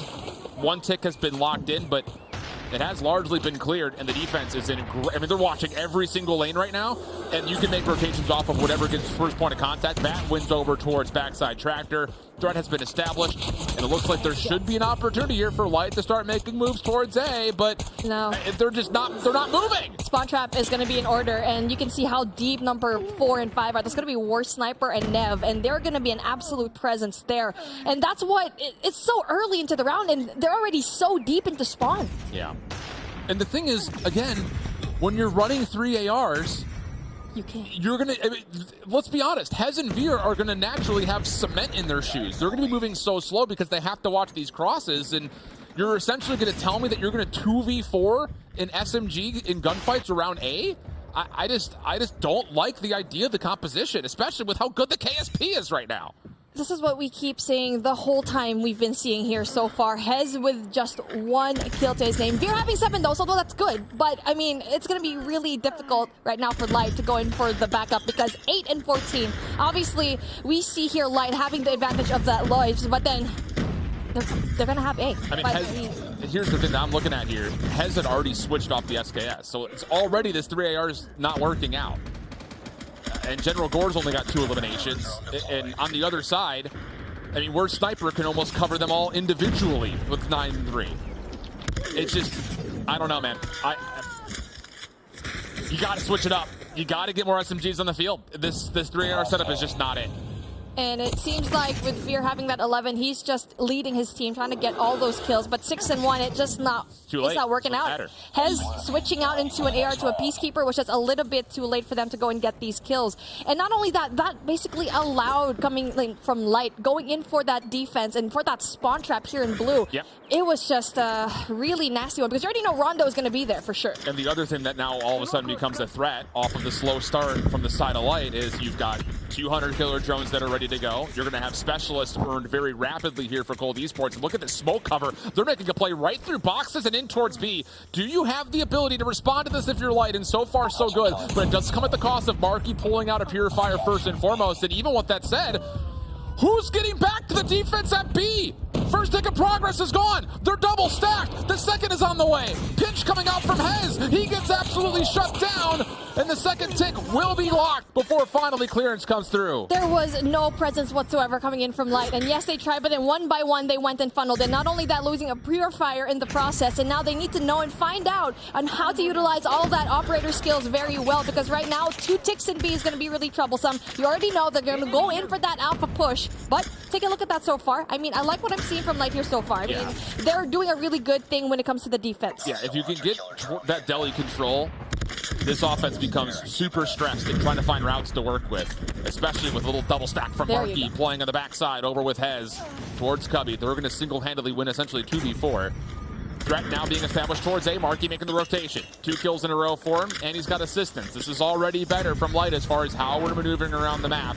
But just like that, back from the top ropes, gets the Purifier out. Jim watches the cross, and the threat on A now established once more as Cold Esports are taking 2 at once. Take a look at that, a 3-2 split. That is a really good job here so far. So everyone else is going to be coming in for B. But then take a look at that. Jim having that 10 and taking out the Purifier is going to be the biggest thing. And not only that, they're taking Bravo and Alpha all at the same time. You get to see it. Light was funneling B so much of the fact that they forgot A was actually existing.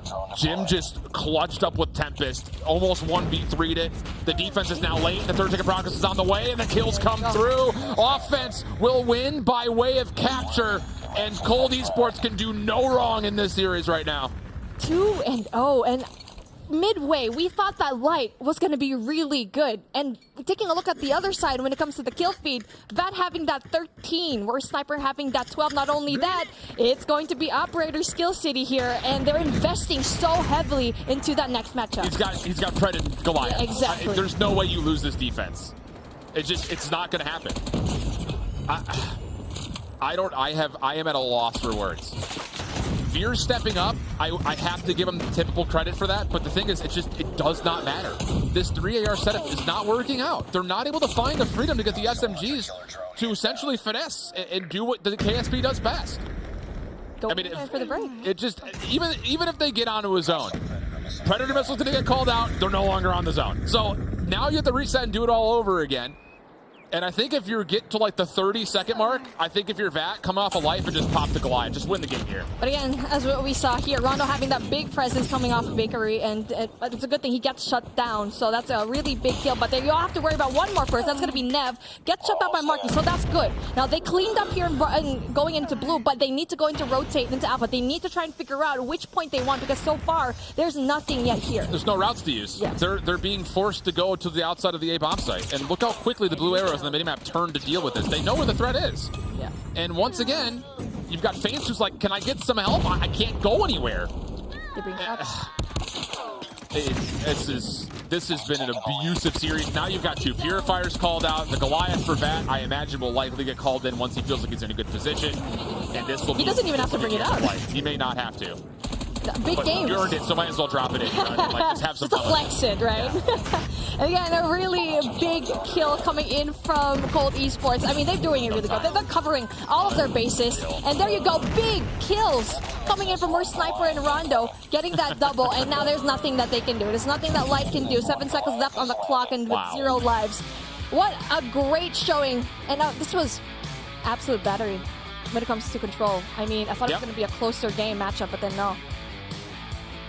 I am absolutely flabbergasted. I always look for a way to use that word on the broadcast. That was, I thought, pretty appropriate. It's just, the KSP is so good right now. Why aren't you using it? Why aren't you using it? Like, I don't know.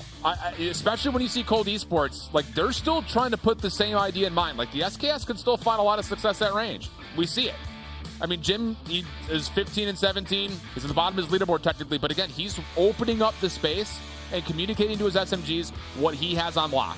So they don't have to worry about long-range gunfights. You can let the KSP do what the KSP does best. And on the opposite side, yeah, Veer goes 20 and 16. Small apologies for being as harsh as we were, but the 3AR setup is just not good. It's just, there's no way you can get away with doing that when you've got slaying potential like a team like Cold Esports has with the KSP. And with Cold Esports, once they do close down the gap, how are you going to respond to that? Exactly, coming in from Light. I mean, you don't have any KSPs whatsoever. You have the ARs, yes, you get the range with the SKS coming in from Veer, but we've seen it right there. It just doesn't work out. And yes, in a map like this, you have a little bit more range, but you have to know that A and B, you're going to have to go in there somehow, someday. 100%. I mean, even off the rip, we saw it where it's just like, you got a couple of good kills, but there's no ability for you to take a sprint off the running gate when you get off spawn, because you've got 3 ARs that are still looking to lock down lanes and get another wave of kills. And for Cold Esports, they're like, well, fine, have the assault rifles. we'll just sit inside and wait for you to come to us. I mean, not only that, you're faster with an SMG. Yeah, I mean, so. yes, you can switch out to your secondary, but you're leaving that opponents to get you. Yeah. Because you're going to be, with a pistol or a grenade, running into that into that control rather, and you're just going to get taken out. But with that being said, a beautiful 3-0. Cold Esports just absolutely won it all in a very convincing fashion. But who else wants to go and talk about it? Our lovely desk people, of course. Thank you so much, Mommy and Schiff. What a fantastic cast. And Cold Esports came out hot. And no matter how you guys want to break it down, it was a steamy situation here in our Swiss Round 2 matchup.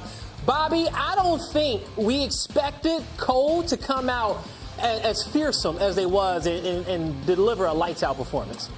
Yeah, they did not slow down at all. We knew it was going to be close based off how they performed up against Nova, who is by far the #1 seed in EU right now, and they did not disappoint one bit. This was my pick to take that third spot in Europe because it does still seem like we probably have it locked down for Animus and Nova. Okay. Like we mentioned, Nova already locked down that first spot with a 3-0 victory. And right now it looks like Cold Esports is on an absolute rampage to try to get one of those top 4 spots. Yes, they absolutely are. And as you mentioned with Nova, we'll take a look at our bracket in just a second, but they did end up kind of making it through. They got their 2 victories. Now, Allie, once again, in this series, the S&D was smooth. I think the one thing that we kind of talked about before was worst sniper. I don't know why the hell that's your name, because you may be the best sniper here in COD Mobile. He absolutely showed up. I know, I completely agree. And like you said, maybe it was just a mental thing. It's a joke at this point. But even in the respawn, heading into this again, he had the 10th KD already after the first matchup, the 1.16 in respawn, and he did it again. It was worst sniper in gym in that first hardpoint. I mean, they were just absolutely slaying out against the Light Esports team, and that's a problem. I mean, that's the 2nd seed team, and now we're saying bye to them. Goodbye. Coming into this tournament, it's what they practiced for most of the year, going through 3 stages. And so I want to ask the squad this question. When it comes down to the weapon choices in which we saw a lot of ARs, a lot of snipers, especially in the S&D. Bobby, how did you feel about that from the satellite? I mean, we talked about their lack of adaptability whenever it came to match #1, Veer rocking that SKS on Summit, and it just continued to show right there. I'm not really sure how you have this many months to practice, to figure out what the meta is, especially if you know that you're going to be on a version that has the unnerfed KSP. There's not any reason to not have at least 3 of those on your team, and I think the definition of insanity is doing the same thing over and over again and expecting a different result. They just seem to They never got it. It doesn't matter. It doesn't matter what game you're in. It doesn't matter what COD we're in. The meta is always going to be the same. 3 ARs just does not work. You need that sub pressure. It's never worked. It's never going to work unless for some reason we load onto a game that just has Gavutu or something as every map. It's just not going to work, unfortunately. And like Shift and Mommy were saying, they just couldn't. The gap closing just wasn't there for them. They did not have the pressure when it comes to those objectives because they just can't win those close gunfights. And that's why we have to say bye to them. It's painful because a player like Veer, I remember watching Veer. That was somebody gross to keep on their point of view, and to see them go out like this, it's a painful thing to watch. It is, and as you see, Light goes out 0-2, and Nova progresses on 2-0, our first team to qualify in the championship bracket there.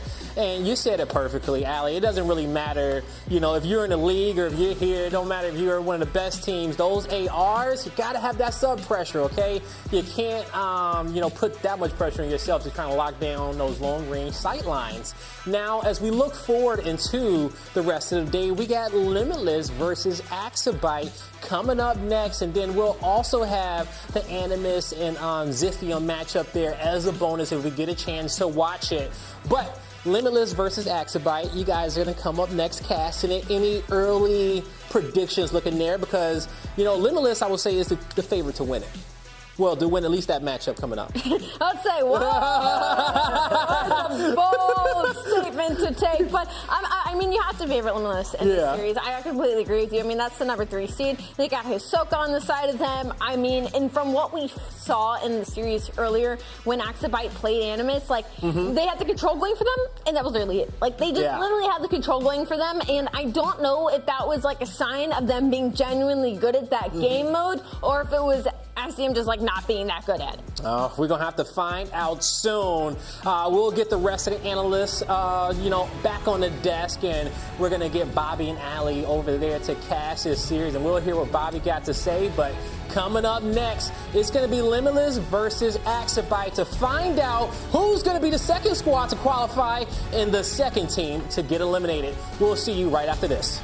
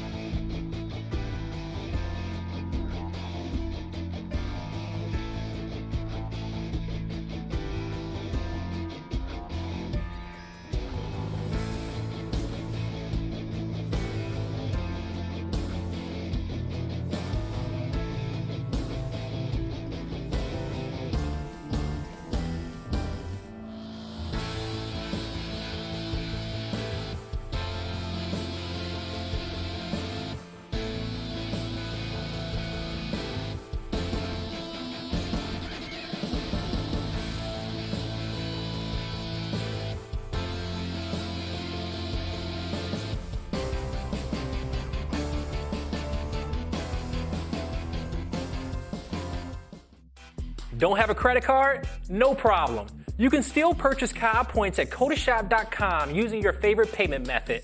Not only is it safe, but right now, you can get a 10% discount. Points will show up in your account in just a few seconds. Enjoy! Ladies and gentlemen, welcome back to the Call of Duty Mobile Regional Playoffs as we are about to qualify 3 teams to make it 2 worlds to represent the European region, and we already have 1 qualified.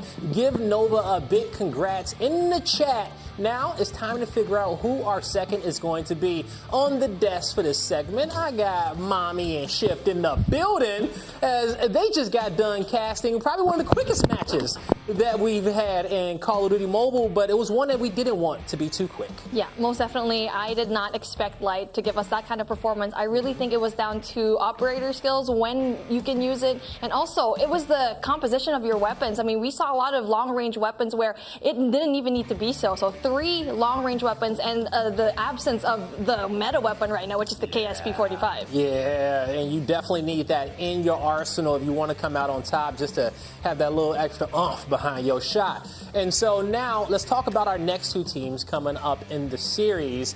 It's going to be Limitless going up against Axibite. So we got a chance to see Axibite kick it off here towards the beginning of the day, and you know, they got off kind of slow, but HBC really showed us at the end of the series that he's here to play. Yeah. Also, Axibite as a whole showed us that they have teamwork. They're communicating. The comms is there. They lost a few key gunfights there in that first series against Animus and just kind of got outskilled there. Now they have to go up against a talented team, Shift.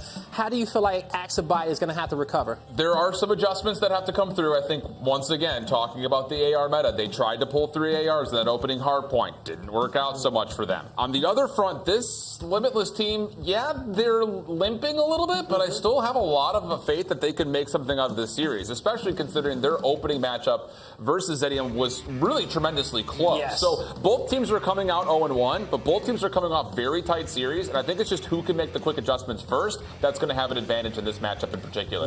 Who can think on their feet, make those critical adjustments. Now, as you guys see the team line up for Limitless, we're going to have Boodle, Hiso, Razmadal, Onar, and Mojito. All right, Mommy, how you feeling about this team, and what do you feel like Limitless needs to do differently to showcase that they are one of the top seeded teams coming into this tournament? We already know that Limitless already had that win up against Zidium in Search and Destroy, so I feel like in the non-respawns, maybe that's where they can go and perform, and now maybe even take advantage of the fact that Hardpoint is not really the game of Axibite. We've already seen it. I think it is the farthest Hardpoint matchup that we saw a while ago up against Animus, right? So a while ago up against Limitless, they had a pretty close matchup against Zidium, so again, they have the advantage of Hardpoint, Search and Destroy, but the difference is going into Control, because Axibite pretty good at that. Pretty good, right? Axibite showed us that they can slay out, they can go toe-to-toe, but even in those pressure situations where there's only about 4 lives on the board, they know how to stay composed. So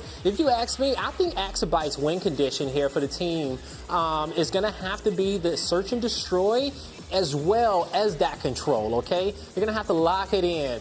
And we'll see how it kind of trickles down. I'm curious to see what our casters have to think about this matchup. Bobby, Ali, you're going back into it. Turning out to be a fantastic duel, if I must say so. How you guys feeling about this series? Feeling great. To be honest, I feel like this series is not going to be as close as the one we got at the beginning of the day, simply because from what we saw out of Axibite, yeah, they showed life in that Control, but when they're going up against a team like Limitless, who across the board, their respawns have been points away, like single-digit points away.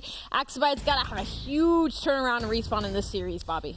The one thing I will say, Axibite had a much more difficult opponent when it came to the hardpoint in the first matchup of the day. So I think that might be skewing our views of it a little bit. I've got a feeling the respawns are going to be incredibly close between these two.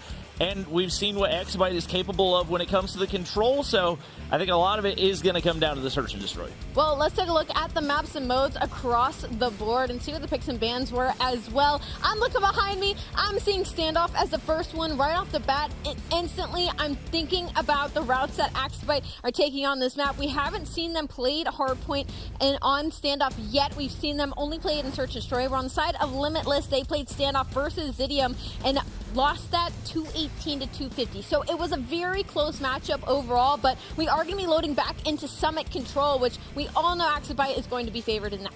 Yeah, no question about it. You would think they've got it locked in, and depending on how games 1 and 2 go, I've got a feeling this is probably our best chance to go to a Game 5 of all the matchups that we've seen so far today. It is going to be really interesting because we haven't seen Slums at all so far today, so that's going to be our first look at that. Personally, I love Slums when it comes to Hardpoint, so curious to see how much time these two teams have put into it, as it is one of the newer maps in the map pool.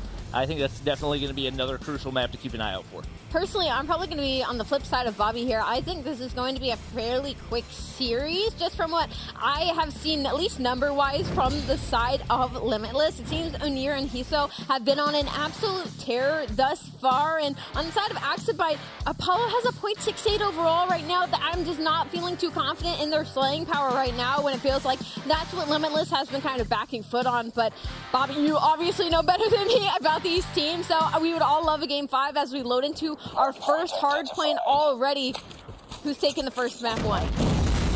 Oh, it's a tough one. I mean, I'm looking at, you know what, I'm going to look at the weapons up top. It's pretty evenly matched, I believe. We got three KSPs, one AR, one SKS. So it's basically identical meta on both sides.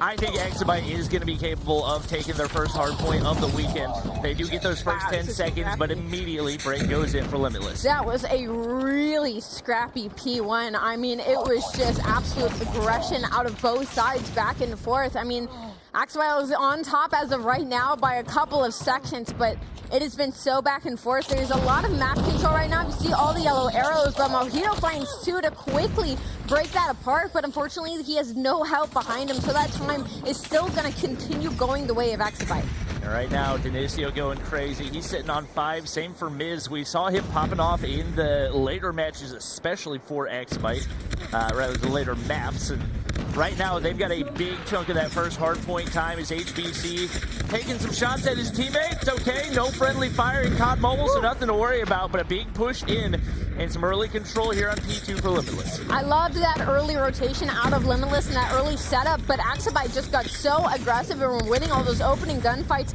The trades still do fall in the hands of Limitless. Now, as we might see a lead change, number 1 though on your minimap is going to look to play spoiler. That's going to be Miz, I believe, but he will get, no, he's still alive, but then he gets shut down. So still no pressure here from the side of Activision. Unfortunately, they aren't waiting for each other. I'm seeing a lot of solo challenging here, and so unfortunately there's just no contest coming in for their side of things. That was my exact thought, especially when we had an SKS trying to solo break into a hill up against 2 players set up on the inside. I think a big factor for a lot of these teams that are outside your top 2 is going to be how well their players understand their roles and are able to capitalize on it for their team. I think we see a lot of players trying to play the AR, the SKS role, and they're trying to break into the Hardpoint. You got to be able to be patient, wait for your team, understand where everybody's specialized, and really play it as a team rather than just trying to go one at a time into the Hardpoint. Big early rotation for Apollo and setting up for some good spawns right here for Activision to try to pick up some more time. That was a huge play out of Apollo. I mean, it was all of Limitless on that rotation, and he was the single man to break it apart, and now the pressure is here for Activision. They are down 20 points, but they could easily make their way back in, but Limitless is breaking this beautifully. They are waiting for each other, and they are winning these gunfights. That is your kill feed. Gonna light up blue. It's still only a contest for now, as Lydia actually finds 2. HBC finds the 3rd. Activision is going to hold on here. And that was, I believe, a trophy system kill for Lydia as well, so that's not one that you see too terribly often, but just like that, Activision's looking like they're going to lock down a full 60. 25 seconds left? And you're already that is a highly suspect play right there. And Onur goes big, and obviously he's going to be able to make something out of it, but you are giving the opposing team so much free time to rotate out, and one guy just sits on the hard point, not having to do a single thing. I'm curious how long this hold's going to last. We do see the Goliath going in, so it's going to be tough to take down, but Bobby, pause. Goliath was called at 25 seconds at old on the other side of the map, and then a Predator missile was called on top of the Goliath, but it didn't kill the Goliath, so the Predator missile was wasted, and then the Goliath gets in hill and almost instantly gets taken down. Now there was 45 seconds on the clock. Exabyte has found their way in. There's one player for Limitless. That's going to be number 4. They can take it. They get the kills. Oh, but he's concussed. I don't know if you can get it mid-concussed. They don't get the Goliath. Mojito's there. 2 players to reinforce. HBC should be able to snag it right here. I don't know. Hisaki doesn't know that he's there. HBC picks it up and a double kill with the Hunter Killer. He's frozen? What? I'm confused. I'm confused, but time's going inside Limitless. There's 13 seconds left on the clock. They can tie this game up here. The Goliath is not moving.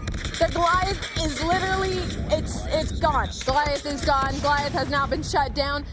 Very suspect plays out of both sides here across the board.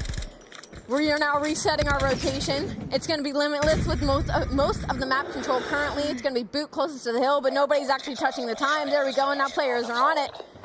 Not a lot of movement here. Number 5, Inicios just kind of. Yeah, I think he might have DC'd or something. I'm not entirely sure. Number 2 is not moving either.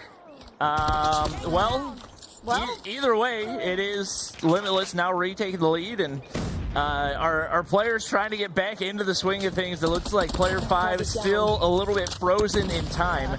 2 and 5. And yeah, that is not a good sign at all for Exabyte. More than likely on their end, some tech issues. It looks like player 5 back to life. Hopefully we'll see the same for player 2, but that lead is starting to grow. Yeah, that lead is starting to get very scarily large, as it is 133 to 92. Apollo and Miz trying to stop the bleeding as much as they can, and they have been able to. But the issue now is the rotation, and in a weird swing of things, our AFK player in HBC is actually behind enemy lines right now, just vibing currently. Limitless does not know this player is there. Whether that could affect spawns, whether they connect back in. Oh, they're back in, no, but gone. They do end up spawning further out. So, oh, he's gone. Never mind, all right. Yeah, He jumped to the other side of the screen, but it just, you know. That's going to put Exabyte in a 4v5 for the rest of this one, and given how close it was in the first half, that's not a good sign for them right now. The ARs and the SKS is doing pretty solid, especially given how small a map Standoff is. Rasmo, 20, Boot, 19, but it's Onur hopping into the Goliath, and he's on a fat spree now as well. He's sitting on 29, trying to put Mojito in his backpack right now. He's actually on a 10 spree, hopping into that Goliath as it is. And right now it looks like they are on their way to a victory in game 1.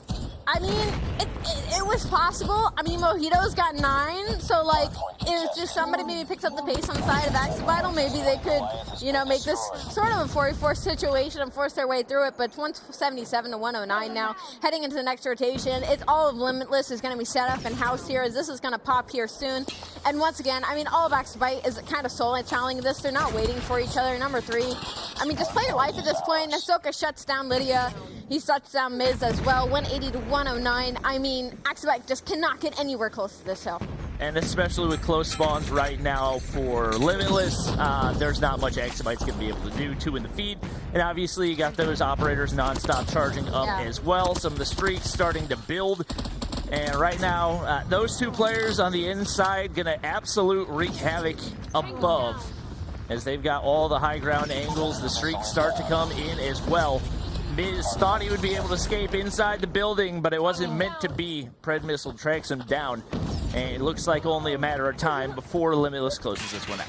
Yeah, just honestly a matter of time. A couple of players trying to still contest this old time, but it's really only 13 seconds. 219 to 109. I'd love to see a rotation here out of Exabyte, and that's what we saw from them in their previous series. You know, that's what they were getting on top of. They were getting on top of those early rotations. They just couldn't win the gunfights, but in this series, they're winning the gunfights, but they aren't getting on top of that rotation. A couple of mistakes on the side of Limitless, though. They end up falling, and actually, it is going to be Exabyte with the first couple of seconds here, but they have to play perfect hardpoint, Bobby. It's so difficult, 4v5.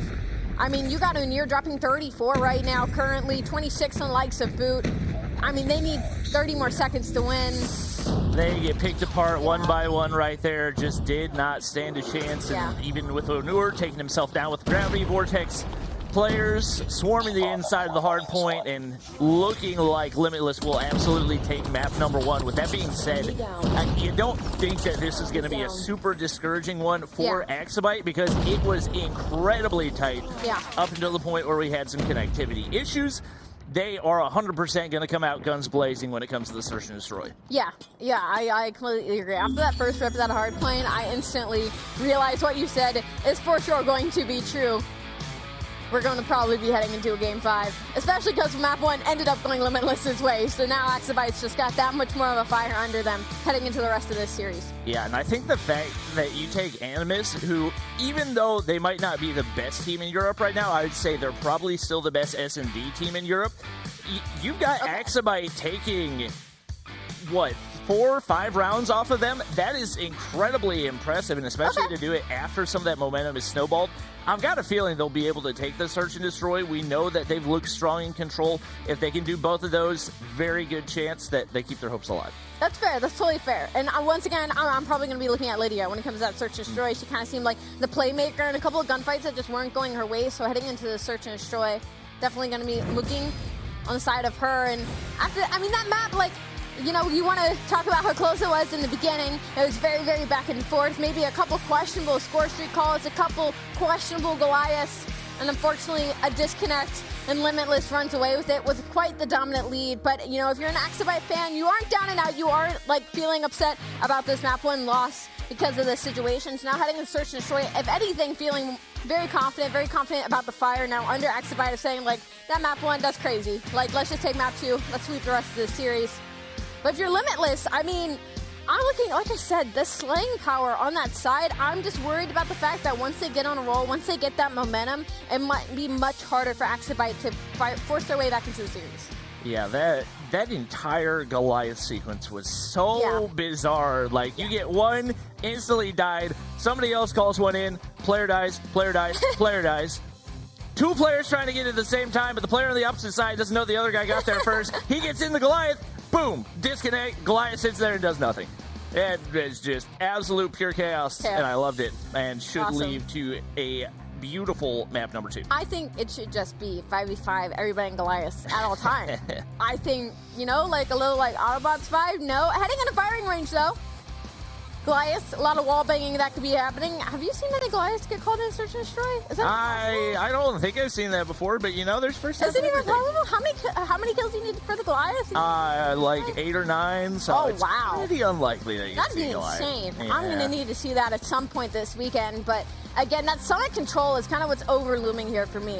Because that first map, you know, if you're Axabite, you're kind of kicking yourself because that first map could have gone your way. Then you head into the search and destroy. You know, the search and destroy is more heavily favored in your likes. Then you head into that Summit Control where you know you're confident in. Possibly could have been a 3-0 for them, but nothing they can do about now. Limitless Esports 250 to 119. Take that map 1. When it comes to search and destroy, Bobby, what's the player to watch? Who's the one to keep our eyes on? Doesn't matter what team. It could be on a team that's not even loading into the map. I'm not going to lie. Hisoka has always been a nasty sniper. I believe he was on Cold Esports last year, and obviously they came up a little bit short of what their expectations were heading into Stage 5, but he's definitely a really solid player to watch. And the interesting thing about this roster is there's not a ton of experience here, but obviously that has not hurt their team chemistry at all. Obviously, Onur, another player to watch for Limitless, and I would say just across the board, there's a lot of experience, but also a lot of new players that have definitely been putting in the work. Instead of Axabite, like I've been saying, need to see a little bit more of Apollo and Miz. They had a little bit of a struggle series to start the day, so I'm wanting to see a little bit of a bounce back for them. But Limitless, their job for Axabite is they just need to shut down Hiso and Onir. I feel like the other 3 players, they've been doing fairly well, but Hiso and Onir both had 11 kills in Search and Destroy that they played in their series before this, and I feel like those other players are going to be wanting to shut down fairly early so that you don't hit into that overtime and hit into those rounds and start getting tired as the series goes on. Yep, I think firing range definitely going to be one that's very, very sniper heavy, like you said. Lots of different walls that you can hit crazy wall bang angles onto and whatnot. There's also, especially on firing range, a lot of like tiny little spots that you can just straight up see through. So we'll definitely get to see a lot of those as we do have a lot of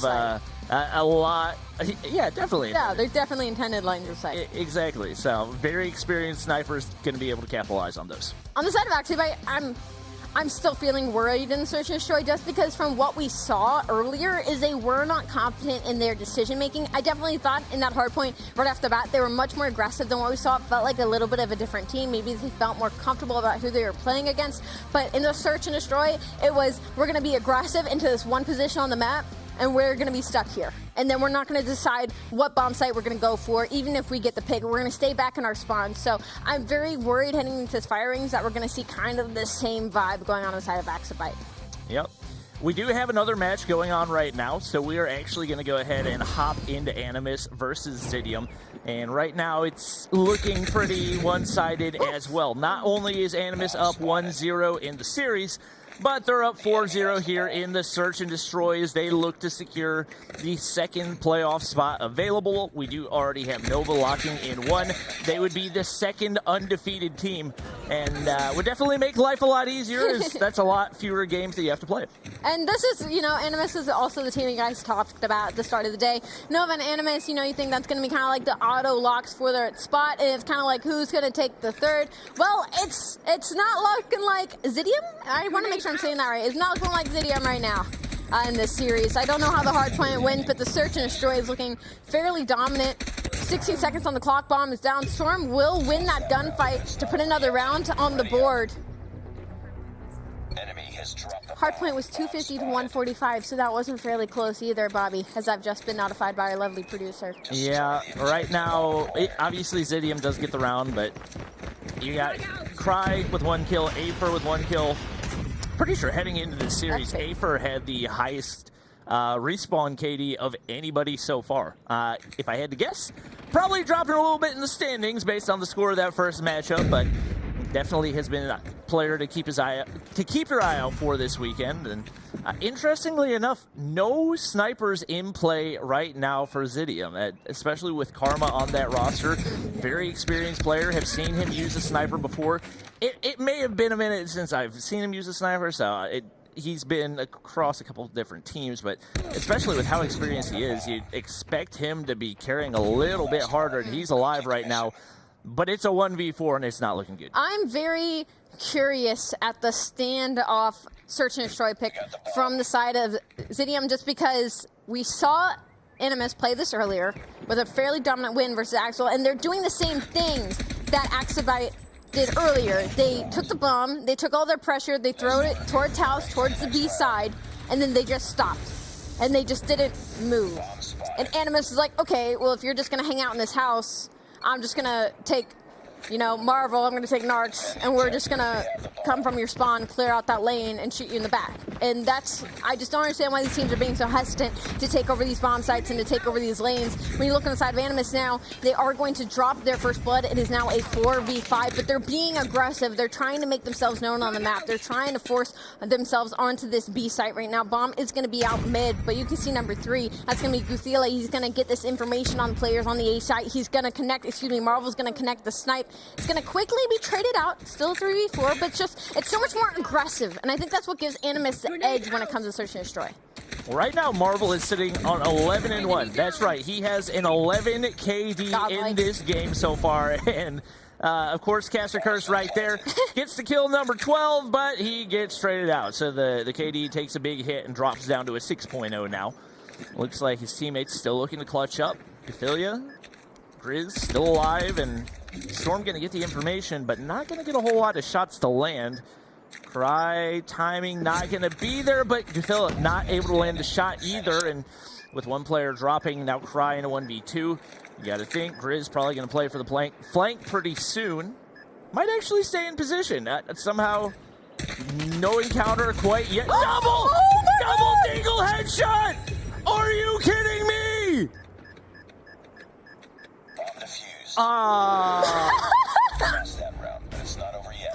Oh, dear God. Okay. It is still 5-2, but, Kree, that was gross. That was gross. I'm giving your flowers. That was disgusting. I mean, I thought he was just going rogue, like, oh, I'm going to lose a round. Let me just walk right up to this player, and then he rolled stars, both of them.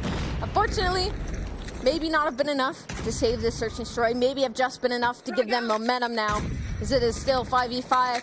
Bomb is going to be in the hands of Animus here as it's still deep in their spawn. Say's getting a little frisky, takes a couple damage. It doesn't fall just yet, but Uthiel throws out nades to finish it off. That's going to be the first blood. Now Bomb very quickly moving its way towards the middle of the map. It's looking like some house control here. Looks like they're pushing up onto the B site, maybe going for a plant here. I have watched a lot of Call of Duty Mobile, and I have never seen a clip. 2 shots, 2 kills with a pistol.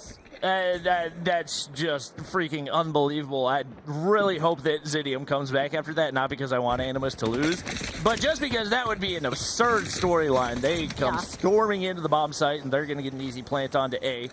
Got the man advantage. Drari is down. And now the retake is on here for Zidium. Looking to keep their tournament hopes alive and see if they can advance to the playoffs. They got to build some momentum somewhere, and it's not going to start there as Marvel picks off Aper. Narc's going to peek the corner. Sniper, quick scope, not going to be able to land. They're trying to go for some more God shots with the Deagle, but it won't go that time. And it's going to be 1 round away from Animus closing it out. Was a great clip, but unfortunately it wasn't a great couple of rounds of search and destroy. Marvel has 14 kills. Reminder, this guy has a sniper out. Like, this guy has a sniper rifle out, and he has the most elims in the game right now, not to mention the only one in double digits. 14 kills to his name. On the flip side, Affer and Karma struggling a bit for the likes of Zidium, as Karma is 3 and 8, and Affer is 2 and 8 in first blood already. Gone down and out. It was traded, though, 4v4. Right now, Marvel, he doesn't know there's 2 players behind him right now. Can the timing go his way? Deagle headshot again! Sage will drop 2. The Deagle is the king of standoff right now. Crying Afer trying to clutch up, but it's not looking good. Not going to be able to hit the quick scope, but Cry drops anyway, and oh my gosh. Marvel said that was a pretty cool clip. Cry, watch this. Oh, I can do that too. My gosh. Animus going crazy on standoff S&D once again, and they take the win 7-2. Yep, that was, wow. Marvel really just, like, domed right there in that last round. He was like, all right, couple Deagle kills. There's, like, 4 players on the enemy team, like, directly to my right. Nobody sees me yet, though, so I'm going to take out 2 of them on my own. Whew. All right, well, it seems like Exabyte continues to have some internet issues, so we're going to try to give them some time to get things squared away, but obviously Animus is taking the lead in the series. And right now, on the brink of advancing to the playoffs, I believe they would go ahead and secure the number 2 seed in those playoffs, which means they wouldn't have to face Nova in round 1. That's exactly where they want to be.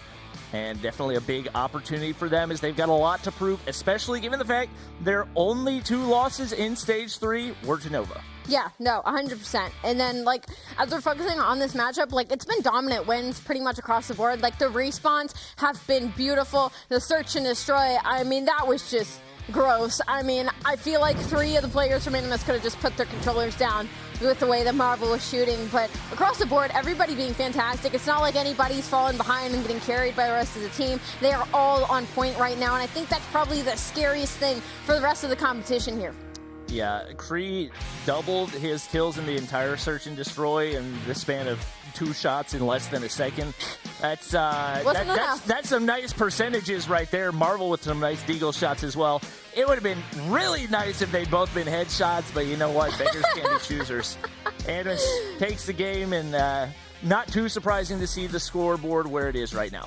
Yeah, not at all. Heading into, I will say, I'm very curious to see Animus in control now because of what we saw from the matchup earlier, losing 0-3. I'm very curious to see if that's just a game mode that they struggle in, or maybe Exabyte was just on edge. So. All right. Well, we'll have to find out. It does look like Exabyte and Limitless are going to be hopping back into their matchup. It is going to be search and destroy on firing range. So we're going to be hopping into that one soon. Hopefully all the internet issues have been fixed, and hopefully it can shape back up into being a nice, tight matchup. Listen, we saw 2 Deagle headshots. I think we can see a Goliath in search and destroy now. We were talking about this before, you know, we had those internet issues, and I'm feeling like, you know, we saw TD go headshots, we saw Marvel get like a 3-piece almost sort of kind of drop 17 kills, firing range Goliath. Some fun things could happen this weekend, Bobby, but heading into this firing range search and destroy, definitely leaning more towards the Axibite side of things. Even though Limitless were able to take that map 1, the momentum isn't truly on their side right now.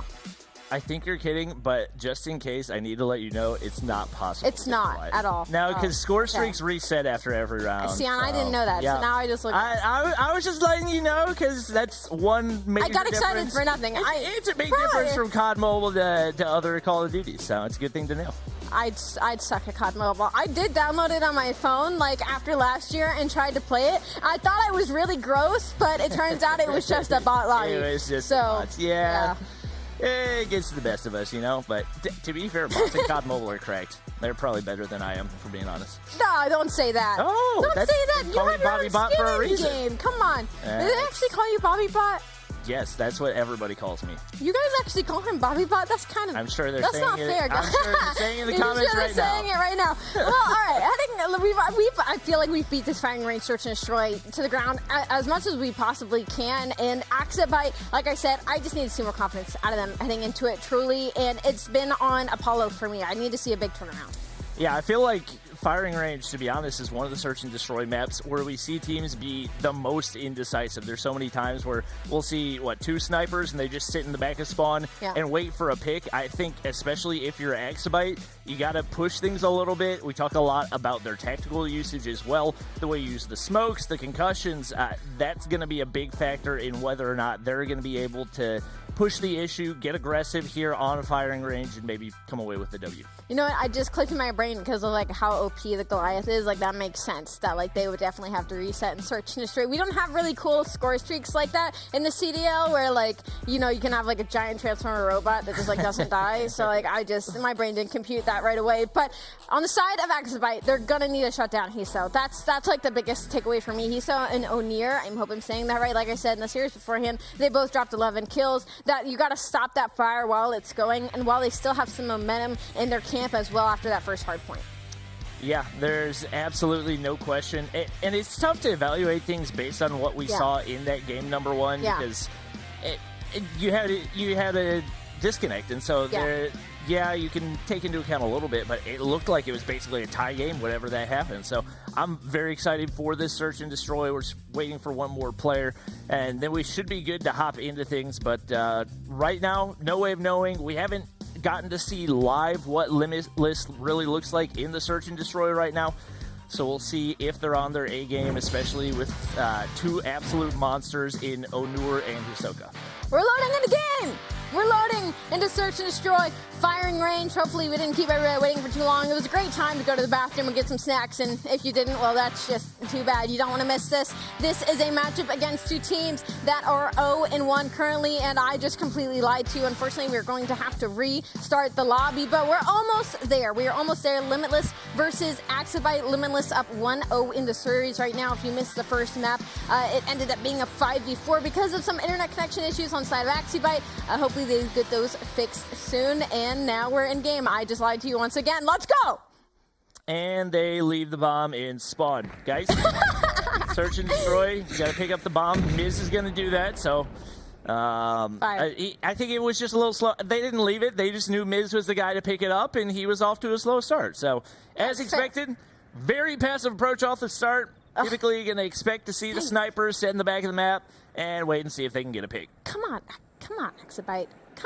I mean, I get it. The player that's struggling the most, give him the bomb, get him to plant the bomb. You know, it's kind of like baiting, but not really, but kind of, but not really. And nobody on the map has moved at all whatsoever. They are all still basically in spawn. I mean, most map control obviously is going to be inside of Limitless on the defense. You got 2 players pushed up towards trailer side for the whole A lane control. You got 1 player pushed up mid, and then 2 more over on the B site. It's perfect 2-1-2 split, and that's going to be the first blood on the likes of Limitless. Unfortunately, Rasmo took off the unfortunate head of Apollo. That's going to be a player down, and Bomb actually very quickly rerouting its way towards B, but I mean, Limitless are sitting and wait for this. I mean, that's the thing, especially when you're on the offense. Like, if you're going to use that strategy, it's basically a coin flip whether or not things are going to go your way. It's just so incredibly risky and put so much pressure on your snipers. They lose a couple players off the bat. Able to trade a couple as well, Lydia, Axie. HBC trying to stay alive and make something happen right here, but the bomb's down. They got to go retrieve it, and Hisoka gets caught with his hands in his pockets. He's going to get taken down, and now down to a 2v2. Dang, I actually really like that play from Mojito to kind of sandwich the players of Exabyte back here on the B site while Hisoka hold the angle so that they can't actually push up on. But unfortunately, they push out Hisoka. He gets taken down, and Mojito played just a little bit too slow. So this should be around in favor of Exabyte right now. It's going to be a 2v2. A little bit of a sandwich here from the side of Limitless. One player hitting from the front, one from the side. Lydia, she's got to pick one to focus on right now, and it's going to be Mojito. She gives it up, though, but HBC finds the kill, a 1v1 now. Ooh, Mojito's tucked away in the cubby. Timing's going to be everything right here. He doesn't have a lot of time to work with. Lydia content to sit on the head glitch, and you can play that all day long, but you got to hit the last bullet. She's not able to do it. So many opportunities and just enough time for Mojito to get the defuse right there. So winnable for Lydia. All she had to do was slide to the other side of the car. Yeah, I mean, all she had to do was slide to the other side. Yeah, genuinely just some unfortunate decision-making there. Maybe just play the push or even just lay down behind the car at that point. Something to waste the time. Even if you get down and out, just keep letting the clock tick. Unfortunate round for Exabyte. They did so much to regain from that first blood, and it didn't go their way in the end. Once again, though, a very, very, very slow approach from the side of Exabyte. Yep. Mojito with 2 to his name already. It's a round that could really go either way, but decision-making is everything in that situation. Miz, bomb in hand, as expected. Snipers sitting back, looking for picks. Typical split setup on the defense as well. Nothing too surprising. And man, I just feel like there's no creativity in the utility usage so far, as both teams have gone with the exact same setup. And to be honest, that's playing into the game of Limitless. They are being allowed to dictate the pace of the game, and we finally see a little bit of aggression, but Lydia immediately pays as they don't really throw any tacticals in there. What the smoke shot was that? Apollo with a big snipe right there. And that's going to give Exabyte man advantage as they look for plant. Denicio going to be able to find a deagle shot there as well. And now only 2 players remain for Limitless. They capitalized a lot on the man advantage there over on the A site. The second that they got that kill from the player in the back and they knew one was shooting at the guy wrapping deep spawn within trailer, they just pushed it out with 2 people, got that kill, and now the bomb is planted. The issue now is it's a 2v3, 30 seconds on the clock, and a lot of kills are going the way of Limitless, but Hisoka gets 3! What? What? Why didn't he sit on the bomb heady? Why didn't you get a trade? That's... Oh, these rounds are so painful, Bobby. They are so painful to watch if you're on the side of Exabyte. If you're on the side of Limitless, you're screaming at the top of your lungs. Hisoka just absolutely tore apart their setup by himself. I mean, he wasn't even, like, in a dangerous position to the bomb plant. Like, have a head glitch. Like, they could have just played back and watched the plant. I don't even... Anyway, first blood on the side of Limitless already, a 5v4. That's 2 rounds for Exabyte that could so easily be in the lead for you right now. And just poor execution on both of them. Nice trade for Miz right there. Rasmo, go ahead and back up. Doesn't want to shell tires right there. It is going to be man advantage and bomb down for Exabyte once again, but that hasn't really meant anything for them so far. And it's honestly kind of the same thing that we saw up against Animus too. So many first bloods, but not a whole lot of rounds where they were able to convert. Rasmo going to go to the top side, see if he can find a sniper angle. Miz doesn't see him, but Rasmo doesn't see Miz either. Goes for the shots. Risky up against a sniper, but clock continues to dwindle. That timing. Miz didn't look. I mean, there's 14 seconds. No way they 2v3 once again. Apollo gets the snipe, but it's Rasmo. Oh, Apollo with the quick scope on the Mojito. Thank goodness. Exabyte almost fumbled the bag once again. But the quick scope from Apollo saves the round. What? Oh my god. Why are we doing this to ourselves, Axabite? Like, you are in a favorable situation. You had so much control onto the site. It was a 3v2, and for it still to come down to that 1v1 with Apollo with the sniper, it is not looking good. You need to start getting these more comfortably. Bomb now. In the middle of the... Bobby, what's going on? Talk to me. I mean, honestly, they didn't even play it right, but he hit the shot, so at the end of the day, that's the only thing that matters. 1-for-1 trade off the start right there. Lydia out of the equation, and a little ego chow for Denicio does not pay off. Rasmo completely ready for that one, and that's going to slow down the push pretty significantly. I don't know what HBC thinks he's shooting at right there, but it's not there. My man's chasing Ghost right now. He's going to spot Rasmo over mid. Sniper shot not going to land, and now we're down to a 3v3. I'll take a 3v3, but the bomb is still in spawn. And number one, Hisoka is taking advantage of that information as he's just forcing his way right up into bottom wood. He finds one player, now a 2v3, and he can just sit in a corner now. He can just play for this information. Bomb is just sitting back here. Look at the map control, look at the spread. All three players of Limitless are pushed up to the spawn of Axabite, and I mean, the players are just coming right up to them. The bomb counter is going to be the last alive. It's going to be Miz. He does end up finding one, but he's got to win this 1v2, and another player is there on him. The shots don't hit. He gets shut down by the sniper rifle and boot. I mean, Axabite are just not leaving their spawn. It is so painful to watch. They are playing incredibly slow. They are allowing Limitless to completely pace this game. You leave a lane open, and a player from Limitless is just going to abuse it. They're going to push up it, and that is all the information they're going to need. Axabite now, I guess they can literally hear me as they are full pushing this B site. It's going to be Boot with the first blood, though. Yeah, nice wallbang right there. I mean, the thing is, like, whenever Axabite pushes, they get taken down, but it's because they push without using any of their utility. That was disgusting from Apollo right there. I'm pretty sure he has only hit quickscope so far. I don't think he's landed a single hard scope right there. Yep, hard scope easily lined up, not gonna go.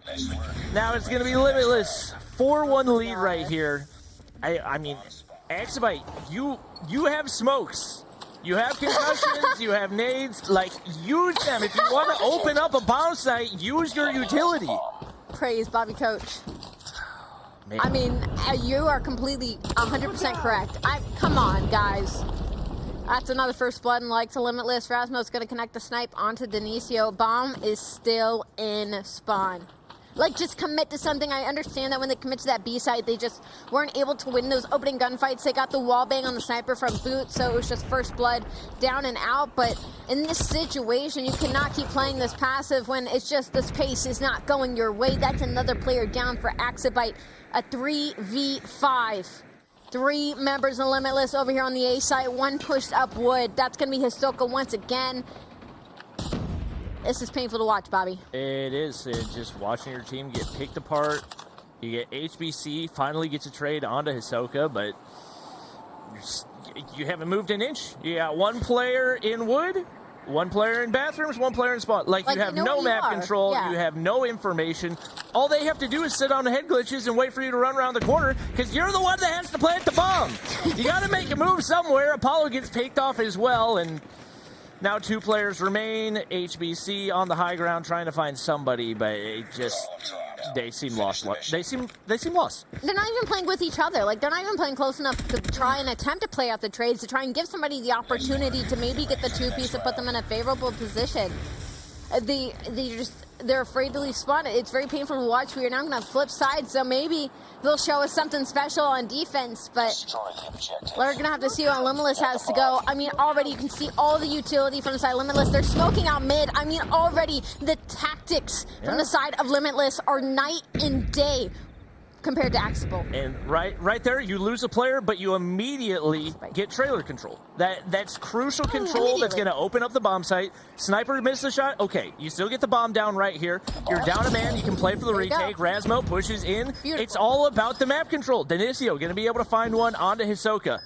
Tough to hold off the retake right here, but HBC gets spotted out, nearly finds a 2-piece onto Denicio, but now it's all onto Onur. He has information on at least one player right here. Will he be able to get back to the bomb in time? The opposing team hasn't even gotten remotely close to it. Now he knows where he is. Cooking the nade. Miz might go for the mid push instead. It's all going to come down to timing right here, but shots don't go out for Onur, and Miz finds a way to clutch up and give a little bit of life to Exabyte. Big 1v1 out of Miz, but like still, the situation kind of remains the same for me. Like Limitless made the decision, they got the bomb down, and a 1v1 goes their way, that's a round win. Like at least they put themselves in a more favorable position than Activision was by just sitting in their spawn, not even attempting to make pushes onto a site. And when they did, it was maybe a one-off on B, and the second that failed, they refused to show any signs of aggression following that. So Limitless, they're just going to continue this aggressive mid push here. Once again, going to try and force the bomb over to the A site, but Denicio actually is going to find 2. Boot will try and stop the bleeding, but it's still a 3v4 now. One player from the side of Activision is going to be over near trailer by A, but Limitless are forced now to re-wrap into their spawn, and nobody is moving a single inch. The mid push is an interesting thing. I know that's something they're banking on with their smokes, but I'm pretty sure they only smoked off the front mid angle. I don't think they smoked off the side, and that's where they got hit pretty hard. Right now we got a 3v3 as Sniper picks up another on the opposition, and just go plant A. Pretty much at a stalemate. The bomb carrier is back and forth. Looks like he's finally going to commit to A, but you get aggressive, and it pays off as Boot able to get the snipe right there, and that's a wide open A site. Onur finds another, and now Miz all alone, and he gets absolutely decimated. See, like at some point the aggression is going to pay off for the side of Limitless because they're playing for that map control. They're playing for that bomb plant. They are not afraid to go down players. I think that's something Activision really needs to take from this experience, from this search and destroy, because they're on the defense right now and they are still on the back foot, even after winning that one round 6-2. It's match point for Limitless, and it is all out aggression on both sides. All of Activision has pushed up into the mid now by Wood, and they're going to get that first blood. It's going to be traded out. There is now a couple of kills going the way of Limitless. It is a 4v3. They have completely given up the A site. The bomb is nowhere near it, but number 3, Rasmo, is going to be in trailer with that information. Onur hears players down below. Doesn't know exactly where, but probably only a matter of time. Hisoka reads 1. And that's going to leave HBC all alone in a rough spot. You got a sniper in top 10 that might be able to make something happen, but he doesn't get the information. Just like that, HBC is all alone. Oh, no. Not in a position to clutch up right there, and Limitless. I underestimated their search and destroy. They came out guns blazing. A 7-2 win, pretty convincing right there. I mean, it's the same that we saw from there earlier. I mean, sometimes it's tough. You know, we talk about recency bias and, you know, the type of teams that they're going against, but it was the exact same story with Activision. They were not confident in their offense. They were not making decisive decisions, and when they did in one round, when it didn't work out, they instantly stopped. They instantly switched back to the passive-aggressive, playing in their spawn, trying to play off paying a pick, or maybe outforcing Limitless to overextend themselves and maybe get lucky with a kill or two.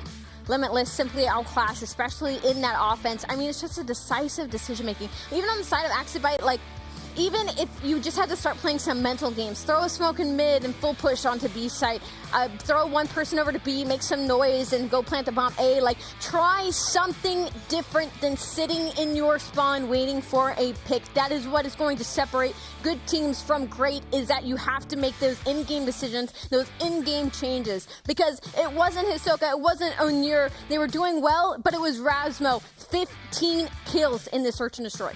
I feel like it really came down to those first 2 rounds, because that could have very easily been a 2-0 lead for Exabyte right there. Like 2 incredibly winnable rounds. And the other one over on the A side as well that they just couldn't capitalize on. And I think it was winnable, but once they got in their heads after those first 2 rounds, they just didn't seem to know what to do. And it made them incredibly predictable, and Limitless capitalized. Oh yeah, Limitless, like, overcapitalized. Like, seeing how much Hisoka just freely got to push up into Wood was really kind of the thing for, like, the cherry on top for me. It was on all of these offenses, they never even had Wood control. Like, that is basically inside of your spawn, and there's still a player from Limitless abusing that lane, getting behind you and causing some noise, and then you can't even learn from it when you change sides and go on to the defensive side of things, where you should have been heavily favored. You got one defensive round. You got one defensive round and lost the game 7-2. That is just, I mean, it's unacceptable if you're Activision. Yeah, and I mean, to be honest, one of the 2 rounds that they got was on a miracle double quickscope. Yep. Like, it's not even like they out-strategized him there. They just had one player that made a crazy good play. They've got a lot of reevaluating to do if they want to be able to take this series. They're going into the Summit Control. You got to think that's a potential momentum builder. If it's not a momentum builder, then they're out of the competition. So, yeah. I mean, I'm right there with you. The issue now, though, is like that map 1. You're like, okay, that maybe should have fallen to the side of Axibite because the way that it was playing out in the beginning before a disconnect, the search and destroy, maybe they bounce back. That should be something that heavily goes in their favor. It doesn't. So now actual full momentum is in the side of Limitless. We're heading into a Summit Control. Yes, Axibite won at 3-0 over Animus earlier, but the issue is Limitless also played Summit Control earlier, and they only lost 3-2, and they're coming off the momentum. And as everybody here has said, COD Mobile is a very momentum-based game. So Axibite needs to bite it here, and they need to win in dominant fashion. I think if it's a very close matchup, it's not going to be very good heading into that Game 4. Yeah, and to be honest, I don't know what to expect for Game 4 because it's slums, new to the map pool. We haven't seen a whole lot of what these teams are capable of on that map specifically.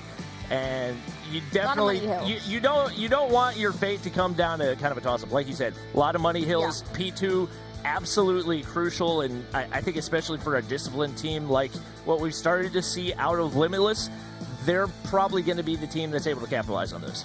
I'm hoping, again, to see more of that objective play when it comes to this control. I understand it comes down to TDM a lot of the time, especially with these more aggressive teams, and that's what we saw earlier when Axibite played, which was surprising because they were getting outslayed majority of their series and were able to make that turnaround. So we need to see them do that again. My worry is, though, is that they will once again lose in a 3-1 fashion because that momentum earlier wasn't enough to push them in stride in the following Hardpoint. But in this series, I will say it's a little bit different just because that first Hardpoint was so close. So Axibite need this win not only obviously to stay alive in this series, but for the momentum to push into that Game 4 and hopefully that Game 5. Yep, it seems like the strategy was there for Axibite in those first couple, and even going up against Animus, they found a way to outslay. So we'll see if they can do the same going up against Limitless right here. Does look like Limitless is going to be on the offensive side, and typically we consider Control to be a defensive-sided map, but I would say Summit is the exception to that rule just because of how often it does tend to come down to a TDM. And if you're Axibite, I'm worried again for the slaying side of Hiso and Onir. They are continuing right off where they left off, and not only that, but it seems Rasmo has picked it up as well. So already a couple of battles going back and forth. Axibite do end up on top with a 2-life lead here. And still a lot of map control. Number 4, though, is looking to play spoiler. That's going to be Mojito, kind of just playing his life in the middle of the chaos right now. Does find one player and manage to stay up. That's some big plays out of him right there. That's huge for Lydia. And the one thing about Control, especially on Summit, if you can get the spawn trap set up, you can end a round in a matter of seconds. Doesn't look like they're going to set up for that, but right now just doing a good job of distracting. Nade's going to... Wait. Did Boot nade himself? I think Boot might have naded himself. I don't think I've seen that happen too terribly often, but Apollo going to drop down. Stops the progress over on the B site, and Axibite. Rather a 4-man advantage right now as Boot's going to go ahead and hop back on.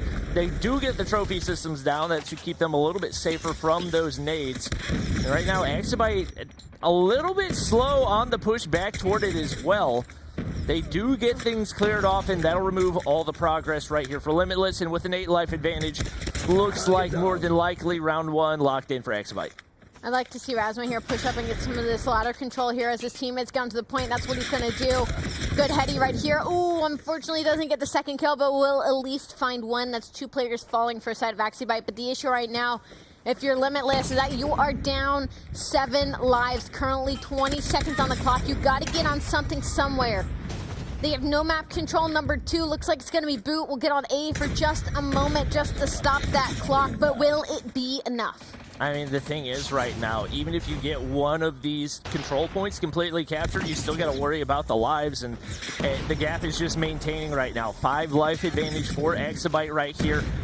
Limitless is letting them play their game. They prefer to play it like a TDM, and it's working perfection for them so far. Another double kill, and now only 4 lives remain.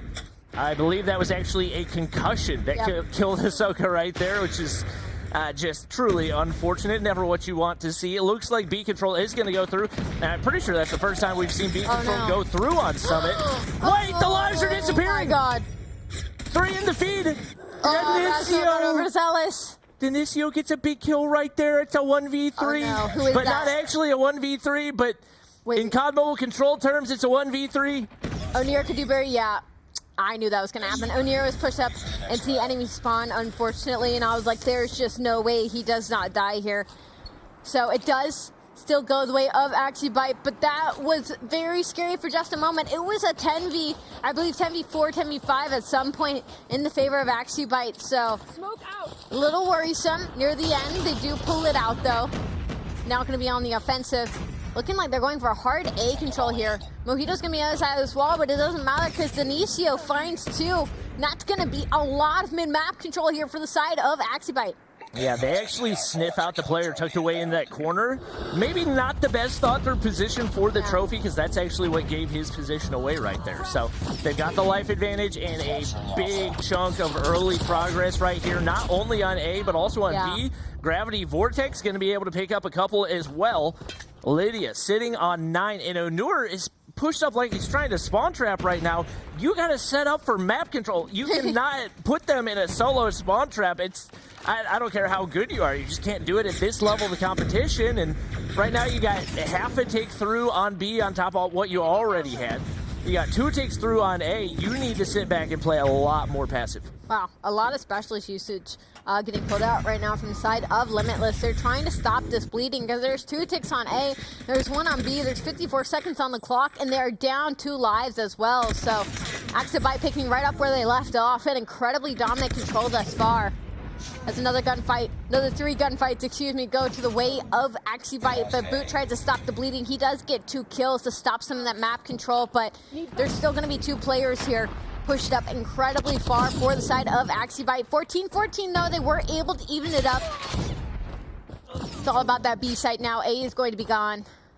Gotta capitalize on the specialist usage right here. Sparrow going to stay alive. Sees Onur down below, but not going to be able to get the shot off in time. That's a couple big kills going in for Limitless right here.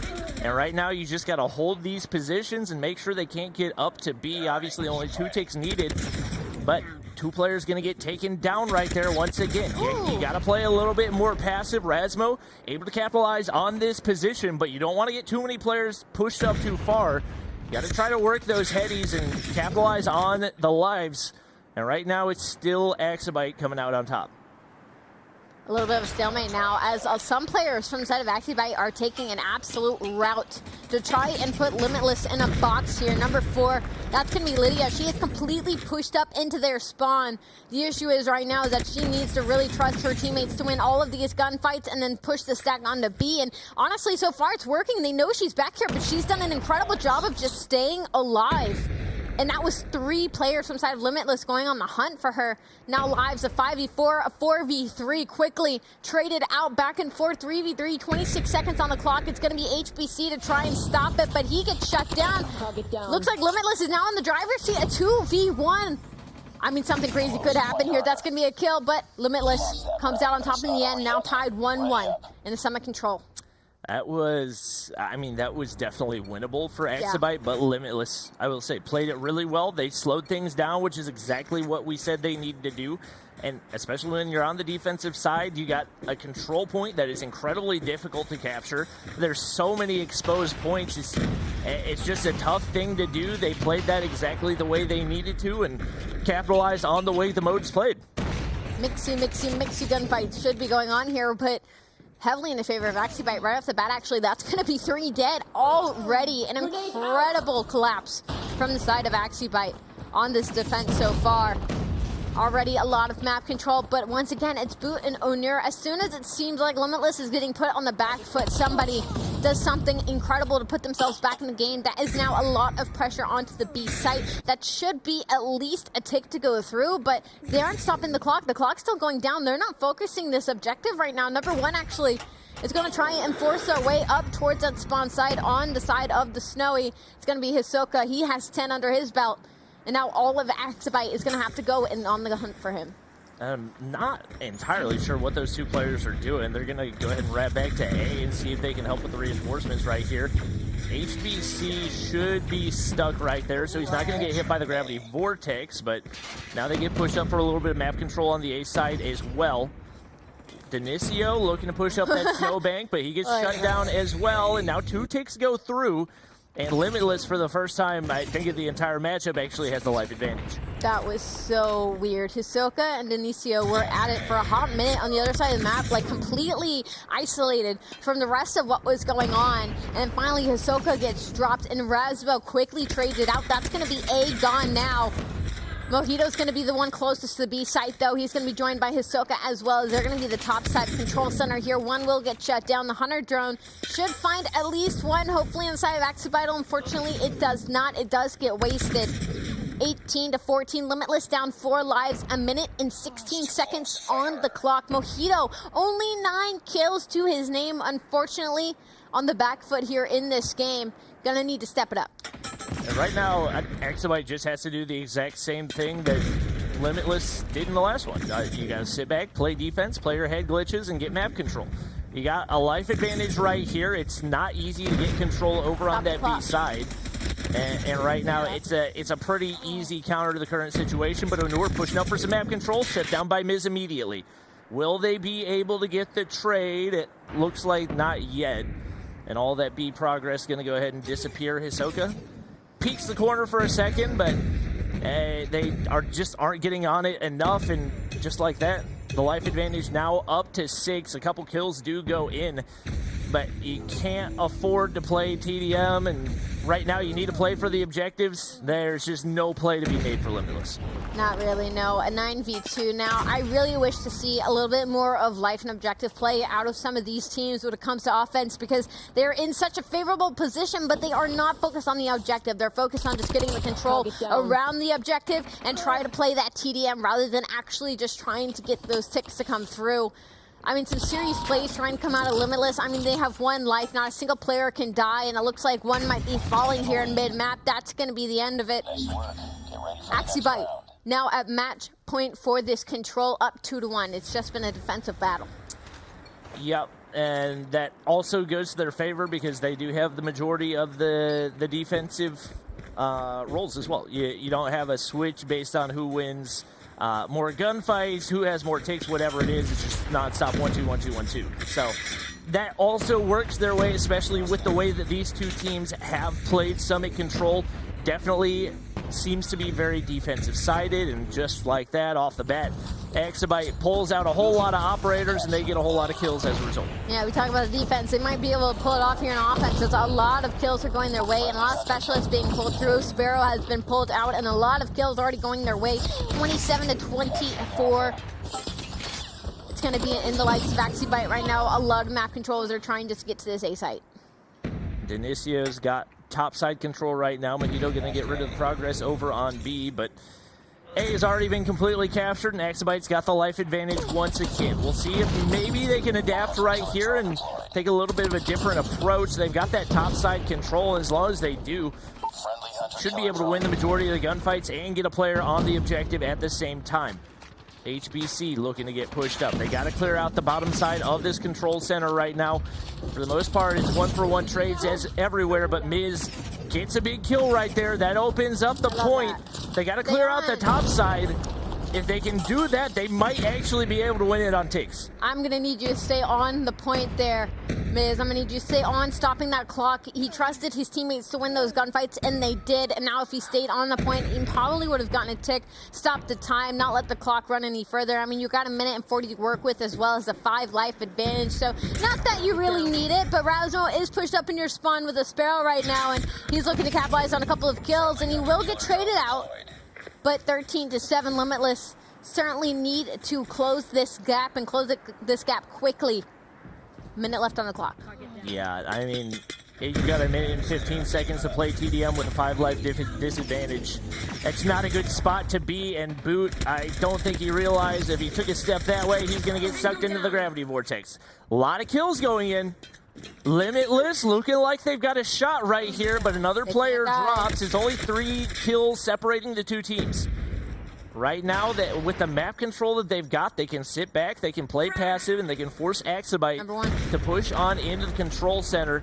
Oh, you're right. It's going to be Miz hitting the fat flank right there. The whole team! They're all running across the bank side of the map trying to make something happen. And I think they might be able to... He's got a Pred missile, but he gets nothing. The flank goes through. Miz able to get a kill right there, and now 4 lives separating the two. They've hit the flank, but can they find the kills in time? If Limitless just play their lives, they just don't die right now. They can't get to the point right now. Number four, oh my god! They're not going to be able to touch the point. It's all number 5. It's all going to be on Denicio. Denicio needs to run straight to the objective. There's 10 seconds on the clock. Is number 5 and Limitless going to read this? HBC, oh my god, you gotta get the kill! Oh my god, it's a 2v1! He's on it. 5 seconds. You gotta stop the clock, Lydia. It's all on Lydia. Lydia has to make the play. Lydia's got to win at least one gunfight. What? They won!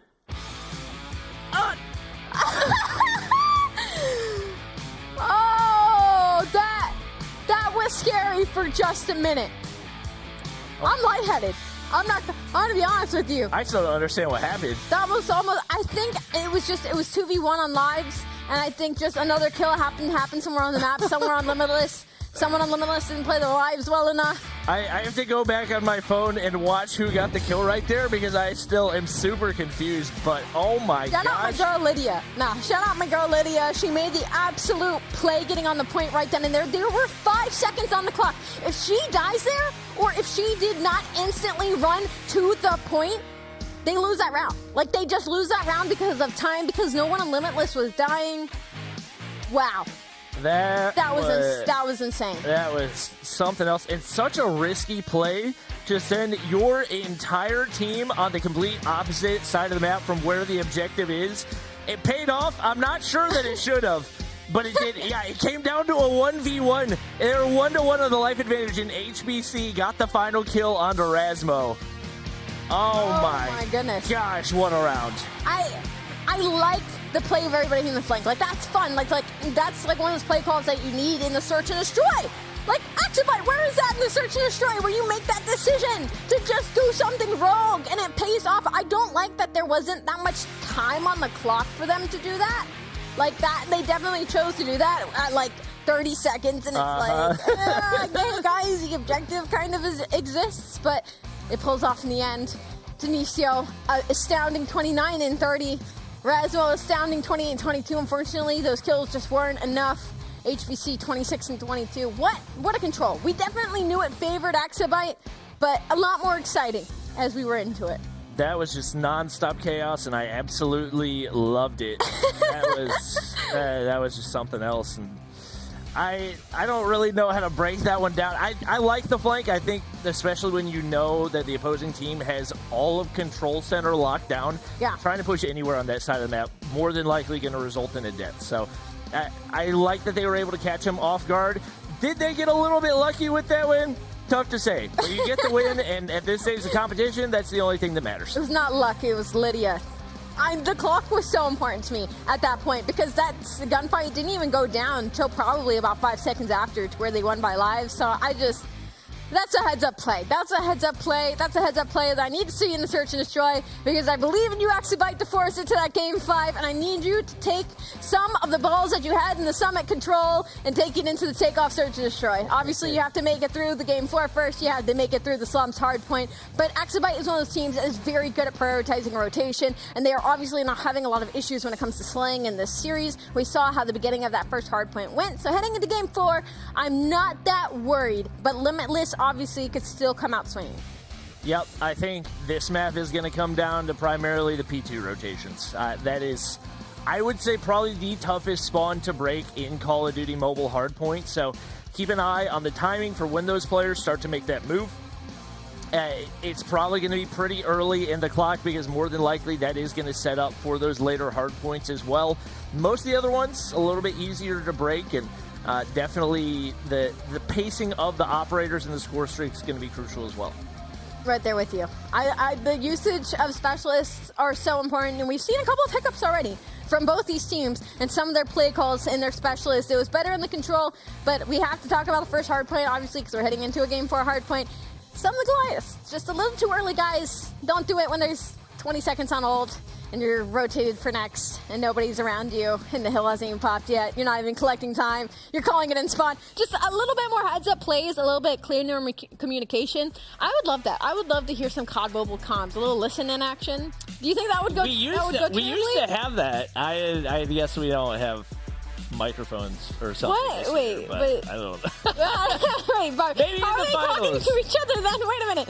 Well, you know, it makes sense if What you do don't you think mean? it's I know. I certainly don't know. But then again, some of them might be speaking in beautiful other languages that we wouldn't be able to understand anyway. Maybe that would be more fun because then we could just guess what they were saying and probably completely disrespect them. I am so sorry. But anyway, we're heading into Game 4. If those of you that are new here, Limitless is up 2-1 in this series so far. It was an astounding control though from the side of Activision to pull it in a 3-1 fashion to hopefully pull off the reverse sweep. And now we are loading in to Slums Game 4. Drumroll, please. This is really nostalgic for me. Honestly, I'm a big fan of Slums. I'm a big fan of Slums too. I think this is going to be a knockdown, drag-out match of COD Mobile and rather P1 is going to be Chaos. Never mind. They don't want to be on this map anymore. I'm going to go ahead and hit the reset button right there. Peace out. They're like, I didn't really like the color settings on this one. Reset. Yeah, just no ping, no party. You know, that's the way that it goes in COD Mobile. So did you just come up with that on the spot? No, that's been a thing for a long time. Really? Yeah. You guys are so much more fun over here. No ping, no party. You're literally not gonna hear the end of that now. All right. Forever. Yeah, I mean, I believe it should be used across all the esports, not just in COD Mobile. So hopefully it makes its way outside the COD Mobile verse, and that can be what we are known for. What? Our random No sayings ping, no like you can't spell EU without DQ and no ping, no party. So what is that originated from? You can't spell EU without DQ. What is that They originated just get from? DQ'd in a lot of major tournaments for random things. So I feel like last year I saw a DQ or two. Was it EU? for body shooting. Yeah. I don't. Oh, you can get disqualified. You can't anymore, but somebody did get DQ'd for body shooting, so that was kind of where it originated. We already seen some body shots. Oh yeah, today. we love body shooting in COD Mobile. No, it's great. Honestly, I prefer to see teabagging. It's my dad would love to see that. My dad's a very OG COD gamer. He's a big fan of teabagging, but body shots are good as well. Maybe we'll see some in this Limitless versus Activision matchup. As we are resetting the lobby again, we are heading into Game 4 Slums, a newer map when it comes to COD Mobile. Are spawns a little bit of a toss-up, Bobby? They get a little crazy in Slums? I feel like Slums would be one of the more controlled hardpoint spots. I would say once you learn the spawns, they're very controllable. Okay. And that's one of the reasons why I love Slums Hardpoint. I think some of the other Hardpoint maps can get a little bit of RNG with the spawns. So I think especially for teams that have good map control, this is a map where we might see a couple more ARs than we did on previous ones. We'll definitely see some SKSs coming out, especially given the way that we saw these two teams going at it in the first Hardpoint as well. But yeah, it plays very similarly to a lot of COD Mobile maps, but I would say stronger spawns. Okay. Now I want to get into a little bit of the nitty-gritty. The players heading into this match. I will say, on the side of Limitless Esports, even though it was a bit of a closer hardpoint in the beginning of the series, the big slayers have been Hiso and Onur this entire series. We've seen some big plays out of Razma, actually, as well, though. So I think if you're inside of Activision, you're a little bit worried about that, as well as the objective play. Mojito has been kind of like that dirty work player. His average and hill time right now is like 1 minute and 56 seconds. So that guy is always going to be in the mix in the hills, so I think they need to look out for that. But we're going to take a look at our Swiss elimination format so far. Nova and Animus are making it into tomorrow. Can we say we're surprised? No, not really. But Light 0-2 out. Well, we will not be seeing them again. Now that is surprising, Bobby. Yep, obviously that's going to send both Zidium and Prometheus, who had won the first matches, down to round 3 for our Swiss bracket. So it's definitely still going to be tough competition for Colt Esports. So we got our underdog story. The team that looked like they weren't even going to make it to stage 4, now on the brink of making it to our playoffs. Curious to see what they can do, but obviously the match at hand are two remaining 0-1 teams. Limitless versus Activision. Loser goes home. And right now, Activision's got to find a way to come up big here in the hardpoint. Yeah, and that's their biggest issue, right? Because they did this earlier. They were in a position to do the reverse sweep. They were in a position to put themselves back into the series with that Game 3 win, and fairly dominant as well as 3 earlier, as 3-1 now. But they got shut down fairly quickly in the Game 4 Hardpoint. So once again, they just kind of need to forget about that. They need to think back to that first map 1 in that Hardpoint before the disconnection, where that game was very, very close. So now as we load into this game, once again, it is going to be Slum's Hardpoint. It is going to be Limitless versus Axibite. The loser of this series, we will be saying goodbye to them. They will not be making it to tomorrow. So a lot on the line here, a lot of pressure on the shoulders of Axibite. Yep, they gotta go big. Hopefully no disconnects to worry about right here. Is right now the battle for that initial hardpoint control going to be big, and also trying to make sure you lock down those spawns for the P2 side. That's going to be the most important part of this battle. Is in the grand scheme of things, that initial back and forth time might not be as consequential, and Axibite comes out big right here. They do have those spawns for next as well. And right now it's very, very back and forth. Right now, neither team really even spawning in the back of the map. It's more side to side. And yeah. It is going to be Limitless now breaking back in. Yeah, it's kind of some top and bottom splits here. P1, as it usually is, very mixy back and forth, but Limitless, who got full squad wiped off the rip, somehow made their way already right back into it. Now with the lead, 24-8. Not that that's anything to write home about thus far, but I did see a Hunter drone already being thrown, so somebody's got to already be on a spree, and it looks like it's going to be on the likes of Boot for Limitless. As we head into our rotations now, it's going to be Limitless once again now, already set up. Now we talk about these money hills, and P2 is certainly one. Limitless already know, and capitalizing on top of this, another Hunter drone from the likes of Boots going to connect onto Lydia. That was going to be the initial push from the side of Axibite, quickly shut down. Now a lot of time going in the hands of Limitless. And if you guys were paying attention to the minimap, Rasmo has not left that spawn for the entirety of the game. He will continue to sit in that spawn until the third hardpoint pops. That's going to lock down those important spawns, and even though they do get broken right there, immediately the reinforcement's going to come in, and they take back control. Big play for them. I think that's the longest I've ever seen somebody rotate out early, but the fact that they were able to, in basically a 4v5, still get the majority of the P1 time, wow, that's not a good sign for Axibite. I mean, and this is also full scrap time going their way as well. We're looking at like an 80-19 game heading into P3, and the rotation's there for Axibite, but the gunfights are there for Limitless number 1, Hisoka. This is going to be the biggest gunfight of them all. HBC versus Hisoka. It looks like HBC doesn't know he's there just yet. The initial has yet to be popped, 76-21. Apollo's going to find 2, try to stop that initial push, but the kill feed lights up blue. Here comes the break, the bleeding. It's getting stopped right now. The time is going the way of Axibite, but it's going to be Mojito that finds his way in. That is a huge entry frag right here, and Axibite has nobody to reinforce. Both players shut down on the way into the hard point, and he's going to be sitting all by himself in the map control. So solid right now. Boot looking at that cross, ready to protect his teammates on the inside. Hisoka got an operator to try to clear out any pushes in from Axibite here as well. And this is looking very, very different from what we saw in this first hard point. It's been pretty lopsided so far. Very, very lopsided. 108-29, looking to end at about 123-29 by the end of this hill. And there is still a lot of pressure from the side of Axibite. They have these spawns in the back now, as New is just going to move around the corner, but Boot is already in here. Boot already has 17 kills. Already Specialist has been called on the side of Limitless. They are trying to put this game in the ground and put this game in the ground early, but it's going to be Axibite with the initial. That just shows you the importance of the map control. That's what's allowing to get all these kills. We just now have our first double-digit player for Axibite. We got 3 players already there, and Boots nearly at 20 already. Absolutely obliterating the competition. And it's super, super lopsided right now, as it's a 100-point lead, and we have yet to make a rotation back to P1 right here. Apollo going to push in, see if he can apply some pressure, but he gets shut down immediately. HBC, same going to be true for him.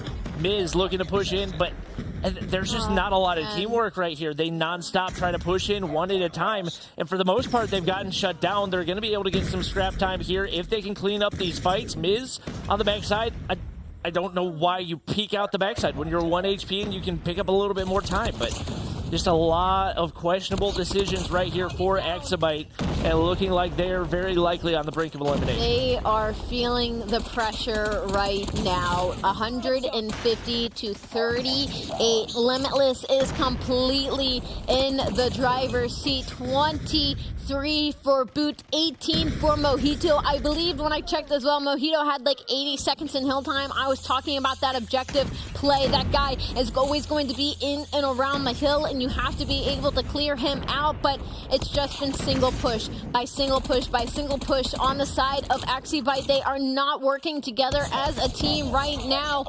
They break this P1 for a couple of seconds, but how long will they be able to hold on? There is a lot of hardpoint to be played, and it has to be played perfectly. And right now, it is going to be Axibite with spawns for that rotation of P3. I was curious whether or not Apollo was going to turn around, because he started running toward the next hardpoint. Apollo, that's where you need to be, and that's what he's going to do, trying to lock down things on the backside. A couple players pushing down that side alley. Can he survive? Mojito wraps around the corner, and that's the kill. That's going to go ahead and break the spawns before they even pop, and just like that, this Limitless team is exactly where they want to be. They're not even worried about the 100-point club. They're trying to put them in the 50-point club. Yeah, I mean, that was a beautiful rotation for the side of Axibite. They just could not win the opening gunfight. I mean, 3 players were sent from the side of Limitless to push out that street. I mean, look at that objective time. Over 100 seconds for both Onir and Mojito. I mean, they are just outslaying. They are out-rotating and out-holding Axibite right now, 196 to 55. Axibite trying to hold this from the front, but how long can you truly do that when every player for Limitless is spawning up around the corner? Every time you get one down, there's going to be 2 more to challenge you. They can't win it here. Limitless do have to make the trek across the map, and it looks like Onir is going to be the first one to start making that route through mid-map.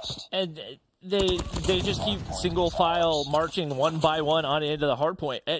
It's not even like they're a vastly outgun skilled team. The decision making is just not there right now. If you're trying to go one at a time into a bunch of opposing players sitting on top of head glitches, you're gonna lose that every time. You need reinforcements. You need utility. You need some sort of strategy, some sort of finesse to get into the hard point. They just have not had any of it so far. Seem very, very lost on this Slums hard. I mean, like, if you pay attention to the minimap for this hill, like, Mojito, like, Limitless is not on the hill right now. Axibite is holding on incredibly well. They have a good setup going on, but, like, Mojito was playing his life on that truck for so long, just putting bullets into players, just putting out a trophy, just waiting for his team, just alleviating that pressure and putting the pressure onto Axibite. That is what Axibite needs to incorporate into their gameplay right now, is being a nuisance, but playing your life, making the heads-up play for the rest of your team to alleviate that pressure off of spawn. And right now, Axibite, they're getting a lot of time, but they're still down 100 points, okay? Only 30 needed for Limitless to finish this out. Lydia will find 2, but for what? As the rotation comes in, Limitless, there's going to be 2 players here. They shut down the 2 from the side of Axibite, 220 to 105. Limitless completely in the driver's seat. Oh, and Rasmo's trying to push out for spawns. He clears out 2 off the top of the fountain right there. Can he find HBC as well? He does. Big 3-piece, and that will likely secure the victory as they now get the reinforcements from the backside. Mojito doing his thing on the inside of the hard point. He's been doing that all day long. Axibite gets the initial break on in, but Onur, 1 frag on the backside, sees Lydia on the front. She's going to get taken down as well, and it should only be a matter of time before Limitless pushes on in. I mean, Axibite doing a good job of holding on. Yeah, I mean, they're in here. I mean, if you look at the kills right now, almost everybody has doubled since the game started to be ran away from them. But, I mean, they woke up too late. It's 227 down to 121. I mean, Limitless could just be going for 10 seconds of scrap time at this point and still manage to finish out this game. It's looking like it's going to be about 10 points here until we head into our final rotation. Axibite on the back foot, stuck in this spawn trap here at Old. As we go into new, the closest player to contest is going to be HBC. HBC is going to have to kill at least 2 or 3 players. He finds 1. Might find a second. Does get shut down. It's 2 from Rainier. That should be it. That should be the nail in the coffin. I mean, it's not unwinnable, but it would take a miracle at this point. Gravity Vortex to the face, you know, open things up for Exabyte, and I mean, at this point, you can't even afford to send one player early because you can't afford to give up any time. You got 9 seconds until Limitless closes this one out, so you have to play everything as it happens right now, which puts you in such a rough position. Oh my goodness! Because if you make one mistake and let Hisoka absolutely wipe you off alongside Mojito, it's going to be game over, and that is exactly what it's going to be. Limitless comes out on top, and they will keep their tournament hopes alive, as we do have to say goodbye to Exabyte. Goodbye to Exabyte. Unfortunately, it was just the decision-making for me on the side of Exabyte. It wasn't that they were necessarily, you know, a bad team. They weren't always on the back foot, but they would just wake up way too late. They would start being confident in themselves way too late. They would make the make of the game way too late. And Limitless, I mean, just the entire time through, it was the consistency. It was the game plays. It was the search and destroy. Absolutely disgusting. GG. GG. Everybody on the side of Exabyte pretty far in the negative. It's not surprising to see when you look at how well that was played by Limitless. I think especially the consistency in the rotations, the team pushes into the hard points. Yeah. They just seemed like a more cohesive unit altogether. Probably a lot of that comes down to communication as well, but a lot of it's just strategy and what you practice beforehand. They definitely have showed that they deserve a spot, at least a chance at a spot in that top 4. Yeah, I think the most heartbreaking thing for me, like the game was kind of already out of hand in that game 4, but when it was that second set of rotations and Exabyte actually got the early rotation into that P2, I mean, they had the perfect setup. Apollo was in the exact same position that Limitless had taken advantage of beforehand. I instantly died. I mean, instantly. The first wave of Limitless players came in, wiped him out of the back, got the kills in the hill, and Exabyte tried to hold from the front, and unfortunately on that hill, it's just basically impossible. That was really just like that. Limitless have this in the bag. Yep.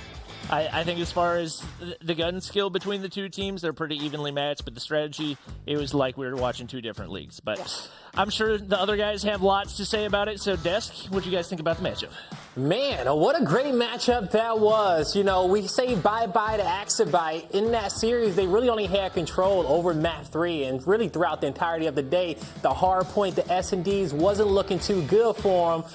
Mommy, coming to this one, Limitless, they got the job done, but Exabyte, they really couldn't, you know, do it in the hard points for them. They needed to get those respawns. Yeah, we already talked about it before the matchup that the hard points are going to be the most difficult coming in for Exabyte. We've already seen it in their match number 1, and now Limitless did absolutely everything they could. They had perfect hardpoint and S&D, where I thought that Exabyte could actually win some of the rounds, but unfortunately just dropped the ball. Yeah, they did. And, you know, Shift, when it comes down to performances like from Boot, Mojito, and Honor, this Limitless team, they got a lot of different levels in which they can hit a lot of star players. I think we're starting to see where the divide is between the region when you watch a matchup like this, simply due to the fact that Limitless was tested by Zidium in their opening winners round 1 matchup, but it was still really tight from start to finish. We have to remember that this could have, if not maybe should have, been a 3-0. Yeah. I mean, that control comes down to literally timing of HBC getting a kill right as soon as he comes off spawn. That epic ending there. Yeah. We may even get a little replay of it coming up here soon.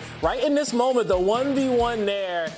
And we see Onair not able to finish off that kill, and the hill gets capped. Mommy, it was exciting. We were screaming in the green room. I know. We were just like really excited for Bobby and Ali to go and cast off because their series was absolutely amazing. But yeah, Lydia just proving that she's so good when it comes to those clutch moments and really just trying to take whatever mistake that she did in S&D and try to apply it to Control. But we already knew that Exabyte had a little bit more of a presence when it comes to the Control game mode, though. Yeah, they definitely did.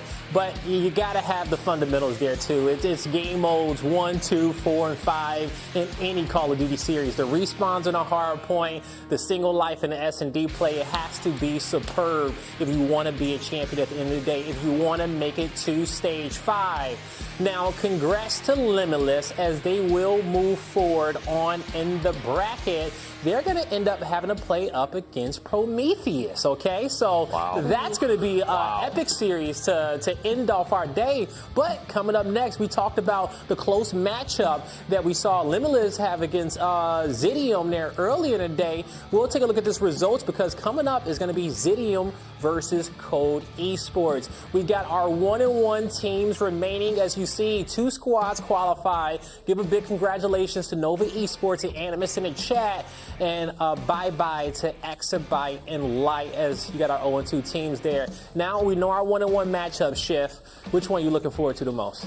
It's got to be Limitless Prometheus. I think right now, no shade to Zidium, but Cold Esports, after their tight loss to Nova, they are looking like a different level. They're looking untouchable when it comes down to the other teams that currently remain. I should make sure I specify that very clearly, the other teams that remain.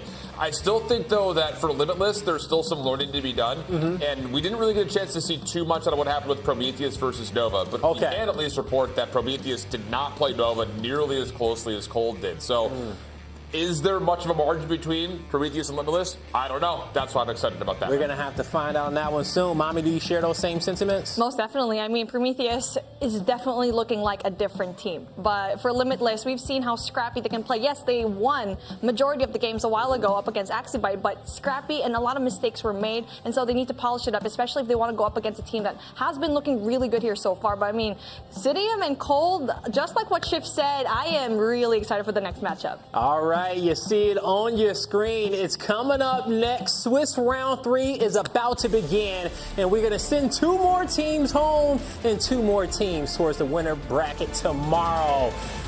As you know, it's Prometheus, Limitless, Zidium, and Code Esports left. Who's going to progress? We're going to find out right after this.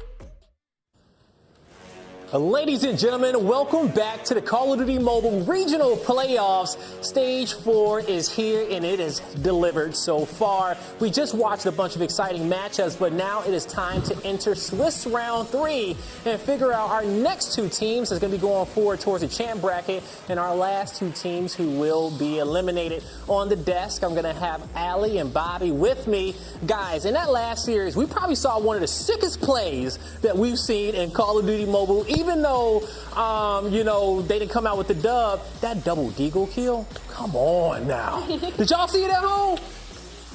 They did. Yeah, they did. They did. Who's at home? Everybody at home. I know. I can feel the chat right now, okay? That and some amazing sniping from Marvel as well, okay? But now let's take a look at our bracket and see where all our teams are currently lined up in. And as you can see, they're towards the top. Well, they're towards screen right. We got our last 4 matches, Zidium versus Code Esports, and then Limitless Esports going up against Prometheus. Now, we talked a little bit about these matchups. Let's start going in depth, and we'll talk about Zidium first in this roster.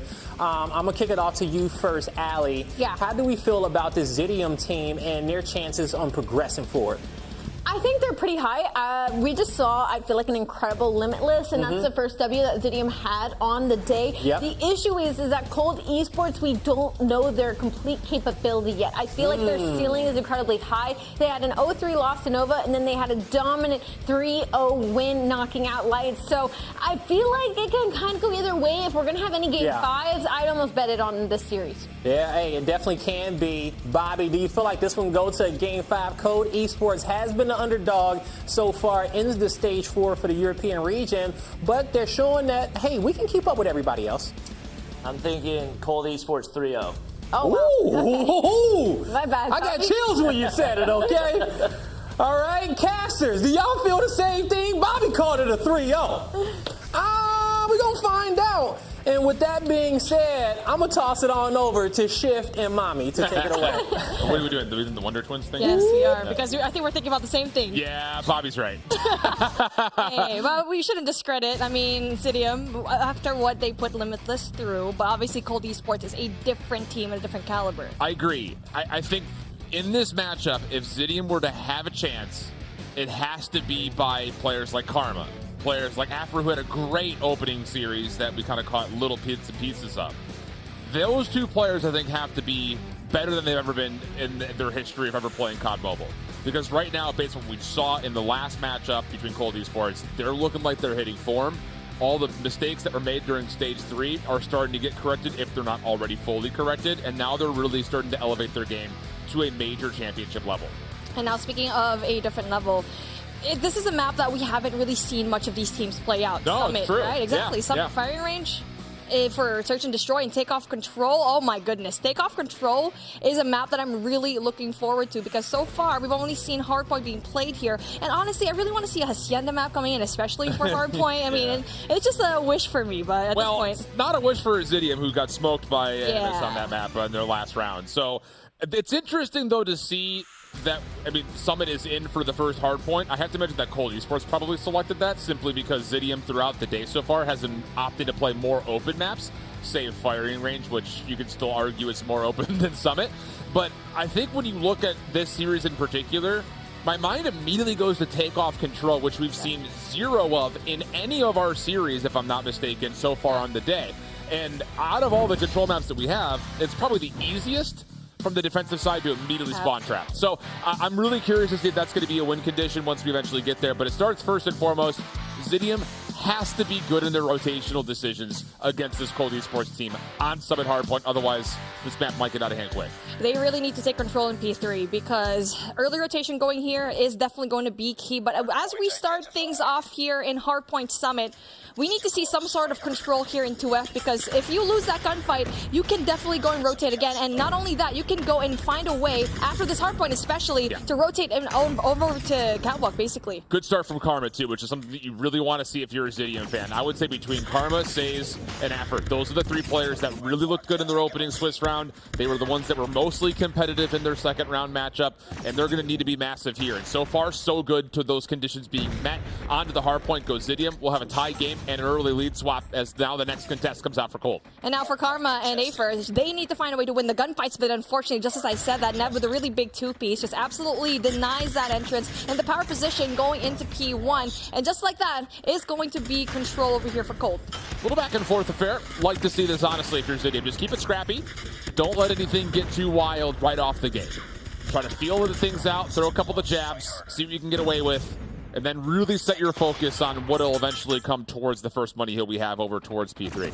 But as we start to transition from 1 to 2, battle for the high ground, certainly the biggest point of contention we have at the moment. And Zidium's doing a nice job at least keeping it. I mean, Saze is up top. Need to see him hold this position where Sniper tried to challenge, denied. And even though the hard point is still yet to be determined who's going to control, good maps around here from Zidium at the moment. I mean, that's a really good stuff here because Karma had to go and reposition himself as well.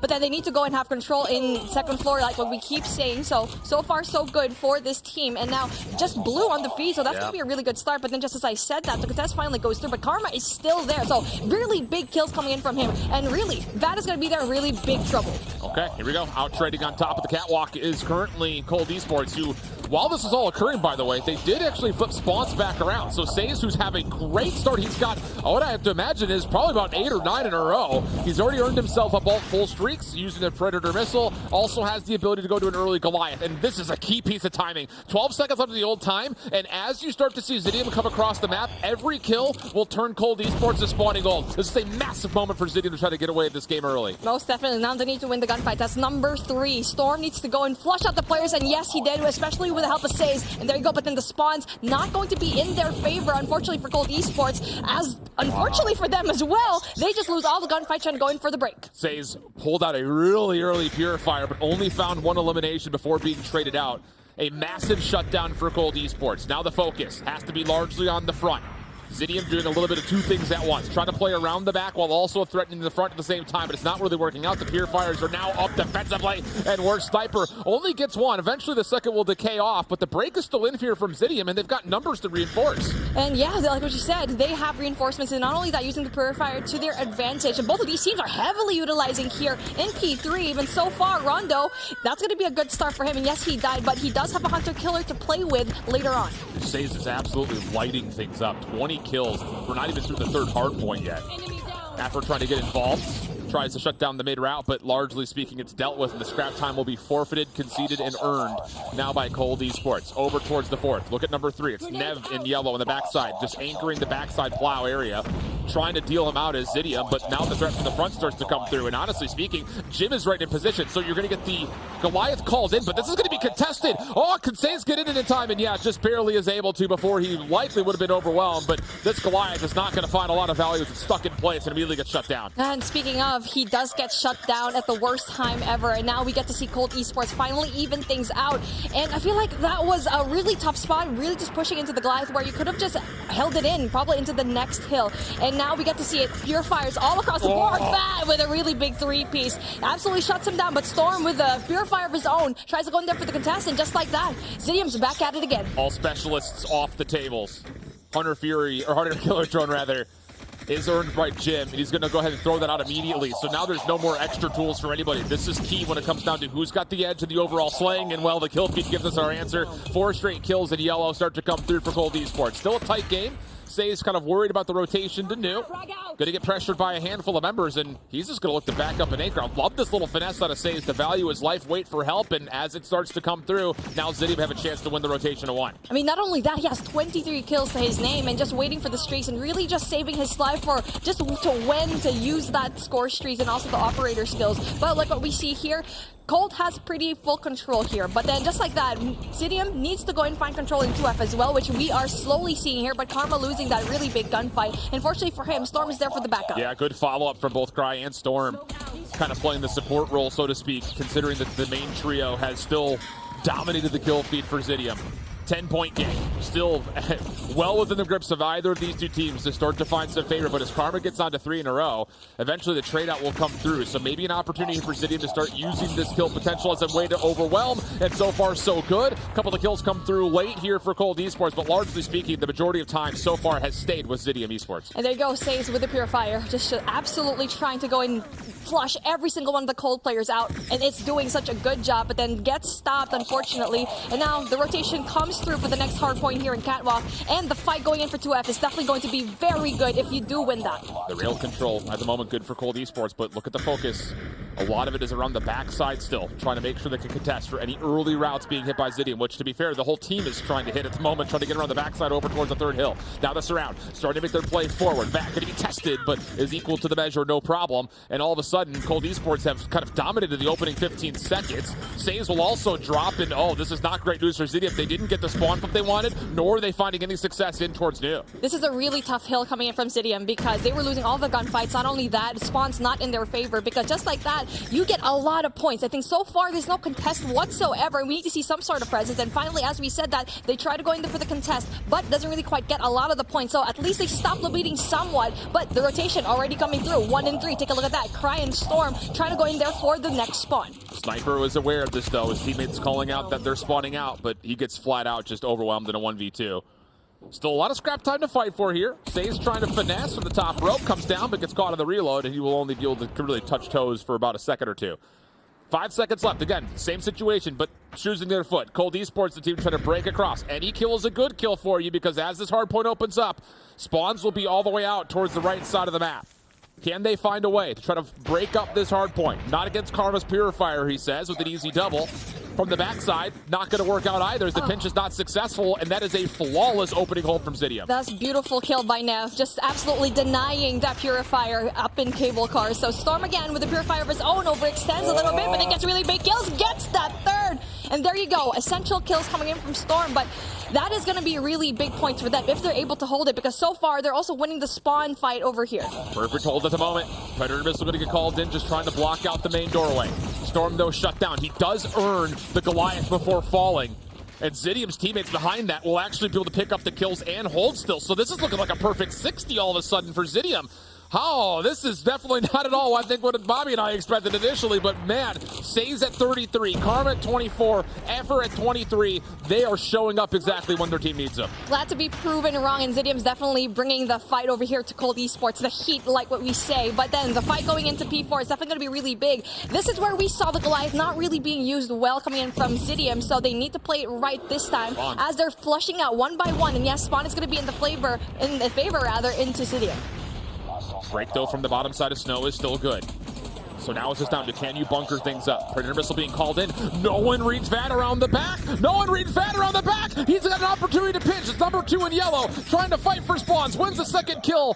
Not expecting the player from behind him, but he's still holding off somehow, some way, while the rest of his teammates continue to soak out time. Predator Missile not being used so well, not finding anyone there, but finally goes in for the break. And now Zidium, 184 and 157, still very doable for Cold Esports to go and try and get, and so far the pinch is going to come yet again, but gets stopped, and Says big kill yet again, getting rid of Rondo here in long. This is a massive amount of time here at the end.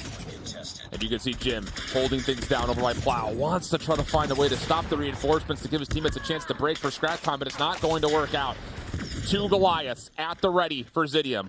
Comes down to the timing of when do you want to use these, because you got to think these 2 hardpoints upcoming are not exactly the greatest hardpoints for these Goliaths, so we might be seeing them stuck in the inventory for a while. Absolutely, and Worst Sniper is definitely going to be ready with a Purifier if ever a Goliath does go and has bound here in P1. And so now the reset finally happens yet again, and so far 2F is going to be controlled right now by player number 5. It's going to be Afer, try to go in there for the kills, and yes, they do get the kill and the contest as well. So this is looking a really good hardpoint for the side of Zidium. The execution timing for Zidium is near flawless. They're hitting multiple points of ingress all synonymously with one another. It's really good sequencing.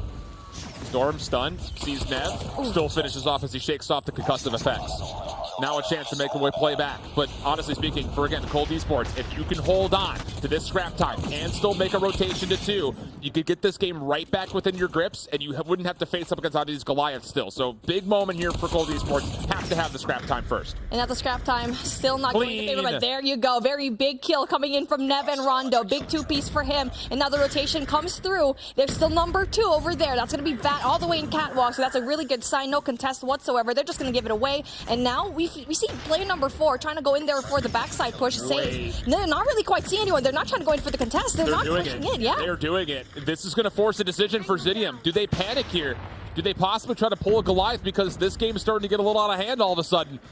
They have to be off this rotation. Zidium needs the high ground control. Rondo looking to challenge, heading up towards the stairs to get to rail. Sees one up front. That's Affer. He will fall. The kill's still going on to the low ground as well. Things are starting to pick up here for Cold Esports at the exact right moment, and still no opportunity to get these Goliaths in. And now Rondo has a Pred missile and a Goliath to play with as well for the response to that double Goliath setup that Zidium might actually go and get. And if you bring out a Goliath over here, best believe that a Pred missile is going to go and deny it. Well, and that's going to be good for them. They're not going to be doing that. There's going to be contesting because that's a really good move here so far. But then the rotation. There's going to be play number 3. Nev is going to be there so far. You have to finesse some of this scrap time. You do not want to allow Zidium to get that close to 250. They spend the Pred missile. That's going to be 2 kills coming through. It's going to stall out Zidium on rotation convincingly. But you need Rondo to pull out this Goliath right here, right now, because Storm and Afer are not in a position to call in one of their own. There you go. 240 to 217, and you have to get a rotational win if you're Zidium right here as they call in their Goliath as well.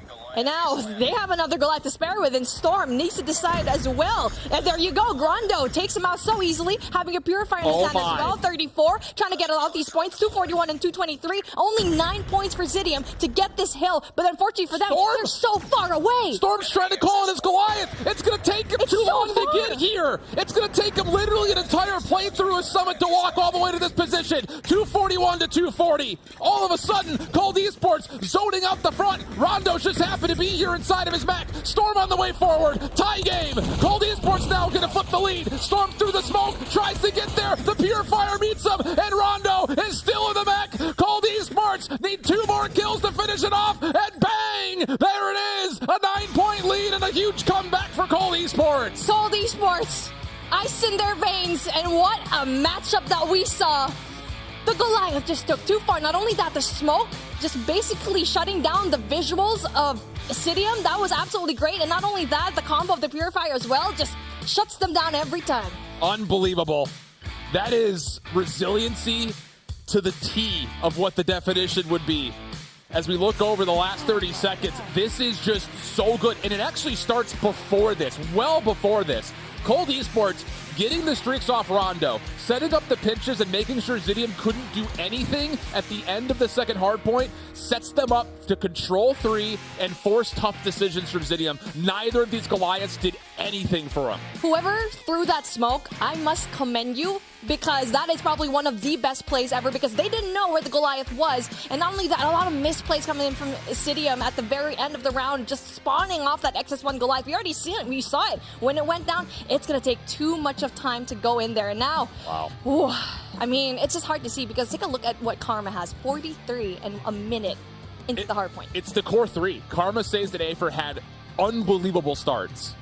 Outpaced, outmatched, and was outgunning pretty much anybody that wanted to face them from Cold Esports side. But the difference maker that you start to see isn't even in the kill department. Look how spread out the objective time is for Cold Esports. Everybody almost over a full minute. Granted, the same could be said on the other side of the board here, but it's the minute 49 out of Rondo. Granted, a lot of that came by way of sitting in the mech, but between him and Vat, they were in and out of the hard point. It felt like on like a baton pass. They were just helping each other out and tag team in the hill more often than anything else, and that's a key victory condition when it comes down to a close map like that. Cold Esports, just better timing when it comes to the operators and also the score streaks, because we also saw misplay a while ago from Zidium, bringing out the Goliath and was instantly denied back in P4, but what an amazing Summit Hardpoint. Close games, what we deserve, but that's a good sign for Zidium, because what we thought was a Cold Esports 3-0, yes, they did have the win, but too close for comfort. And now we're moving things toward Fire and Church and Destroy, where they get to slow things down.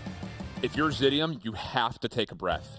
You just have to, because there are people out there that are big COD fans that would start to consider using the term breakdown for what just happened in that Summit Hardpoint. 3 straight hardpoints in a row that Cold Esports absolutely dominated. You have to take a breath and not be rattled. Come back through, set up your playbook. There's a reason why you selected this map. Make it count. Right off the rip. You have to make it count. There's one saying that I always like to say, especially with teams that, especially with this very hard loss, because it's very winnable for them, have a memory of a goldfish, forget about what happened here in Summit Hardpoint, and move on to the next, which is Fire Range Search and Destroy, where, like what you said, take a breath, because they can definitely go and switch things up here. 100%. You also got to keep in mind, for Cold Esports, it was a different mode, but Jim was a monster when it came to locking down the middle of the map. What tool will he possibly want to use and how appropriate? Didn't even know this was going to happen, but ooh, I like that. That's snazzy. Coming through here. And I think these are some of the key members to really keep an eye out for. Jim on one side, you expect to be kind of the lockdown specialist, where Storm is likely going to be the guy that you look to respond by way of scope, and that is going to be the case. Both will beat each other with the sniper rifle round one. A very quiet first round, and yes, that's what we like to see. Get that information on, and yes, the bombs are going to be there, so no info yet so far, no hit marks that we really like to see. So again, I really like that. Where Sniper is in a really good position to try and go and take a scope out, but Says is in a very tricky spot, especially if he meets the end of the scope of Where Sniper. We'll have to see, because at the moment, he's going to take the Eco Shell. What's bold? Where Sniper in a different position. Free Fire comes through. Rondo looking to slide Chal. Saves backed off, but he will keep his life. Meanwhile, while all this is occurring, Storm watched the middle of the map and was able to find a kill. Now Kree popping over towards Wood has established at least some doubt here that Cold Esports could be getting pressured, but I love the idea. Back off player 5v4. And you already know that they're probably going to go and take for another kill, trying to even down the playing field as number one. Take a look at that. It's going to be Jim. Spalled all the way through, but then there's going to be two players right there greeting him, and it's a good thing he backs off just a little bit, and that is so close for comfort. Meanwhile, though, Affer number 5 made the hit through jungle. Again, this little flanking poke and prodding that we're getting out of Zidium is working out great. And Cold Esports is completely trapped with really nowhere to go. You have to make solo plays. Nev and Jim on one side of the map. Rondo's making the long route over towards B. He'll throw some shot out just to see if maybe Zidium will rotate after this. And oh my goodness, they took the bait.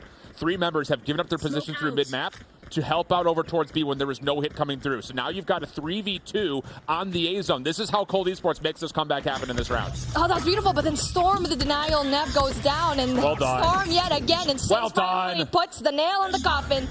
That was a really good readjustment by Cold. I mean, that fake going into Bravo and not for the rotation, it's just unfortunate for them that Jim couldn't really get a response coming in from Nev. That's great out of Zidium to immediately recognize that we got faked out, rotate quick, and well, Storm hits 2 great shots.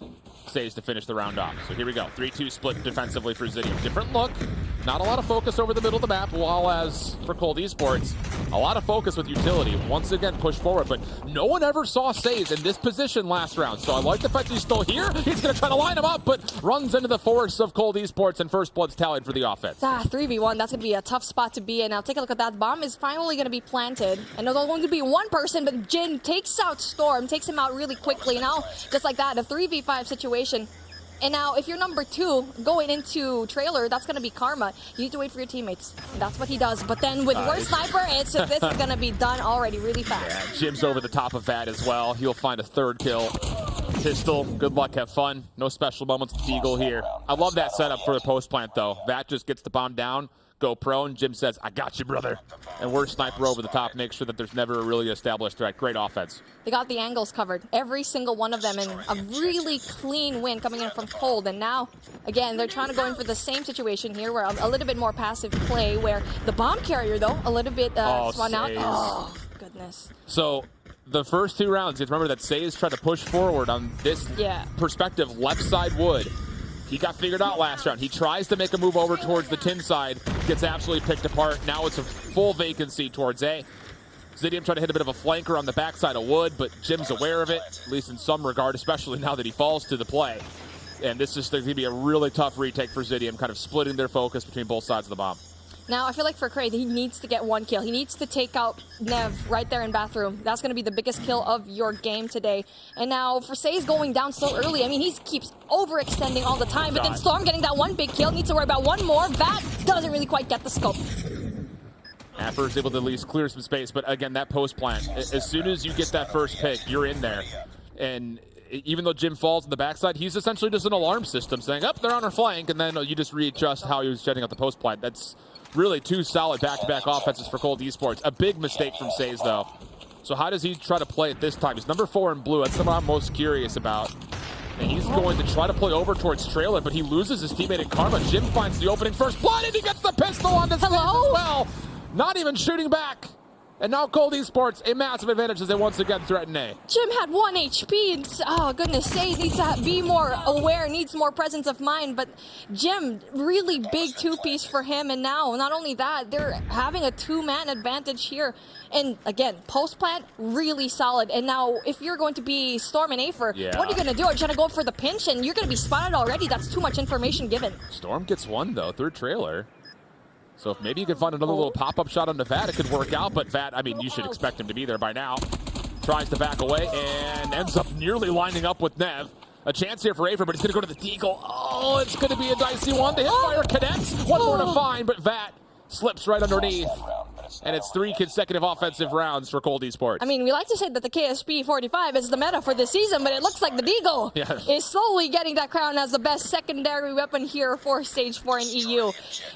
That was a beautiful round. Beautiful round coming in from both of these teams, actually. And Zidium did not have the best of positioning into the very beginning of that round, but then really big kills from that end of the map. But then we're starting things off. A really aggressive push coming into Bravo, and that is one that we haven't seen here so far. Nah, the opening defensive nade got down before the trophy could get activated, so this defense absolutely knows this play's coming to be. Although they are a little slow to rotate over. Storm's trying to hold his life over to the backside of Tires. He's got a little bit of help as Saze and Kree are watching over the middle. Jim on the interior switches out for a KSP and walks right into the waiting arms of Storm. Yeah, it's just an opening defensive nade, lands, alerts the troops. Yep, this is where the hit's coming from, and Storm provides. Good double from him, and now it's just down to Sniper. Where's Sniper? What can he do? But at this point, he just needs to go and pick up the bomb and try to go in for a cheeky play. Get 1 kill at the very least.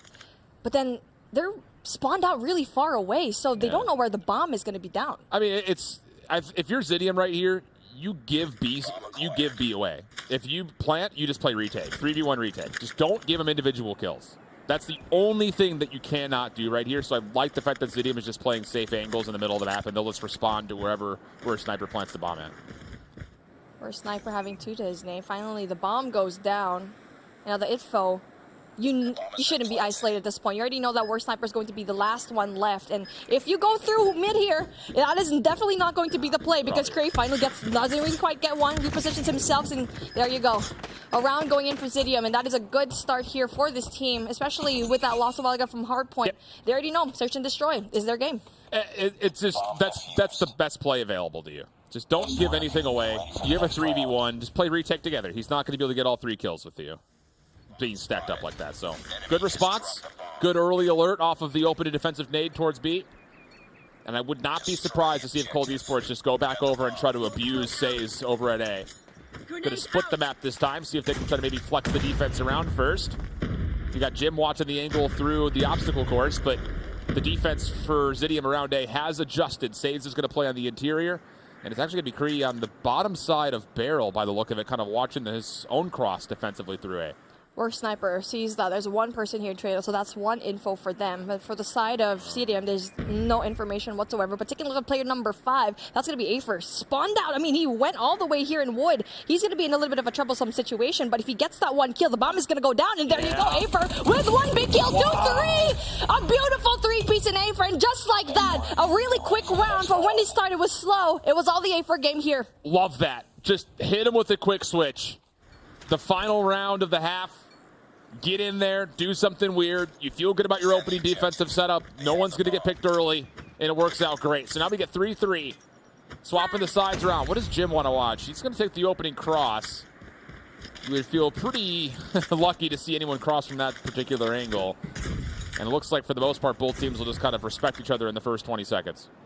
And that's what you usually see here, especially when it comes to the switcheroo that we like to see here. And now again, there you go. The information comes through, and Storm almost gets the shot on him, and Jim is in a very hard situation because Storm already knows. Jim should have probably just backed out away from that situation because Storm very well knows that he will probably go and reach out.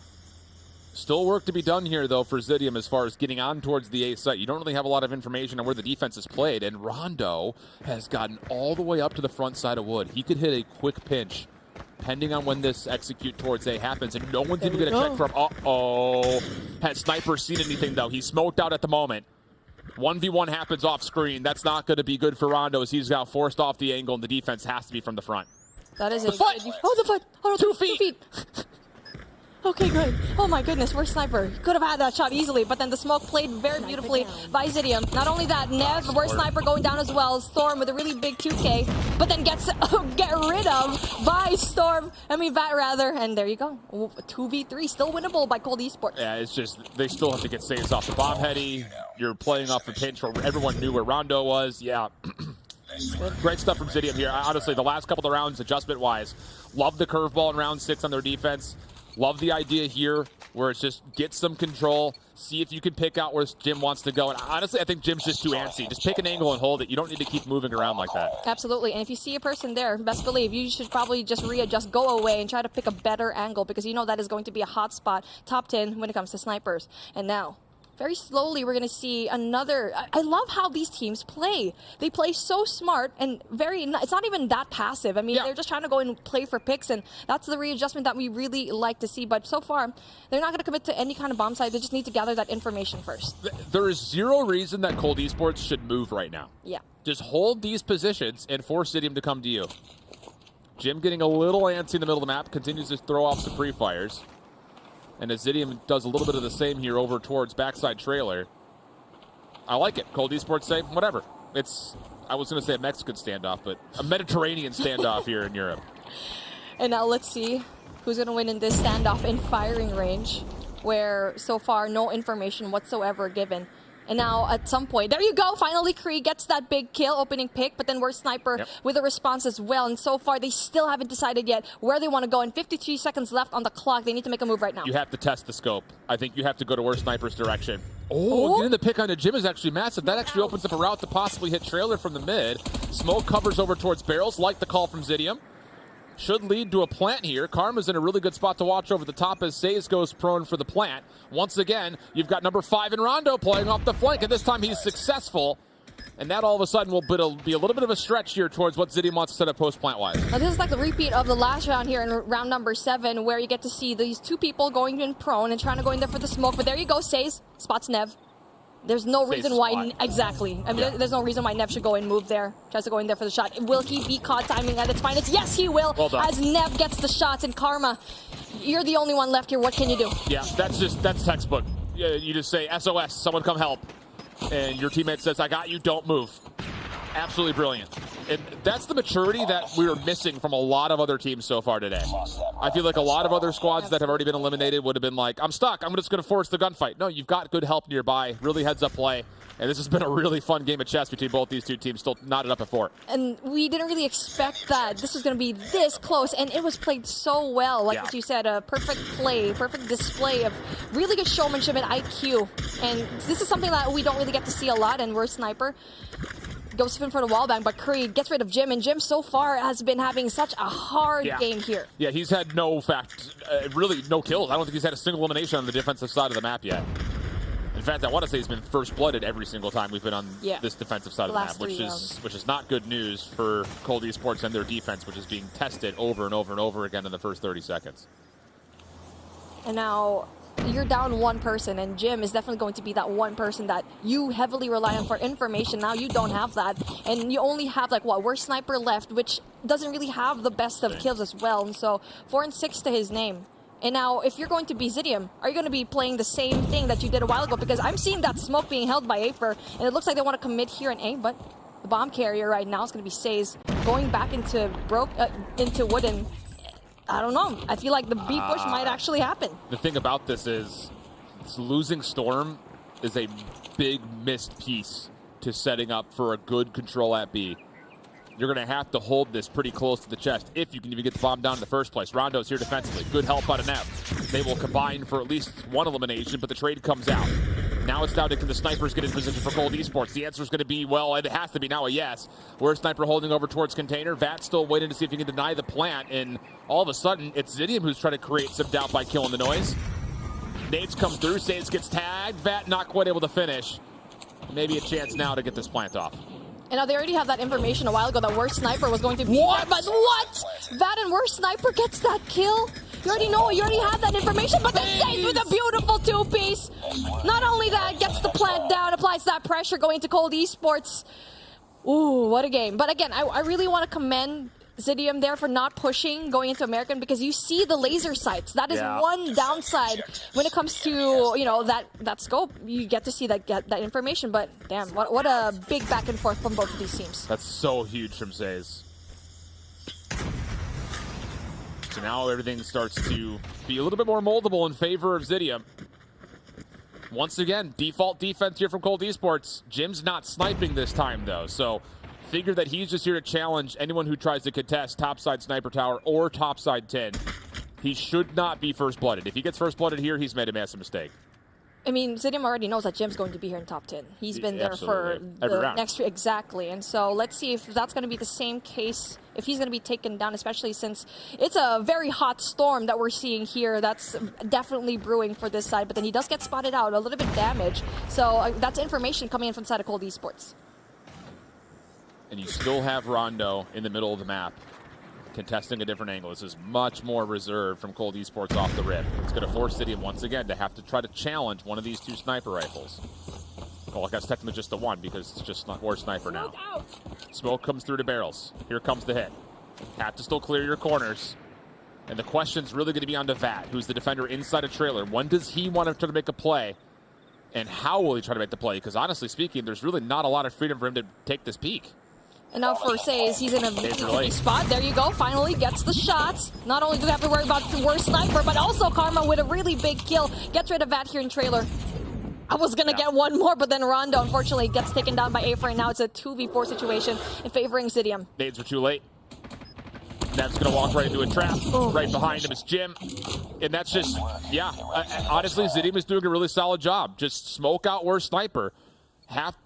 You essentially have to make Cold Esports commit in one of two ways. Either number one, you're going to put an extra player inside or around trailer on the back, or number two, you're going to back up Worst Sniper completely and try to out-nade them once smokes come through.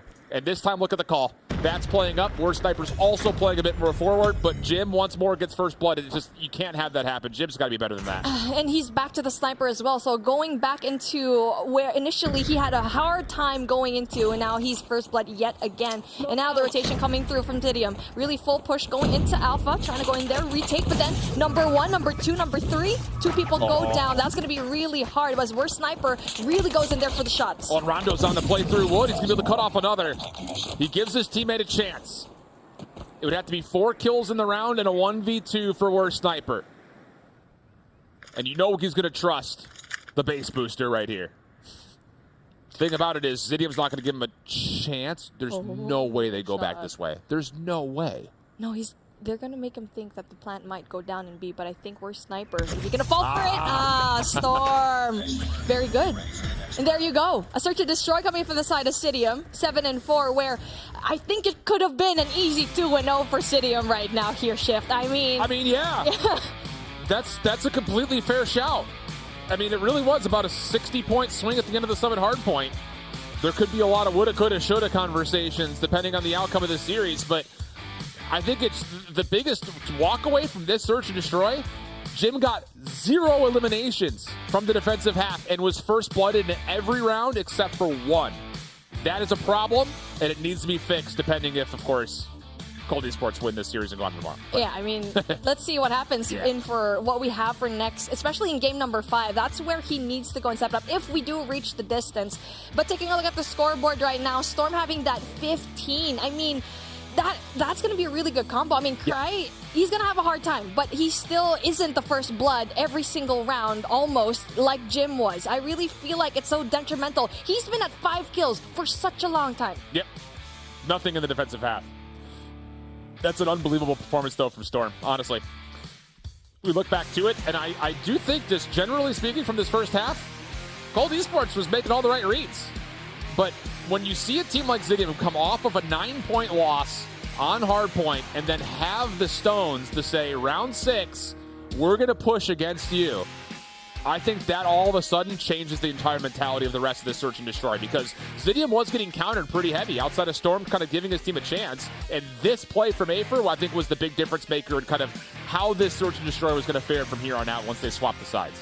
That shifted the momentum, having that really big 3-piece. And after that, it was just the Zidium show time and time again. Now, this is the part where they absolutely could have went in for another win, but Says with the shutdown. And, I mean, both teams definitely did a bunch of mistakes as well. I feel like for Zidium into the early round, when it comes to the defense, Says over-pushing time and time again. But the readjustment from this team is absolutely great. Yeah, he was definitely getting taken advantage of outside of trailer. But those are things that happen. And to have the composure to, after you make one mistake, to essentially collect yourself, how can I be useful to the team? And then come out in round 6 and be the playmaker to get around the backside and help Afer in that position, I think is key. So we get tied up 1-1, and now we get to finally talk about this Takeoff Control. And I think the biggest thing about this map, first and foremost, is whoever starts off on offense, I don't care if it's Cold, I don't care if it's Zidium, but whoever starts off on offense, you have to demand respect. Because the defense could essentially come off spawn and immediately be challenging where you're spawning at, just due to how the map is laid out.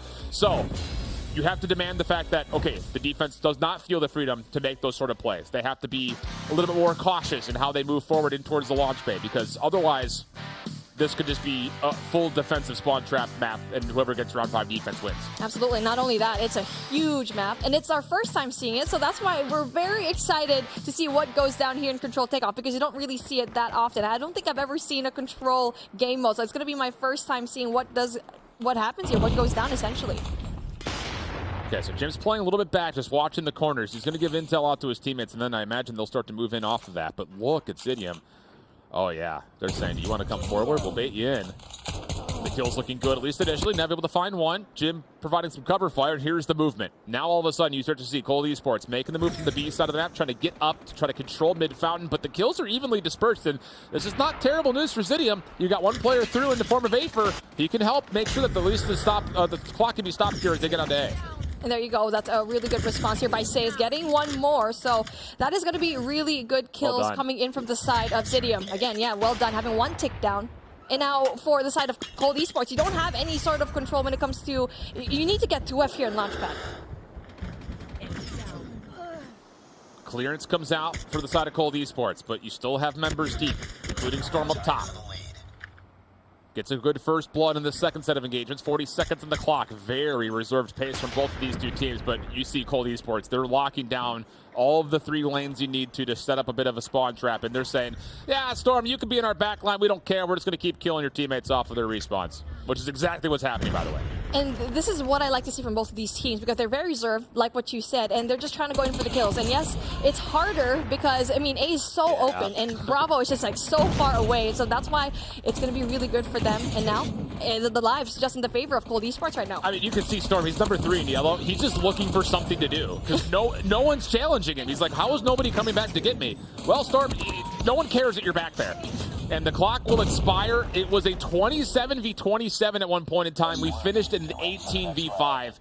That's just good awareness from Cold Esports saying, unless Storm touches the zone, we don't care that he's back there. Let him sit there. And that is a hard thing, especially in a huge map like Takeoff, is the fact that Cold Esports looks like they're very comfortable here, knows the spots on where to go, and the spawns as well. So they're very knowledgeable when it comes to this map, and it really does show a really big and a distance when it comes to the performance. And now Storm getting that one, but doesn't really quite get the second.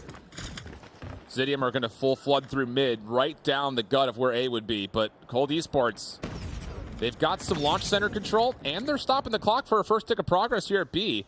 And this is what I'm talking about. Like, you've got a player deep in the form of Nev for the side of Cold Esports, but the thing is, he's not just able to help out and read where the spawns are going. He can come back to this B zone and help them capture it even faster, which the second tick of progress is now done. And Zidium, they're not finding any success on trying to force a spawn trap, and they're getting punished for it. It looks like they're lost here in Takeoff, and now with Nev being in such a great spot here in Health Center, it's definitely going to be really big. And there you go. Finally, Bravo is going to be taken. Not only that, it's going to be a life advantage coming in from Cold Esports, and now all they have to do is worry about A, and at this point they can just play TDM. Exactly. Yep. 2 minutes on the clock, that's so much time. And like you mentioned, with Nev playing over towards the health center, you're going to force the spawns of Zidium to go towards the north side of the map, which you can fight through launch center through. So that seems to be the intention here for Cold Esports. Big kill comes to the backside, though. That was Afer who was able to get 2 with the Purifier that comes out of nowhere. That's shut down, and now all of a sudden, yeah, I was about to say, Cold Esports have full 5 operators. This would be the time to use one, and here they go. You got a Purifier in your spawn. Zidium have to deal with this in some form. Finally, we get to see Nev go down, There and you an go. Afer really big 2-piece. So again, what we keep saying, not only do they have really full score streaks, I mean, operator skills rather, they know where everyone else is spawning from the side of Zidium. They have such good map control here, but finally we get to see a little bit evened out, and not only that, I feel like for Zidium, they had such a good readjustment, especially coming in from Says. Agreed. On top of that, you also had Karma who won a key double to make sure that there was no continual reinforcement out of Cold Esports. Jim's got a Tempest just running around in Zidium spawn at the moment. And he may be able to line up a couple here. He's number 1 in blue, finally gets shut down. And we get to 50 seconds on the clock. 11v7, Zidium's fighting back. But they're still a little bit stuck trying to clear out their spawn. Karma forward, able to take down Jim off spawn. And yeah, this is a great position for Karma to be. You have sights over here in launch base, and you definitely know that there are going to be a lot of players here. Karma gets another one. Hunter Killer Drone needs to go and put it out. And now for Karma yet again gets another one. But then it's a good thing that the response coming from Word Sniper, 6 versus 5, still very doable, especially with 33 seconds left on the clock with not even a tick in A. That's going to be very difficult. Backs against the wall here for Cold Esports. But for Cold Esports, you've got some good positions in the backside of Fountain. The only one who can contest against this is Karma. Number 2 in orange. He's the one that needs to be able to find eliminations or at least value his life. The defense starting to come back to it. Clean kills coming out. 4v1 situation. Or Sniper looking like the next target. Karma will finish it off. And the defense will hold, if only just barely. A strong first half coming in from Cold Esports, but couldn't really sustain it as a readjustment. Like we keep seeing in Search and Destroy, the back and forth between 2 of these teams, especially in a map like this where you can definitely go and readjust. Because I feel like in a smaller map, you can definitely feel the pressure a little bit more. But here, there's a lot more corners to go and hide, a lot more angles for the snipers to go and get your picks. Right off the rip, Cold Esports once again trying to get forward. But the first kills will actually allow an opportunity maybe for Zidium to come around the corner. Sniper tested and will be traded. Rondo, the next one up, tries to get slid on, but corrects the camera, no problem. And things will hold with the defense for now as we go to a very early life advantage for Cold Esports. And now for the side of Zidium, we already have 2 players having their purifiers ready, Karma and Says. That's going to be really big later on if they do decide to just save it for later on. I feel like they should save it for the defensive round. And now we get to see it. 26 and 21, where Cold Esports having the man advantage. I've actually been surprised that we're not seeing more Tempest come out. Longer range, exactly, especially in a map like this. Yeah, I mean, the Purifier, you have to essentially be using it to spawn trap. That's really the only function you can really get out of it on this map going combo. But as the offense for Zidium finally gets out of spawn, they immediately splits on over towards B. First tick of progress is in. Cold Esports starting to come back around the side. Hunter Killer Drone able to help clear off one from the spawn. And now the focus from Health Center is solid, but as they say, this keeps his life for just long enough to get the second tick locked in. But it's a 22v14, and the clock is under 30 seconds. Pressure all of a sudden onto Zidium, who have just spent a Purifier for essentially nothing. Now, Karma tried to go in there for the defense in Health Center. Something that we saw a while ago, Cold Esports absolutely just did it to perfection, and now he had the hardest time and cleaned up B. And now with 8 seconds left on the clock with no presence whatsoever here in Bravo, it's going to be very difficult for them, especially with the life count dwindling down. Clock will stop as Afer just holds inside the smoke. Defense looking to contest, but the kills turn up in favor of Zidium. 17v10 up top on the scaffolding. War Sniper dealt with. Second tick of progress now on the way. Trying to get this extra 60 seconds and maybe there would be a chance, but it's still a tough ask, that's for sure. Concussion, stuns all coming through. Kills turn up in favor of the defense of Cold Esports, who once again turn up essentially dominant. They do give away 2 ticks of progress at B, and a third one is on the way, but there's just not going to be enough lives for Zidium to do much of anything here besides get the extra tick possibly at B. 15 and 1 life with 3 seconds left. Definitely not doable as Cold Esports gets match point. There you go, map point for Cold, 2 and 1. And so far, this is a really good game of control because so far the defense has been winning it, like what we've seen. But then not only that, there's going to be Nev and Rondo having score streaks. And for the side of Zidium, we haven't seen it so far. Have not been able to put together really solid kill streaks of any form here for Zidium at the moment. So small advantage for Cold Esports. But do we see the decision for them to call in either of these 2 on the offense when you probably are going to get the round 5 defense? We'll see. On to B they go. Nades over the top, not going to connect. First tick of progress seems to be conceded. As, once again, Zidium is not bothering to contest B. They're going to give it up, try to set up a spawn trap here. It's a risky move, especially with things like a Predator missile in play. Second tick of progress on the way. Zidium, you have to make your decision right here, right now. They don't have numbers to spawn trap, but they also don't have numbers to get down towards B. They're going to have to give this up. It's unfortunate. It's the same thing that we've seen already a while ago when we saw defensive side coming in from the side of Cold Esports. I mean, attacker side rather, where Nev was just an absolute presence there in Health Center, and now it's the same thing happening here, giving up B. Maybe they're trying to go in for the funnel, and so far, so good. 24 and 23, that's not too bad when it comes to the live situation. More Sniper, able to find one through the back. Pred Missile going to get called in. Takes down Says. You still have Karma on scaffolding, just holding off on the trigger. Wait until someone gets on, and then you get the free 2 kills. Well done from Karma, executing on the trigger discipline. Rewards himself with now a chance for a 1v1 up top. 3 in a row. Karma starting to heat things up.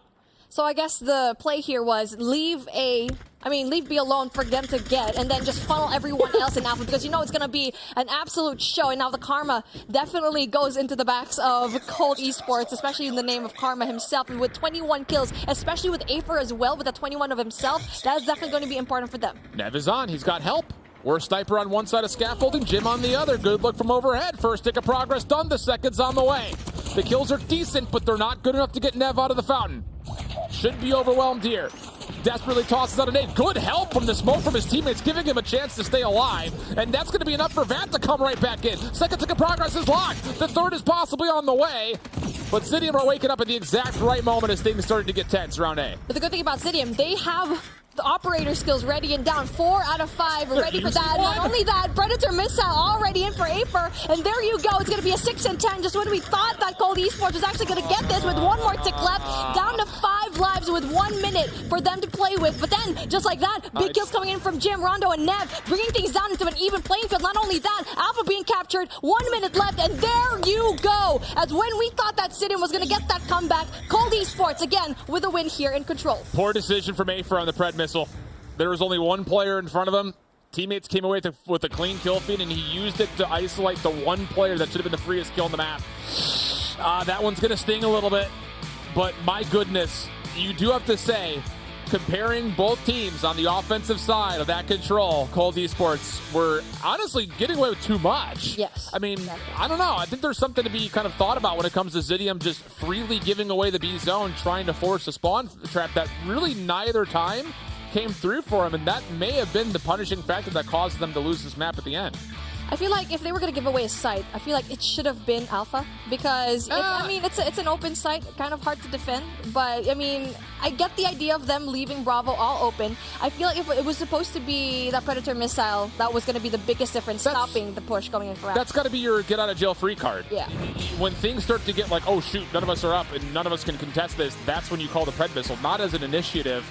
And especially considering that even if you were to have won that defense, you would have needed that Pred missile on your round 5 offense that they probably would have had. So, I don't know. There's a lot to be said about the Pred missile, but I don't think that's the overarching narrative. I still think it comes down to Zidium trying to overforce these spawn traps by giving away B and pushing defensively through the A zone. And you give Cold Esports 2 minutes plus to out-frag you, they're going to do it. For sure, and they were able to do it, but then with such a slim margin, and they did it so well. And Karma, with a really big 3-piece, tried to go and turn the tides, and there you go, taking a look at that. But unfortunately for them, it was just a little bit too late. And again, it was going to be a little bit risky trying to give off that B flag rather, and it just didn't work in their favor. Also, could you just mention the fact that every time we see Jim's player camera, he's just always smiling? Yeah. He's like, I'm just happy to be here. He's I know. Smiling. I mean, he did say that in the start of the broadcast. Cold Esports, happy to be here. Yeah. Happy to slay every single one of the teams that try to go for us. There you go, Big Jim. But a 2-1 map count as we head over to a standoff hardpoint, and this is where you have to feel Zidium need to turn up. They've played nothing but essentially big open maps. This one, you have to be able to win the rotations on. You just have to. I mean, I'm looking specifically between Hotel and Granny's first and foremost. You have to be able to get between those two cleanly. Because otherwise, I don't know. I just feel like we're in for another Cold Esports slay fest. And if that is true, it's so difficult against the full 5-man force of Cold Esports to turn situations around completely. Like, you can shift your way back in, but completely turning the tables against this Cold Esports team when they're rolling, I don't know if that's really as doable as we'd hope it would be if you're a Zidium fan. Looking back into our Summit Hardpoint, where Zidium had absolutely everything for them to win, and then just misused the use of your Goliath, that's going to be essential here as well. I feel like this is probably more essential compared to Summit, because it is a bigger map compared to Summit. And you also have that money hill in Bakery where you need to know if you're going to be using a Goliath over there or a P3. I think the biggest thing is the ability to assess and make good decisions is a little bit more cognizant of a map like Standoff comparatively to Summit because of how things can go so quickly on a map like Summit. This is much more readable. You're spawning out, you know the whole team's spawning out. You're not going to get really weird off-mixed spawns or split spawns. You're going to be all in one location. So you have to be able to evaluate that, get good comms with your teammates, and then make the appropriate decision when it comes to either furthering your advantage or trying to mitigate your opponent's advantage. Like, try to find a way to mitigate your disadvantages. That's the easier way of saying it. Yes. I mean, just like with a lot of words, basically you need to find a way to stop whatever advancement your enemy has, because what we saw in our first game in Hardpoint, Cold Esports just played all of their score streaks to perfection. Yeah, absolutely. Yeah, and that's something you expect. I mean, again, that's why Bobby was so excited about this team at the very beginning of the broadcast, talking about potential Cinderella story. A lot of these guys had been there at the top level of Europe last year, even flirted with the opportunity to play internationally during the Western Finals. So you know that those decisions are going to be well kept when it comes down to what you expect from Cold Esports, where the Zidium team is largely untested. And for what it's worth, by the way, this Afer's good, dude. They're really good. As a player that had no experience at all on the major event stage last year, he's really, I think, impressed me the most when you talk about like rookies to the full-on major stage this year. I mean, you were fully expecting Cold Esports to take S&D through the distance, and Zidium gave him such a hard time. And so now we see a different Zidium where we expected this to be an easy 3-0, but obviously we kind of wanted to have a little bit of slack cutting into Zidium. But here we go, Standoff here in Hardpoint. Like what you said here, Shift, it is the usage of your score streaks, the timing of your rotations, because like what you said a while ago, again, this is going to be a little more predictable when it comes to the spawns. For what it's worth, Zidium did open their Swiss bracket against Limitless on this map. It was their map number 1. They won it just narrowly, 250 to 218. Hopefully, they're able to kind of keep that same mojo running here in an elimination matchup. Winner goes on to tomorrow with a chance at champs. Loser goes home with their year ending. Do or die time for Zidium. And the opening set of exchanges, for the most part, doesn't really favor too much of anybody. Sure, you've got Cold Esports in the hard point for now, but good hotel control for Zidium will allow them to respond. And now we got statue control coming in from the side of Zidium, so that's going to be a really good start here. But I'm really liking what I'm seeing here from Worst Sniper going into back alley, trying to see if there's going to be going in for a gas station, but there's no information for him whatsoever. Finally gets one, gets spotted, but then the information coming in from his teammate doesn't come through. And now 2 people here left in P1, so good start here so far from Zidium. Last break attempt likely here for Cold Esports as Says will drop, the only one to fall. Last good test out of that. Still trying to force some finesse in the old time, but it's really not working out all that well. But the AR is able to pick things up over the middle of the map, and Rondo will say, okay, that's full clearance for me to get on in. 10 seconds of scrap time, but you look over to the bottom left side of your mini-map, you've got Worst Sniper trying to lock down spawns, but Coray's able to find him, no problem. And now, just like that, Zidium kind of have the advantage when it comes to positions around 2. Unless Nev could keep his life and just pull off miracles up top. Oh, that was a really good read coming in from Karma, just trying to stop the push of Cold Esports here in back alley. And speaking of, gas station is going to be occupied by Cold Esports, winning a lot of their gunfights. Now that's going to be very troublesome, but it's a good thing that Cree wins that gunfight. That is a very essential kill for them to go and stop the push coming in from Cold. Afer, last one left up top. Help is on the way, but it's coming rapidly. And Afer's done so well to keep his life up here. He's just going to keep contesting. Tries to back out through the smoke while a teammate joins him on the second ground, but not really going to work out too well. So now it's down to Says. Last member for Zidium inside, and he's contesting so much time. How has no one gone to get him out of this hot position? Finally, they'll get the kill, but just like that, Zidium have a couple of more members to try to finesse. Right back into the contest. Can they find a way to break? Afer for the double. Could lead to success. Cold still spawning over backside of gas station, though. We'll be able to get some numbers here, but honestly speaking, this is a huge W for Zidium. Yeah, I mean, the contest is just coming through, pouring through. Not only that, they also have a chance to go in at number 1. Says needs to go and win these gunfights, and so far, so good. But for the side of Cold Esports, and for Cold, they weren't able to get as much points as they wanted to in their P2, nothing at all. And now for the P3, it's a good thing that they go in for the early rotate, but take a look at that. The spawns are in the favor right now of Zidium. Storm trying to pick away through the cement. Not going to be able to find too much, but look at the quick contest out of Zidium once again from the high ground. Purifier out, Afer's getting to work. Rondo eventually able to get the decay effects to finish him off, kind of post-mortem, but Storm's able to pull out his Purifier, and all of a sudden, Zidium have dominated this rotation. They flipped the spawns, and they're taking firm grasp of this map. They flipped the switch, and now they're finally awake, playing every single one right, and Karma gets rid of Jim, and now has a Hunter-Killer to play with, not only that Purifier as well. Time to go and prepare for the next hill, because that's going to be our money hill. 20 seconds left, no contest whatsoever. Rotation really early coming in from Cold Esports. Jeez Louise, Vat just tried to finesse the old time and almost won a 1v4, and he'll spawn back up into place to try to confirm his own trade.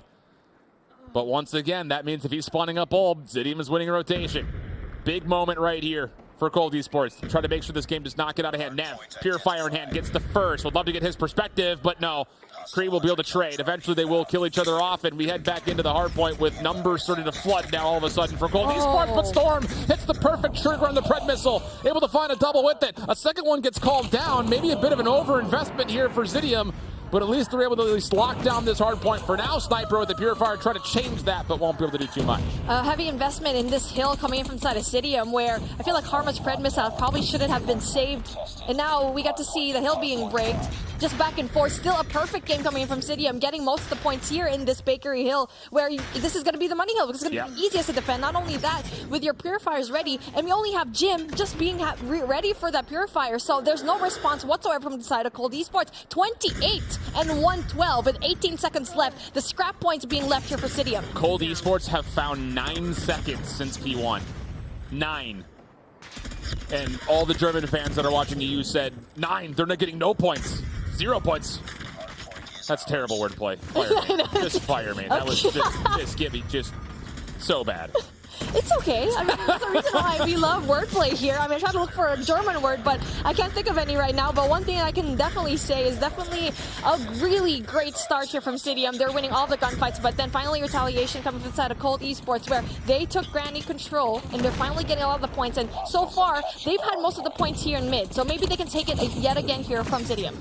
They haven't been in position to win a rotation yet, though, which is very uncharacteristic. And to be fair, if you were going to ask the reason, like, why is this happening, Storm is feasting. He's got 19 with the SKS. A lot of the kills have come in key moments on rotation. It's just Says and Afer are just free to do whatever they want. They could just go on rogue missions, left, right, center, inside out, upside down. Doesn't make a difference how they do it. They can do whatever they want. And now the contest coming through from Zidium. There you go, 18 seconds. I mean, sorry, for Cold Esports rather. But then it's 144 and 43 where, yes, you're getting the scrap points, but you're also giving up the hill. But the good thing, take a look at that backside going in from gas station. 3 players left in there for the defense and finally winning the gunfight. Not only that, this is the snowball that we're kind of scared to see, because from our first hardpoint game, we've had a big lead, and now this is a huge lead. But you get to see early rotation coming through. And I love this setup right here. Rondo is just kind of hitting the L over towards mid-hotel. Jim with the Tempest out could provide a little bit of oversight, and while everyone else is focused on the front. Yeah, it's working out great, but Purifiers have been charged. They're going to be the key tool to break on through. Zidium, with the help of a couple of stuns, will get a clean break on their first attempt.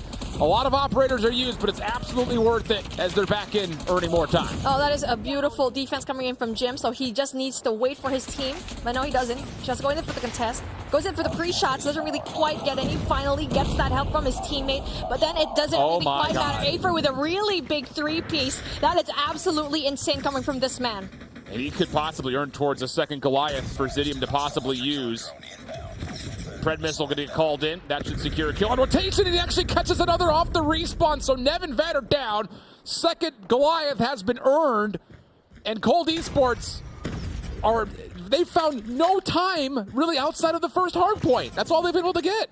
Yeah, yet again, the best hill, which is a contest hill, by the way, is P1. So that's going to be absolutely ridiculous stuff here. But we're moving into P3, where you already know that Zidium did so well a while ago, and it's going to be the same case as we get to see a lot of kills coming in from Afer. Even though with just 1 HP left, we're Sniper. You have the biggest kill of your life, and yes, finally pulls out the Purifier, finally gets some points down, but then he has to worry about another Purifier in the form of Storm, but then still wins the gunfight. Okay, spawns are good though for Zidium. They're going to get the numbers here first and foremost. Trying to change that was VAT, but you can only get a double. So now right back into the hardpoint goes Zidium. 185 to 76 as Cold Esports are in the blender. Storm even getting a double off spawn with the SKS. Rondo's trying to force a Purifier in, but still, Zidium is still contesting this time. Like, you have a Purifier. Get Afer out of the hardpoint. Why is this taking so long? And there you go, just like that, the nade from Afer gets rid of Rondo, the one with a Purifier, and that is a lot of misplays here coming in from Cold Esports. And now, not only that, the rotations pulling through into Bakery, where we already know that Zidium did an absolutely amazing job, and there you go. Plus, with the defense of the Goliath, that is definitely going to be the hardest thing to defend. They have nothing. Bat has a Purifier, but that's not going to do anything, especially knowing very well that the Goliath is going to do so well here. Oh, the trophy systems don't get down here, though, for the defense of Zidium. So Afer's kind of stuck in a corner all of a sudden. And this is going to get overwhelmed. Sniper's got the FHJ out. That's going to deal with a lot of damage, and it actually takes the Goliath off almost instantaneously. So they neutralize the threat of the Goliath immediately, but the threat of losing the map still very much so in play as Zidium continue to have numbers in towards this last hill. A misfit from Zidium not putting down a trophy system, but he did enough time to just push out every single one of the players of Cold Esports not wanting to go and push in. So again, Says with a really big kill, really big timing when it comes to his Purifier, tries to go down with the Hunter Killer drone as well. So when it comes to the operator skills and also the score streaks, Zidium already has it down the bag, especially looking at that, Karma having those two. Wow. This has been a clinic from Zidium. It really has been. So different than what we saw on Summit for all of the right reasons. And even looking back at Summit outside the last 3 hardpoints, it was still not a bad look for this Zidium team. But you get them on a big open map where they can use Storm to walk down the middle of the map and everyone else can just rotate him, and Afer's going to drop maybe 40 here if he's not careful. And everyone behind him is nearly at 30 of themselves. Like, this is just an absolute slay fest for Zidium. Unbelievable from them in map 4. My goodness, 246 and 96, and Karma is just right there. Not only that, Goliath in his side, just gathering all of these kills. They don't even need it. There you go, 48, 49, and there you go. We're bringing things down to a map number 5 here with a very convincing win. Cold Esports didn't even reach the 100-point club. Stopped it at 99. Jeez. The biggest display of dominance from Zidium. That is so good for so many reasons. And I will say, like, it's very easy for us to sit here and be like, Cold Esports, double chow the players on the second floor of both P2 and P3. Like, you cannot allow players just to stay alive and contest for 90% of the hard point just because you don't want to go up the stairs. You have to force them to make those plays. But there's something to be said about players like Afer and Says, who were usually the players up top that were able to just dominate. Minute 30 in the hill for Afer, going nearly 40 and 20. Saves at a minute 39, 29, and 24. Assists across the board for the team are incredibly good. And there's really nothing negative you can say about the opposite side. There's really no one underperforming, so to speak, but that's just a master class. An absolute clinic from Zidium on how to play standoff hardpoint. Zidium should really host a masterclass and a TED Talk on how to win here in standoff hardpoint. But anyway, taking a look at the highlights, because we really love to see it. When it comes to the rotation, I mean, Cold Esports was not bad at all. 16 seconds on the clock. Just keep that in the back of your mind while we watch through these replays for Cold Esports. They get 3 seconds here in this hardpoint, and now it's 120 to 28. Like, that is the definition of just demolished. And it all comes down to the fact that the question we needed to kind of consider was, could Zidium rotate smooth throughout the map and force Cold Esports to always have to react? And that was 100% the case. I mean, we stopped the clock and said, remember, they were only at 16 points? It's 180 to 76, and we're on our second set of rotations. I mean, just from start to finish, Zidium outside of the first hardpoint were perfect. Absolutely perfect. That is just an ultimate display of a team that just does not want to give up. They basically listened to us, forgot about that first hardpoint, and did even better here with a response. Standoff looks like it's their playground, and Karma I mean, everyone. I can't even like choose one that didn't do well, but everyone else here, especially Afer. Yeah, Afer's really good. Correct. He's really good. I would say, as far as like standout player in the tournament so far, granted we haven't seen Nova play yet, it's Afer for me. If Zidium ends up winning this series and getting tomorrow, he's my player to watch tomorrow. Flat out. Because he has been unbelievable considering the fact that he's playing up against people that have crowns, have won championships in Europe, have had top finishes at Western finals, and he's just like, I don't care who I'm playing against. Give me all of them. I'll take the chow. Love it. It's the new bloods that we really need to go and see here in the new region. And now as we start things off in Raid, Search and Destroy, we already know how good Look is. But then Jim, in a very precarious situation, meets 3 players off the rip, and now it's going to be very difficult. As 1v5, just so fast. Vat, there's nothing you can do. Well, oh man, so he gets the second. He's got to route out, but where Sniper wasn't able to really assist too much over the top. Afer takes the challenge. I'm telling you, again, he does not care who's on the other side of the screen. He wants them all. That's the reason why the KSP is just so good, especially pre-nerf, where you have the distance. You have the accuracy already. If you're going to be Afer and he just takes advantage of it, gets rid of a sniper, it doesn't really matter. It can cross-map all the way through. And now it's going to be not the same case coming in from the side of Zidium, where they're taking things through here in Gallery. 5-man hit. Say's careful. Jim's on the other side of this dividing wall. Cannot imagine he would try to challenge this. Sniper playing the top side of Laundry, able to find first blood. That's Storm out of the picture. So what do you do here if you're Exhibit? Not having the ability to get good value out of your scope as well. And as Karma drops, Says will get a little bit of information that Jim's playing up close and personal, but honestly speaking, there's just a lot of hoping and praying here for Zidium as they lost their first 2. Says being alone here is going to be a little bit difficult, but good thing for him, he forgets the kill, but unfortunately Says does go down, and Bomb's going to be going down there. They need to have some sort of backup when it comes to, Afer going in there for the bomb. Well, this round's going to come to an end in favor of Cold Esports. There's no way Afer does this. What I'm really curious about as we continue through this Search and Destroy, though, is what is Jim going to do? Because first round out, he's trying to snipe through Kitchen. He gets stunned, he gets naded, he gets pushed back, and then he's dealing with a 1v4. This round, he pulls out a KSP and pushes up with a little bit of help from his teammates who are nading over the top of pillars. So which Jim are we going to get? Are we going to get the Ego Chow Sniper, or are we going to get the team-centric SMG? That's the real question as we go into round 3, rather. Really good movement coming in from Afer, but then with the Deagle, there's really not much you can do as you're going to be going in for the pinch, and there you go. I mean, they went easy on him. Tried to go in for the extension, so 1-1. And so far, they tried to go in for that mid-control yet again. I feel like it was Says dropping the bomb was the initial kill. I mean, with him having that information, having that wall bang, probably should have rotated back, and there you go. Wow. Okay, so Jim choosing to throw nades means he knows that he's not going to be here first. Still takes the pre-fire, nothing home. Zidium looking to go aggressively down towards poolside. The smoke doesn't fully encapsulate the cross. Jim now with the pistol, and as Afer looks to challenge him out, will finally get the kill, but the teammates defensively look good. Whoa, but Rondo gets absolutely styled on over through water stairs. Nev now by himself. Afer controlling Kitchen. Worst Sniper on the way through, and Worst Sniper with the pistol on rotation gets the kill. Leaving things just now to Storm 1v3. Tough position to be in. And now Storm trying to go in for the shots of KSP, but then the information comes through as Nev finally puts him down. A 2-1 in favor of Cold Esports, a really good readjustment, and that was a really beautiful call coming in from Cold because they already knew. It was Jim's call, actually. His first kill, not only that, he knew very well from his nades that they were going to be coming from all sides. Good call. Yeah, not getting any tags or seeing anything with these nades or scopes over through mid. You have to know that they're playing over towards water stairs. Once again, Jim making the same route happen. This time, different focus for Zidium. They're not going to full flood towards pool. They're going to try to send one forward in Afer, and then maybe try to over-envelop. I would have to imagine they're eventually going to come back and try to see what's going on over towards mid, especially because one of your best players in Storm is still sitting in mid. Rondo over the corner, finds first blood. Huge pick for Cold Esports defensively.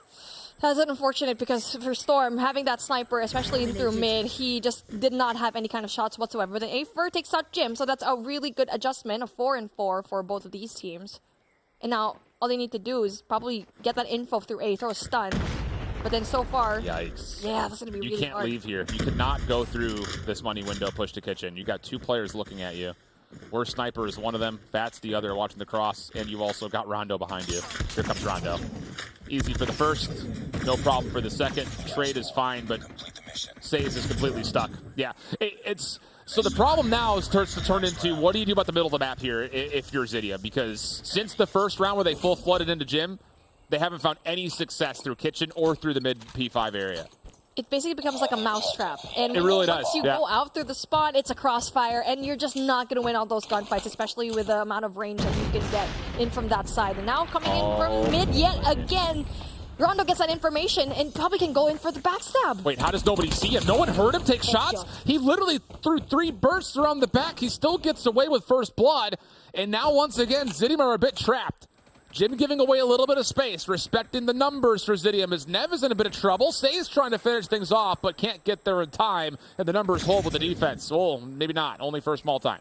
Big kill coming in from Says, and now Vat is the only person that he has to go in correct, but the Vat gets that really big kill. Karma tries to go and get for 1, but then Vat gets 1 more, and Afer.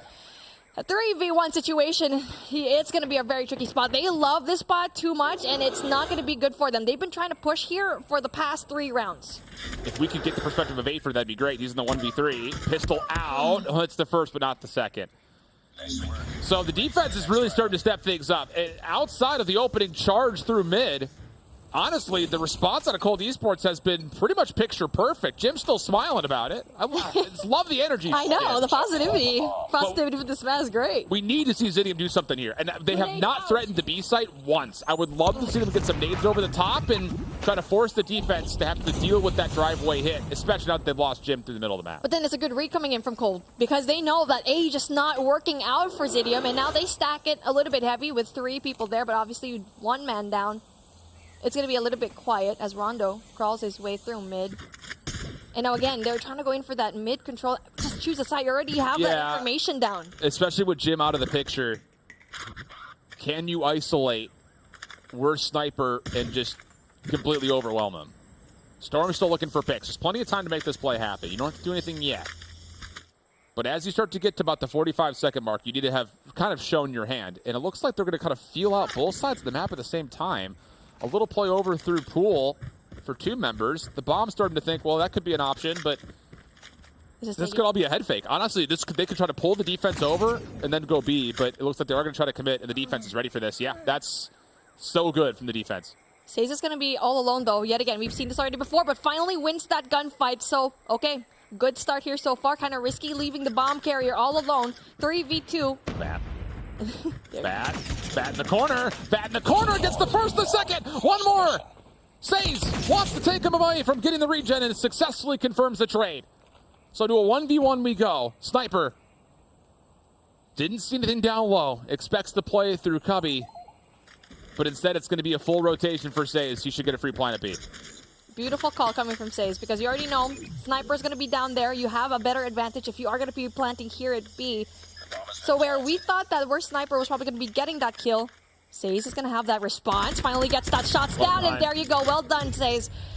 Really good call rotating into Bravo. Yep. And even more so, just for what it's worth, to just play frontside laundry. Love that idea. All right. Split the sides around. Imagine Zidium full hits through B here. I know. Oh.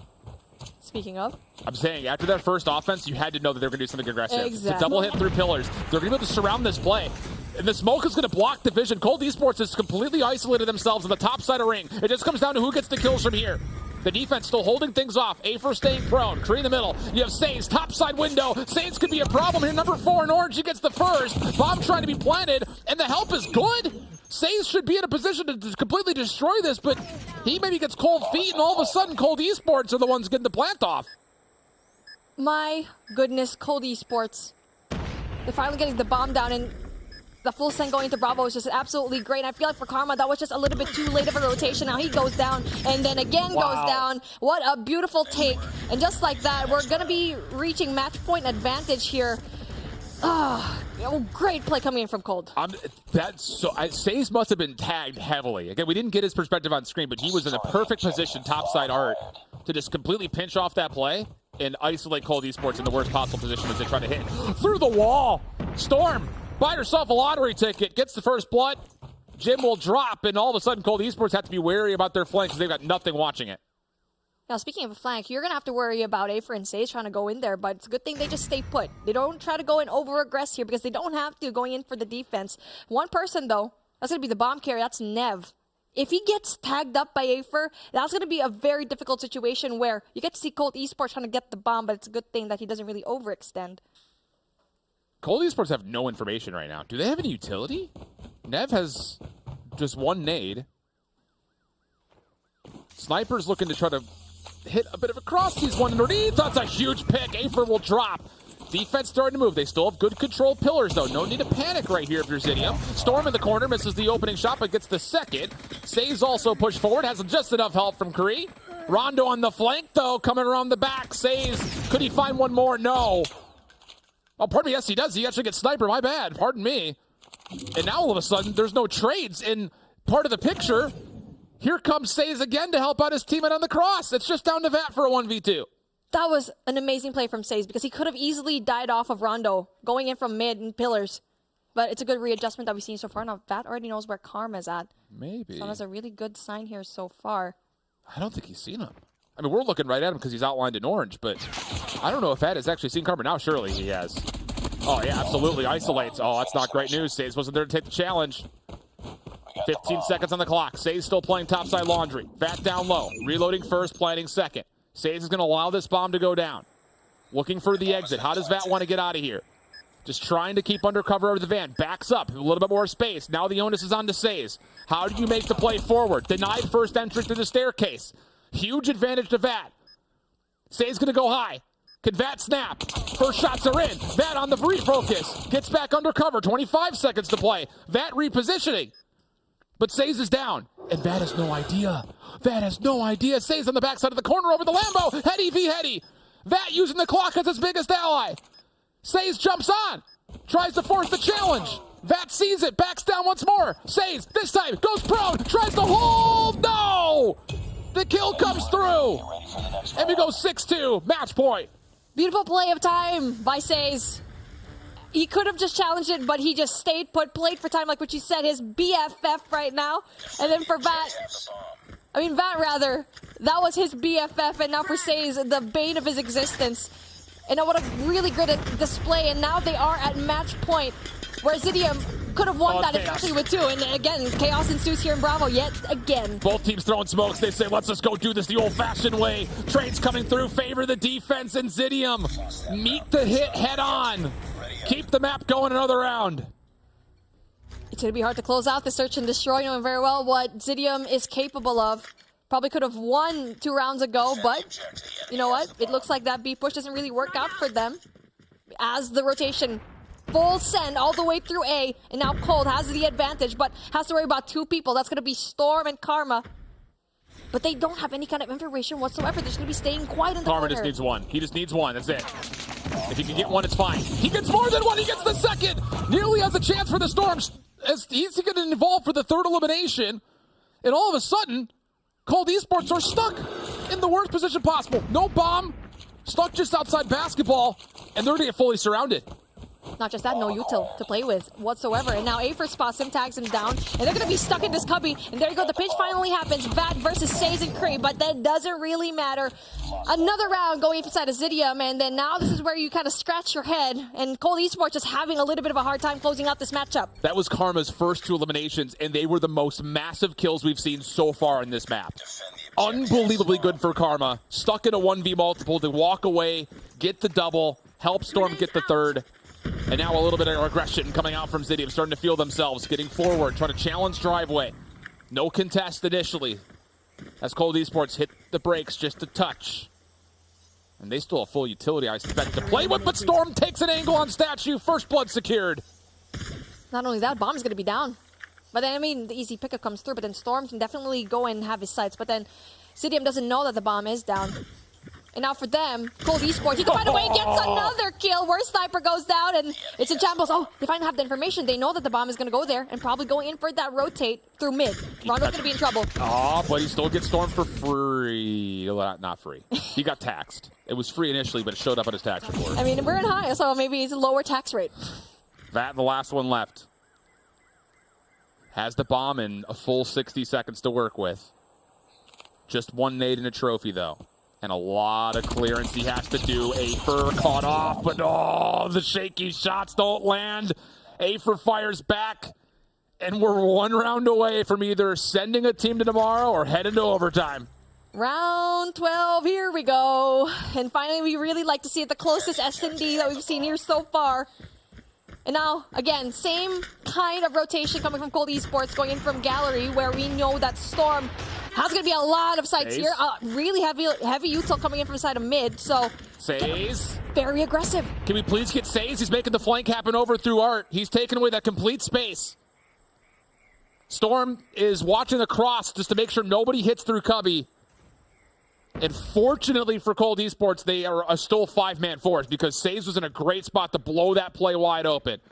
But now the focus starts to turn differently as Cold Esports start to make the move towards the softer side of this setup for Zidium. A lot of focus through mid-map, but the only player inside of A at the moment is still Karma. They're going to push through mid. That's going to be very difficult. Why would you push through mid? And there you go. Speaking of, Cry gets the first kill. Storm. Big opening pick. And now Storm, though, can definitely get one more. It's going to be very troublesome for him, knowing very well that the information comes through that they're going to be in poolside stairs. Not only that, he's going to have that information here in kitchen as well.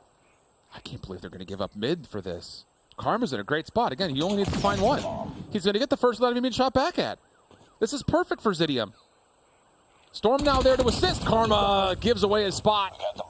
The trade comes out. Ooh, the play through kitchen. Big 1v1 off screen. Says wins it. Rondo falls.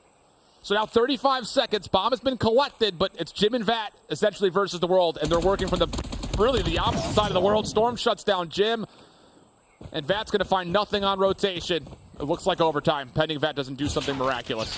Finally, our first overtime if Vat can't pull this off, and there you go. Storm with the snipe. 6-6.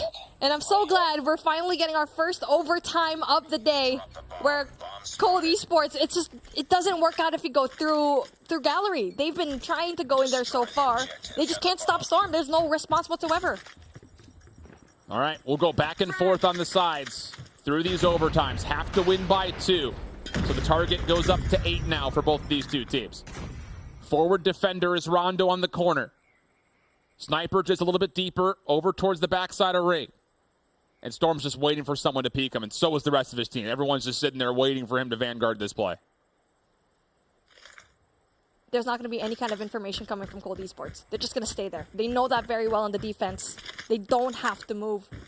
And now for Storm, he's trying to go and get that information, but obviously none here so far. And now it seems like they might commit here in Alpha. Oh! Was that a nade? Had to have been a nade over the top.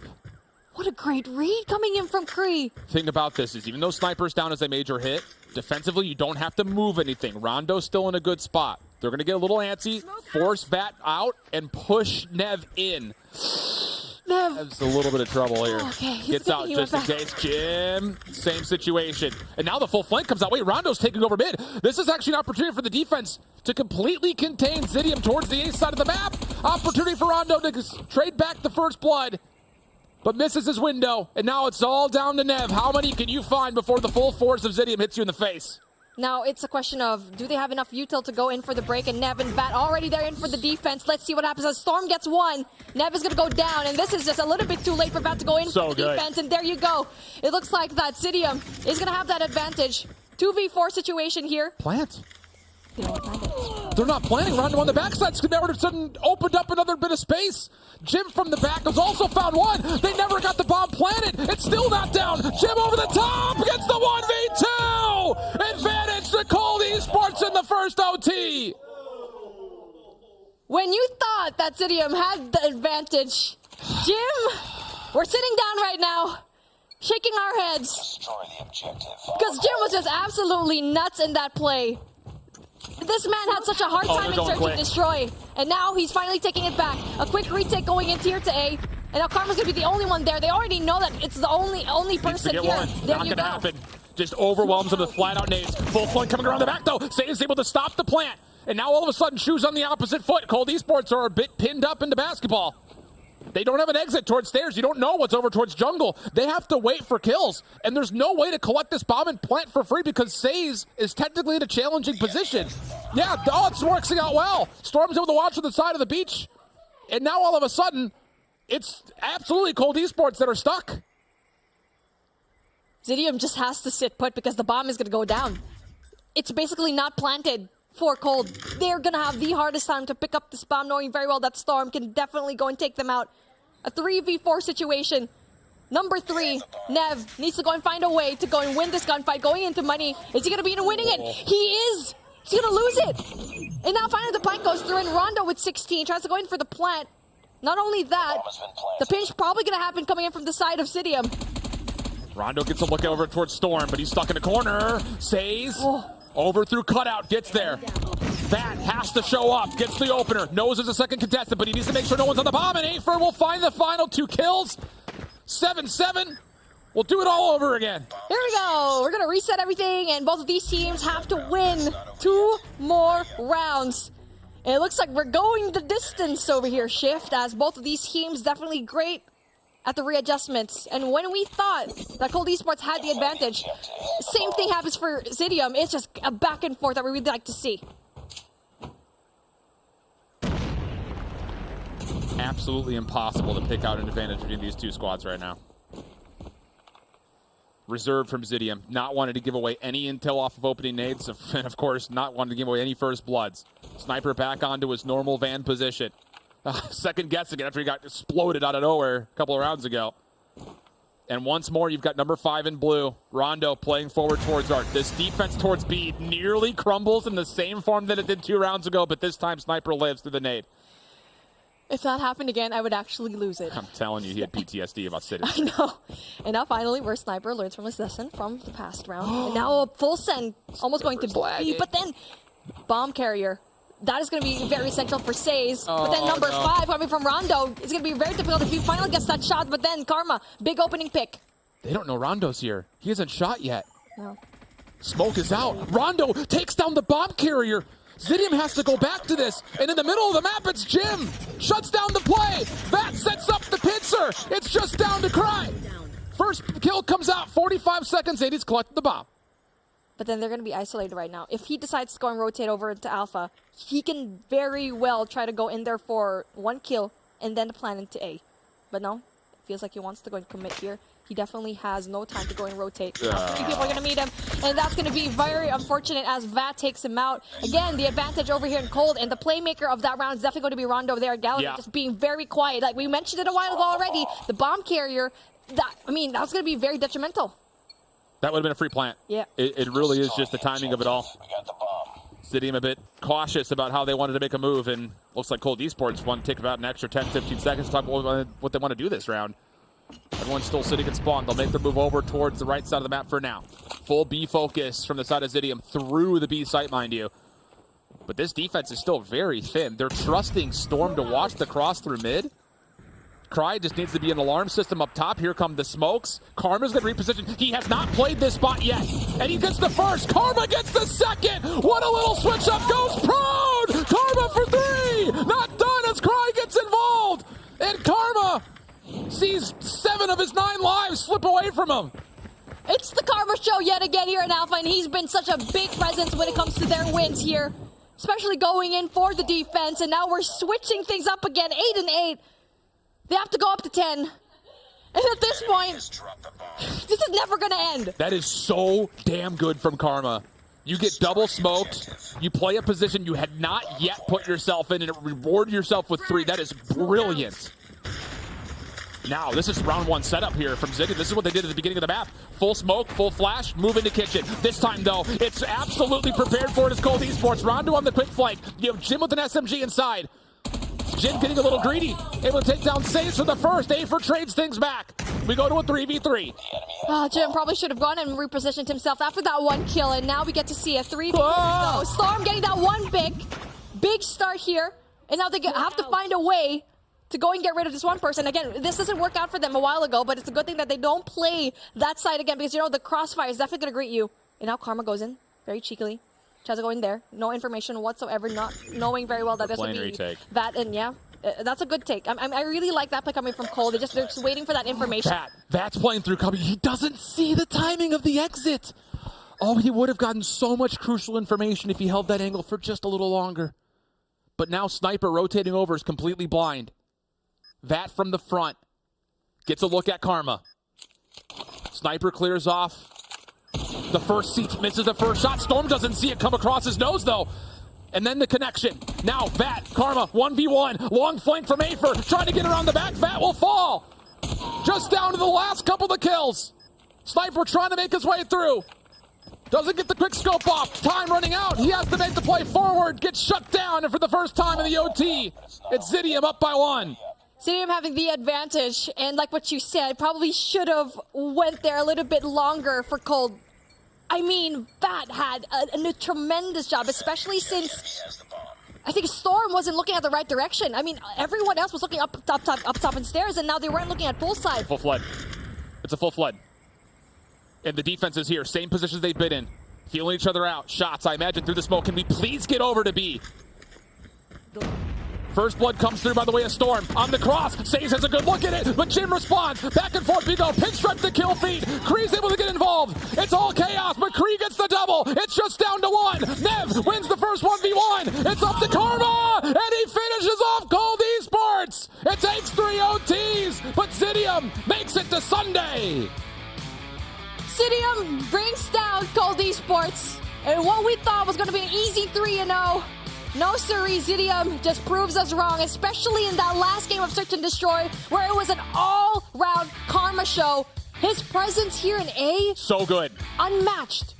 That map is done and dusted in regulation, probably convincingly if it isn't for Karma. Flat out. Unbelievable. To be absolutely goose-egged up through 8 rounds worth of Search and Destroy, win a massive double to get your team back involved defensively, come back through, win another key 1v1 to continue on the search. That is unbelievable composure out of Karma, who just finishes with 8, and all of it came in the last 4 rounds, felt like. And that's why when it comes to the number of kills here in Search and Destroy, it does not matter. Because what matters is the essential kills that you get that shuts down a round, and that's what we saw from Karma. A little bit cold into the beginning, but definitely heated up at the very end again. That play, the double smoke going into Alpha. So big. So good, because he's always there in Cubby. He's always there. And then now he transferred back. No response whatsoever coming in from Cold Esports. What a series. Well, really, it's what a map 1, what a map 5. Everything else is pretty convincing one way or the other, but wow. You wanted to talk about at the beginning of the day, we weren't sure who the top 3 were going to be in Europe. The question, I think, just all of a sudden amplifies even more so after the result we just had. I'm so confused at this point. That was just an amazing show, a performance. I think for me, the #1 performance of a team here for day #1. But you know who has a response to that? Our lovely desk, who has been absolutely shouting in that S&D map. We were hearing them. I hope y'all heard his chat. What a crazy series that was, and even better cast. Shout out to both of you. But my God, Bobby, Ali, that one right there is one for the books, okay? Let's break it down, starting from map 1. There's a lot to talk about. And so as we hop into these highlights, really, map 1, the superstar was Rondo. The glide bomb at the end, the comeback there for Code Esports, the X1 Goliath there in the hill. Bobby, what a wild finish that was. Yeah, it was absolute chaos, but it was calculated chaos. I think that the big streaks that Rondo was able to play for at the end paid off big time, and that was by far the biggest value we've seen anybody get out of a Goliath this weekend. Moving on to the Search and Destroy, I think Cold probably could have performed better. I think there were definitely areas where they came up short, and I think a lot of it was maybe some questionable decisions from Jim, but across the board, the team just didn't seem all that together, and then I mean, the control, it was just completely the opposite direction. Yeah, it was a lot of first bloods there that happened there on that S&D, and we saw Zidium tie it up there 1-1. And then we head on over to the control map 3 alley, and then Oxymoron himself, a.k.a. Worst Sniper, I think almost dropped a 40 bomb on this map. And so, you know, you see him really get his team momentum back in this series, but then we head on over to the Hardpoint, and it was a slaughter. Oh, it was an absolute smoke show. I feel like in that first Hardpoint, it really was just like a really lucky clutch moment from the side of Cold Esports. And, you know, usually when you win a map like that, you push that momentum into the map too when it comes down that close to the wire. But Zidium, like, instantly shut that down in a 7-4 fashion to tie it up 1-1. And I think heading into that next respawn, Zidium was just warm at that point. Like, they were just incredibly comfortable on that map. It was an absolute smoke show, and then they took that momentum into that Search and Destroy, and it got halted once again. Cold Esports Esports had the lead for a majority of this entire search and destroy. Oh, like 6-2. 6-2. Then like, now 6-5. You were a round away like 3 times from closing this out. Like, this is overtime to me is insane. Yeah. It's worse than getting full save. When you're that ahead in a series like this, and then that team pushes it to an overtime and then ends up beating you, that is just insane copium out of the side of Zidium. They literally, the composure was incredible out of them. They matched the pace that Cold Esports was trying to force. They were trying to force this aggression. They were trying to force this chaos, and it was Zidium that ended up coming out on top. Yeah, they did. They truly did right there. Bobby, got to be one of the craziest S&Ds you saw. How did you feel about this one, seeing it end? And you see it right here, 8-8. And then we see, this is the play from Karma. Multiple smokes about to come in. It was actually right before this one, but a bunch came in and he made that play to the left. We heard Shift talk about it. It was fantastic to make that decision there in that clutch moment. Yeah, it was definitely just a heartbreaker for Cold Esports. I mean, you get the Cinderella story. They didn't even make it top 8, but they still get a spot in stage 4, and it looked like, for all intents and purposes, they were going to get the win there. They're up 6-2. And they can't find the final round. Just an absolute heartbreaker. They had a lot of different looks, too, okay? We got to give them props. They were switching up their strategy, making good calls between Russian B, Russian A, the pace of those attacks. It just looked good. And ultimately, at the end of the day, Zidium had a little bit more heart. They wanted it just a bit more. They were able to lock it in. It was some big, risky plays there. But in big moments like this, big-time players, they show up. In Zidium, they will qualify there for that champ bracket tomorrow. But as you see, we still have one more matchup left today. Limitless Esports going up against Prometheus to figure out who's going to be that final spot. Now, we got 3 teams qualified, and we got to keep going forward. With our 3 teams qualified so far, well, we got Nova Esports, we got Zidium, and Animus, okay? Out of those 3, we talked a lot about them. Any surprises there out of those 3 so far? I don't think so. I mean, surprises for you? No, I mean, like we mentioned at the start of the broadcast, all of those 3 and 4 spots for EU were kind of a toss-up. So I felt like just about any team was capable of taking those. It really just depended on who had a good day, but there's a lot of experience on that Zidium roster, and it definitely showed in that matchup. It definitely did show. Now, one more matchup to go. Limitless versus Prometheus. We're about to head right into that one. And we're going to have our fantastic analysts over here casting. It's going to be Bobby and Allie. What a fantastic day it has been so far. And only one more team can make it to tomorrow. Will it be Limitless or Prometheus? Don't go anywhere. We'll find out right after.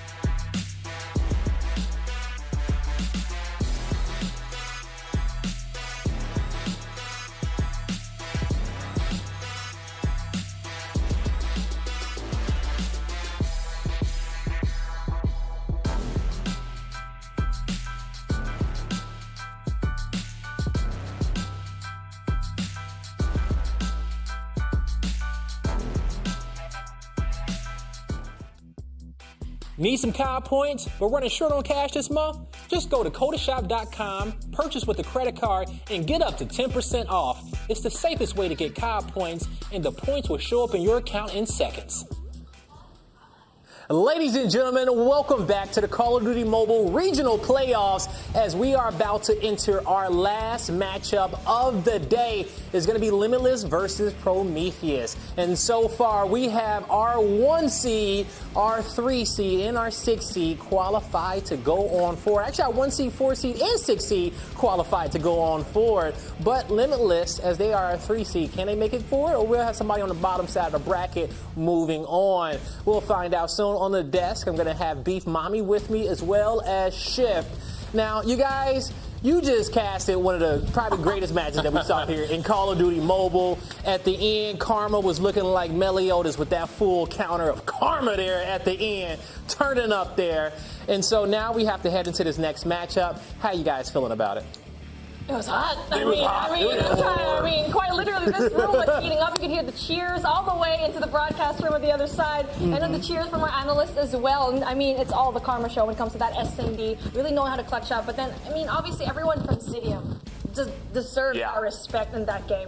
Telling you, they do. Aver's looking like the next greatest thing in Europe, flat out. And you know what? When it comes down to the top players of our league and the top teams as well, when you see performances like that, it makes you so scared of a squad, knowing that they can come back like that. They have that potential. Now, let's take a look at all of our players in the league and see how they have been performing here. Look at Nova Esports. This is our Respawn KD leaderboard with Spy up there having a 1.54. Animus with 2 players in second and third, above a 1.35. Zidium is going to be there with Affer, who had a fantastic game. Affer was keeping them in that series early on with a 1.31 KD, and then Limitless Esports, we're about to see Onar here with the 1.29. How you feel about these numbers? Dude, Spy at the top. This is the guy that was, quote-unquote, the coach last year for Nova because he was not eligible by age to play yet. So this is his first, I want to say, competitive year that he's been able to play. And the fact that he's out here at a 1.5. Now, granted, Nova has not necessarily played a lot. So there is that to consider. But it is really encouraging, I think, to see, again, that fifth man when it comes to some of these big-time squads show up in a major way. Good for Spy, man. I'm pumped to see him tomorrow. And a big thing, they got 3 players in the top 10 right there, okay, with 2 more there towards the back end in positions 9 and 10. But Animus, they played probably 2 matches themselves, but they got 4 players in the top 10 there on a KDA for Respawn. So I'm excited to see if that's going to hold up for them tomorrow when we go towards our championship bracket. Now let's head into our series and start breaking this one down a little bit, talking about it. Limitless Esports going up against Prometheus, and let's talk about Prometheus here first, okay? Mommy, I feel like they're going to be the underdogs coming into this series. What do they need to do to qualify for tomorrow? I mean, they were the ones that, said, you know what, Light, we're just going to give you a very hard time. And that was a very good show, a very balanced team, because they won Search and Destroy, Control as well, and then Hardpoint just out of the bat. And you know what, especially with Brickster on their side, I feel like that's going to be a very essential team. And this player is one to look out for. Yeah, Brickster, you do not want to mess around with them. We saw their fantastic performance all throughout the day, and we'll see what more they can do. Now, Shift, as we're looking at these stats here, it's pretty much you got a 50% win rate for both of these teams, and the KDs are pretty close on a Respawn. Maybe another Game 5? There's definitely the potential for it. I think more so because of how the hard points have gone versus the teams that both of these 2 squads have faced so far. You got to remember that, Zidium just qualified. Limitless took them the distance on both the hard points that they played. It was a standoff and a firing range in the opening round of the Swiss. So there's a little bit of kind of cause for concern here if you're Prometheus. Yeah, you came off of a kind of slaughter just playing against Nova, which you kind of expected, but I think this is going to be one that could be proven off of what happens in the 1 and the 4 in particular. The Control, I think, is going to be an either-or, but I think whoever is able to come out with his first map win could hold a massive advantage in towards trying to get things going. Last point I want to make about these 2 teams, we want to talk about some fun stuff.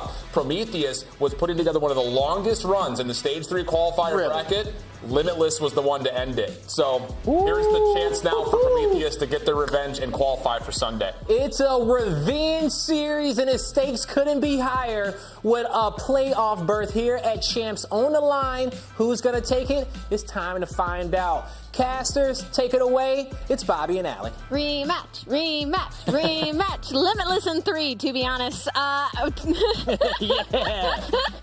Yeah, you agree? No, I don't agree, because that's what I said about Cole. Oh, And okay, then, that's fair. yeah. That's fair. I said it was going to go to a game 5. Honestly, I don't know how I got that right, but I think it's going to be 3 just because we did look at those respawn KDs.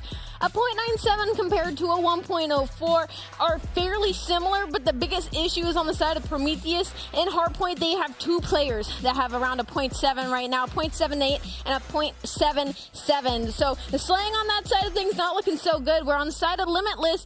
O'Neal right now has a 1.41 overall. So some terrifying stats to overlook, but again, we have to give Prometheus a little bit of a break. They did go up against Nova, but look at the series layout right now. We're going into slums, and when we think about slums, we think about the money hills. We think about that P2. We think about that P3, and honestly, we've seen Limitless. They know what they're doing on the map, Bobby.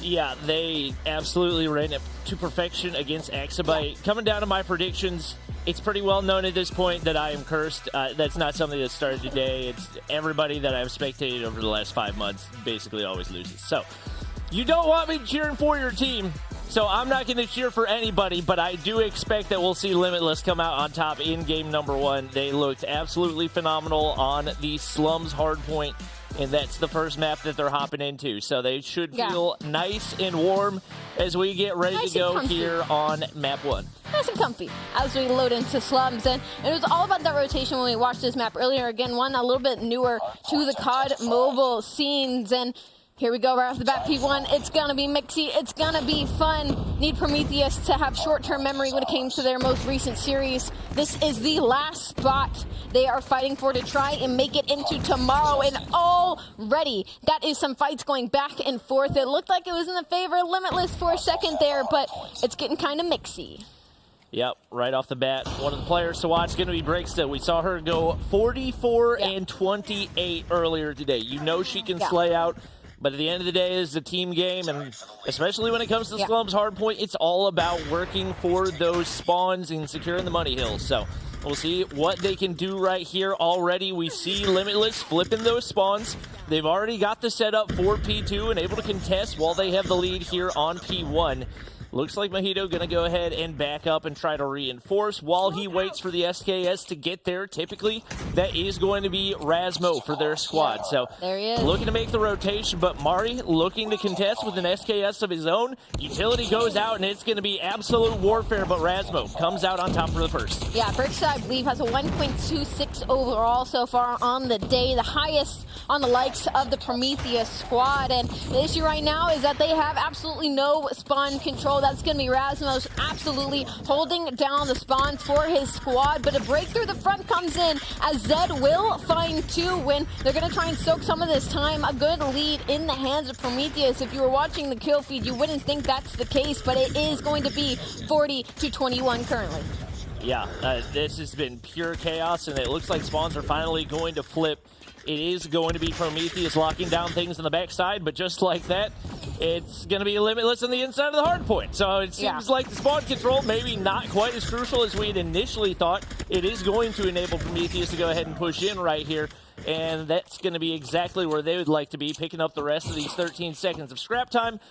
Utility going across, and they're trying to push out to see if they can get some map control heading toward P3. I mean, to be honest, the situation isn't the worst for either of these teams. It's really good scrap time going in the hands of Prometheus, but the fact that Limitless were able to get out of that spawn and get that early rotation, they could do an absolute soak here on P3, but all 5 members of the likes of Prometheus are trying to force their way through the pack, and although Limitless is ready for this, this is going to be a straight head-to-head 5-on-5 fight. It's going to be all up to the trades, and that's a Vortex gun down already off the bat. Kills going in the ways of Prometheus. Trades are going out. Time still going to the hands of Limitless, 57-55. Prometheus trying to force their way in, and they finally will get the break. That's going to be 2 dead. Looking at the metas that we're seeing, a little bit of variety. So we do have 2 ARs and an SKS over on Limitless, as opposed to basically 4 SMGs across the board for Prometheus. It's working for them right now, and especially when it comes to close-range engagements. If you're taking those shells together as a team, it's going to be tough to lose, and if you're a Patron, you don't even need reinforcements. 3 for him right there, and Limitless going to be there to reinforce as they look to tie up this game. Yeah, still basically a tied-up game as we head into P4, but the issue is all of Prometheus is inside of this building. Now, what Limitless can do is kind of force this sandwich that we got going on and force this pinch because of where all these players are spawning, but the issue is they do not know Zed is behind them. He could play spoiler here. He doesn't get any kills, but he certainly makes some noise. That's going to be 4 dead for the side of Limitless. Prometheus now all in control of this hill and starting to get aggressive as well. They know where these players are spawning, but it's going to be Mojito and Boot that are winning all of the gunfights time. Still in the hands of Prometheus, mid-map control in the hands of Limitless, but you don't need mid-map when this is the Hardpoint. And right now, Limitless just trying to bully their way through that entryway, and it is not going their way at all. So many different options as far as cross shots go, and they're just getting absolutely ripped apart on every attempt to get in. Boot gets in, but he's pretty weak. Going to be able to regen right here. Now, spawns flip. They're looking to push in from the backside, and that was an absolute gift from above for Limitless, as that'll enable them to get the rest of the scrap time right here. Looks like Bricksta look to get set up back here on P1, and she started to pick things up a little bit. Had a slow start, but moving from 6 up to 10 relatively quickly right here. About 20 points separating these two teams, and it is going to be Prometheus rotated early once again. They've been very solid as far as these rotations go and continue to lock things down once they get that control. It's a fairly close game, but it certainly feels like a majority of the time the map control is really in the hands of Prometheus. Even these first couple of seconds on this P1, it feels like Prometheus has had majority of the control during this game. And as soon as I say that, though, a break will come in for the likes of Limitless. Nobody's getting time right now, though, so time's just sitting white for a hot moment. Got a couple players stunned, 116 to 97. There's about 30 seconds left on this P1, and on the favorable side of spawns, that's going to be Limitless. The 2 of them actually spawn out. This could work in their favor if they win all these opening gunfights to pinch onto old and set up for new spawns as well, but Prometheus is ready for it and win the 2 that were going to shoot them in the back, so they're going to get this final 10 seconds as well. The one thing you got to think about if you are Limitless, you can't approach this the same way you did against Axabite. They had very few tactics, very poor utility usage. Yeah. It's not been the same case for Prometheus. The smokes, the nades, the concussion nades, all on point so far. They have done a really good job of breaking these spawns, at least on the first hard point, using those smokes to close the gap once again as they try to break on through. A big gunfight on the backside, and it's going to go through for Prometheus. That should no! Dies immediately on the back spawn, and it gives spawns immediately back to Limitless. That is absolutely crucial for them. They got to take down Patron here. They pulled out that Sparrow and got a couple of kills, and now Bricksta's actually staying alive in the point, and Zed pulls out a Sparrow of his own, but it's going to be Mojito that cleans up the hard point. That's going to be 2 under his belt. 25 seconds left on this clock. All this time should go the way of Limitless to tie this game up once again. There was a lot of specialist usage there in the final seconds of that hard point. Now it's about who has anything left, who has any utility left, because it's Prometheus once again on that rotation. And right now, Limitless is perfectly content to give those spawns away because that means Limitless content to give it away because Prometheus now spawning all the way across the map right now. Boot looking to put some pressure right here. Hisaka with 1 HP on the backside, able to win the gunfight, and just like that, Instabreak goes through, and they're going to go ahead and camp out on the inside. Sparrow's coming on out. The break, at least the attempt, coming in right here for Prometheus, but Limitless holding the line. I genuinely have no idea how Hisoka remained to stay alive for as long as he did, and now it's O'Near trying to get into the point because while he was trying to get some damage and the players off spawn, 1 slipped through and cleared out the hard point. 153 to 157. We now see a lead change. Limitless is in control of this hill, and they are using so much utility. That's a hunter drone now gone. Stuns are out. Prometheus is still fighting for this time, but they cannot force their way in. But once again, Prometheus on on the rotation. It has been that way this entire game, but the issue is now is Limitless is starting to hit a stride. Razmo has had a huge turnaround now with 16 kills to his name. The slaying has started to pick up the likes of Limitless. And if you're Prometheus, you want to put a big wall. You want to put a big stop on this bleeding. Interestingly enough, Razmo switching from the SKS over to the Holger. So I think this is the first LMG usage that we've seen in Stage 4 for Europe so far. Definitely not a bad option, and obviously it's a little bit easier to use than the SKS. So if you're in a situation where maybe you're not feeling as confident, your shot's not feeling as clean, the Holger gives you a little bit more margin for error while still giving you that ability to dominate in the long Beautiful range. break. That was a beautiful break. Yeah, that was just so clean right there for Limitless, and they've completely turned this around. Heading into P1 the first time, it looked like they were very much on their heels, but Razmo coming back in a big way, already up to 20 kills now following his slow start, and he's got streaks to work with as well. I wholeheartedly respect that. Like, knowing that you're having a slow game and being able to make the adjustment mid-game when you are down and out to make that huge of a turnaround. Razmo, big out of him. He's now 21 and 18. I mean, about 5 seconds ago, he had 10 kills under his belt. So big turnaround for a player like that. 221 to 166. Now, this game has completely flipped on its head. Limitless in the driver's seat. They don't have a whole lot of map control right now, but they're still putting up damage as we head to P1. Once again, all players from Limitless are going to be spawning at the bottom side of the map, and they are going to get the initial time. A lot of kills going their way right now, Bobby. Only 20 seconds they need for the win. There's just nobody remotely close to mid-map right now for Prometheus. They cannot get an inch. And Limitless is taking a mile right now, jumping over walls, doing everything they can. Even with Bricks, Zed, they're lagging behind, and it's showing big time right now for Prometheus, as the second half of that game was lopsided. Limitless needed a second to warm up, but once they were warm, they did not stop moving. Yeah, we talked about when you're going into this, that's 1.41 overall as of today, and Bricksta had the highest KD on the likes of Prometheus with a 1.26, and unfortunately, Bricksta was one of the players that just could not get a lot of things going. Since early in the game, I believe Bricksta had like 10 kills and only ended up finding 9 more after that. Zed, 21 and 31. I mean, just not a lot of slaying power on the side of Prometheus. Where on the side of Limitless, the second Razmo got into a groove, it was like a completely different team. It was a completely different game. I mean, 39 and 22. Come on. With 2 minutes on the hill, too. Number one OBJ for the team and nearly double Everybody positive. has a minute. That's incredible. Yeah, just, I mean, that's teamwork in a picture right there. Yeah. That's everybody being where they need to be. And looking at the assist numbers, it showed up there as well. You got multiple single-digit assist players over on the side of Prometheus, and there's not a single player in that category for Limitless. That paints a pretty big picture. Yeah, and I'm really happy to see Mojito pick it up as well. Had a .97 overall heading into this, but had a lot of hill time. I remember making a point of, like, this guy is like 2 minutes and 56 seconds at 1 point, averaging a 112 now and a 156 during the entire day. But the highlights are interesting because it was pretty back and forth, and then Prometheus started to get comfortable, right? They were always early rotating. They were always early in control, and then, I mean, you can see here, Razmo has 6. We're already at 76 to 56 in the game. Ends with 20 plus. I mean, I can't believe a gun change can make that much of a difference.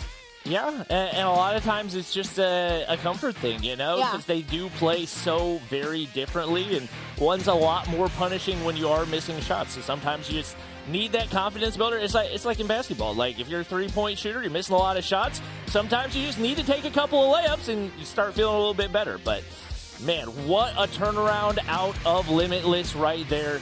They, I mean, it was the same Limitless that we saw up against Axabite on Slums. It just took them a little while to get into things. I was a little painful to watch. I was trying to find out that Bricksta and Zed, they both had like 17, 16 kills by the 150, while they were tied 155 to 155, 100 points for both teams to finish out the series. They both got maybe like 3 or 4 kills after that time period. So a little bit of a slow end for them, but as we head into Search and Destroy Takeoff now, I mean, you got to think Limitless still. Like, after that, they had just needed that map to warm up, and now to switch the momentum in their favor the way that they did, there's a tall hill for Prometheus to climb. Yeah, I mean, going back to their matchup against Axabite, very decisive, great tactical usage and they just seem very, very in control and very premeditated in everything that they're doing. And that's the first blood. Again, first blood. No surprise that it's Onur coming off his 39 and 22 in that last game. He's not slowed down an inch, and right now it's basically come to a standstill for Prometheus as they're trying to find out what direction to go. It's difficult because right now Onur has so much mid-map control. Like, he knows that all these players are still backed up into the spawn. Brixta hits a nice snipe, though, to even it out. I got to see Brix's POV right now. She hits a beautiful snipe to open things up right here and making her way to the high ground. Mojito might be exposed on the low ground. Not going to find any angles right here, but Boot right below. Seeming like it's only going to be a matter of time. Mojito's just scoping through that doorway, and Boot's going to be able to find Mari right there. And they're not giving anything. They're just waiting for the information, and right now, the man advantage is going to be big for Limitless. Yeah, the issue now is that both these players stuck out in mid right now. I mean, their best opportunity is to just group back up with the sniper and go through the lane that she has already cleared, but they managed to sneak by through mid. Hisoka did not see them, but he does get the turn in the information. I'm assuming Mojito saw him, made the call out, and Hisoka corrected himself to help with that kill in mid. Now 1v3, not impossible. We're going to be on board with Zed. He does have bomb. So there is some opportunity here if he gets his opening gunfight. Boot, though, hits the nasty quick scope, and that's already a pretty dominant early round win for the likes of Limitless. Yeah, we expected them to carry the momentum in, and Boot, those are not easy shots to hit. So typically, snipers going to be able to dominate a little bit more on the defensive side. It gets a little more complicated when you hop over to the offense. So we may very well see a change in momentum whenever that does happen. Zed runs past the nade, but there's bullets waiting on the opposite side of that one. Greasy peek in the window. Oh my gosh! Gets the assist on the other as well, and now Mari all alone. They got a player to peek that as well. Brixta all alone. The 1v4 finds Veto, but Boot again. He just no-scoped him. Good night. He's in the zone. Wow, that was so dominant. I mean, that was very aggressive out of Zed, I have to say. It seemed like he was kind of by himself. There wasn't too much room for a trade there, but I mean, still, there was 3 players there shooting at Hisoka afterwards. Like, how do you not get at least some damage, at least force him to back down? The fact that he just continued to shoot and trust his teammates to look over him. Now 2-0 lead in the likes of Limitless, 1-0 in the series. That's Hisoka already with the first blood. Rasmo follows it up. Greasy tries to tie things up, but it is still a 4v3 situation. These are some very aggressive search and destroy net rounds. Greasy's going to find a second one. A lot of opportunity here over on the A site if he doesn't over-peak that. I mean, this is a breakdown. This is a breakdown. I mean, that's kind of an unnecessary ego chow out of Rasmo. He could be alive right now. He had a teammate right next to him that could have slid the corner with KSP. But you know what? Sometimes you got to go for the ego chow. Give yourself a little bit of extra confidence. Right now, it's all down to Mari with the Kosh gun hit. Definitely the first time we've seen that this weekend. Yeah, I thought for a second they purposefully had 3 snipers out, but I believe one of them picked one up. It's probably picked up or something. Yeah. That's an ego and a half. I mean, that's fair. It is a 1v3.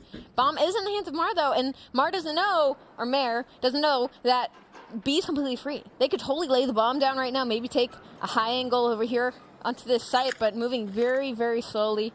40 seconds to work with. 3 players from Limitless are all just kind of spread out around the A site. There's one out mid, but not really looking towards the B site, so this bomb is going to go down. And the thing is, to hold off a 1v3 retake from the B site, you're going to need to pull off an absolute miracle. If I had to guess, move forward, wrap right, through the building, go to the top side. Different route. Going to take a couple bullets right there, and more than likely that's going to be the end of the round unless there's a miracle quick scope, and it's going to be the case. Onur takes down Mari, and that is now 3-0 off the start for Limitless right here. As their records might be the same, but the skill gap between these two teams is starting to show itself a little bit more. Yeah, I'm starting to feel it a little bit, Bobby, especially in the search and destroy. The hard point, I just thought, maybe there was some momentum going on the side of Limitless. Rasmo just started to get into a little bit of a groove, and Prometheus wasn't ready for that, and you thought maybe in the search and destroy they'd be able to pull it back. But, I mean, this is fairly dominant from the likes of Limitless. It doesn't matter what foothold Prometheus tries to give themselves. Limitless is right behind them. I mean, number 4 right now on the side of Limitless. O'Near, if he decides to push this up and wrap their spawn, he has a couple free players to shoot in the back, but Zed is going to open it up with Kill Mojito. Looks like a fast bomb plant trying to make its way over to the B site. Yeah, it's not typically the route that we see a lot of these teams take, and they might actually hit the full wrap through Stadium all the way over to A. Looks like they're kind of thinking about that. Patron's going to drop to Hisoka right there, and now we're down to a 4v4. Onur patrolling the bomb site. Should be able to spot out Mari. Going to be able to pick up another kill right there. Zed and Greasy pinched in a bad way in the top side, and Greasy, you gotta capitalize there. Those are shots you cannot afford to miss, and now players above, players below. He's trying to pick which one, and he can't decide. Now it's all down to Brick still right here as she gets put into a 1v4. Whoa. Beautiful quick scope right there. Hisoka said, no, I'm going to back up. I'm not sure I want to challenge you right now. Deagle around the corner, not going to be able to kill quick enough as Razmo cleans things up. And now the lead extends further out to 4-0. That's some clean movement at Brooks there, to be honest. That was a nasty snipe. And throwing the nade, that's like some stuff I would do if I was like up in a ranked match. It's like, all right, this guy's going to challenge me from the right, and then the other one's going to challenge me from the left. I'm going to hit the Deagle headshot, and the nade's going to kill him if I hurt the guy on the right. It was a good try. It was a good try. I honestly had full faith for a minute there, but Limitless going to be up 4-0 right now. It's been fairly dominant rounds. Patron does open it up, but we've seen time and time again when Prometheus open it up with a first blood and Limitless just pull everything back their way, but Mayor will also grab a sniper kill as well. Now a 3v5, finally a round that should be in a silver platter for Prometheus to lay this bomb down on the A site and force the retake for the 3v5. Razmo, I mean, those are two sniper shots that are about as clean of an opportunity as you're going to find. Mari has the read. Communications on point for the teammates. Boot going to be able to find one onto Greasy, but it's still going to be a 2v4 right here, and with the bomb down, not going to be easy to manage. They need a snipe to open things up right here, and pressure going to be on for Boot. Nearly hits the flick onto Mari. Ego Chels again. The Deagle shots from below going to land, and finally, Prometheus able to take a round. Finally, and beautifully so. It was a good opener. They instantly found the second one. They lay the bomb down in the A site, and they just have to force that retake with the man advantage. Beautiful round from Prometheus. I'd like to see more of that commitment here in the following rounds because they're getting these first bloods. Like, some of this aggression is paying off for Zed in getting these first bloods, and now they just need to capitalize on that man advantage. But once again, we have slowed down. We're a little bit back towards spawn right now. It looks like maybe just trying to play for a pick before committing to a site. Limitless is like, all right, that's fine. We're just going to sit in these corners, wait for you to give us any sort of information.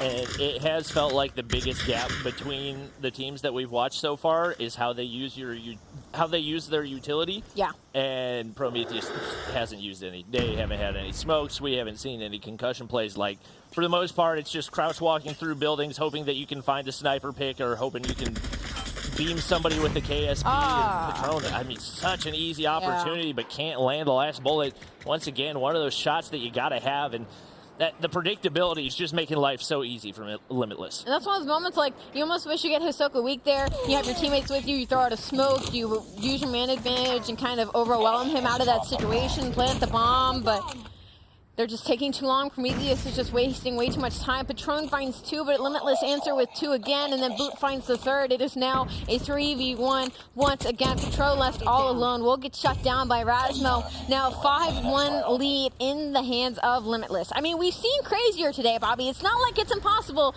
but I mean, I am feeling absolutely no life out of Prometheus in these rounds. And the one, I think, spot of hope for them in this game is the fact that they do now move to the defensive side, where it becomes a lot less imperative for them to have that calculated usage of their utility, of the smokes and everything else. So a lot of it's going to come down to whether or not we see that come out of Limitless. Patron ends up getting pushed up for free. He gets a kill. Mari gets one onto Razmo as well. And now things starting to look a little bit brighter for Prometheus. Yeah, beautiful aggression here out of Patron. I mean, just freely pushes into the stadium and gets 2 kills, and he's still alive. Like, they haven't sniffed this player out. And they're so spread out on the likes of Limitless as well. It's a 3v5. The bomb is down and out of the situation. O'Near's going to try and maybe go for this kill up top, but there's so many players overlooking this positioning for Patron on the side of Prometheus. This should be a good round. Yep. Boots got the angle toward top stadium right here. Should be able to find Patron. I think they're playing peekaboo right now, and Nobody wants to take the final peek. Oh. Dude, round in the corner. Oh. Onur. No. Actually hits the flank right there, and that's exactly what Limitless needs. Mari with a nice quick scope. Koshka in the hand, now a 2v2, but the COD timing to the T. Onur versus Zed right here. The timing's going to be everything, but Zed doesn't see him on the cross. He's going to be able to put in bullets. Zed should be able to get away alive. But with only 30 seconds remaining, he's read it. The bomb is so far away, and Onur plays it perfectly. One more round for Limitless to take the game.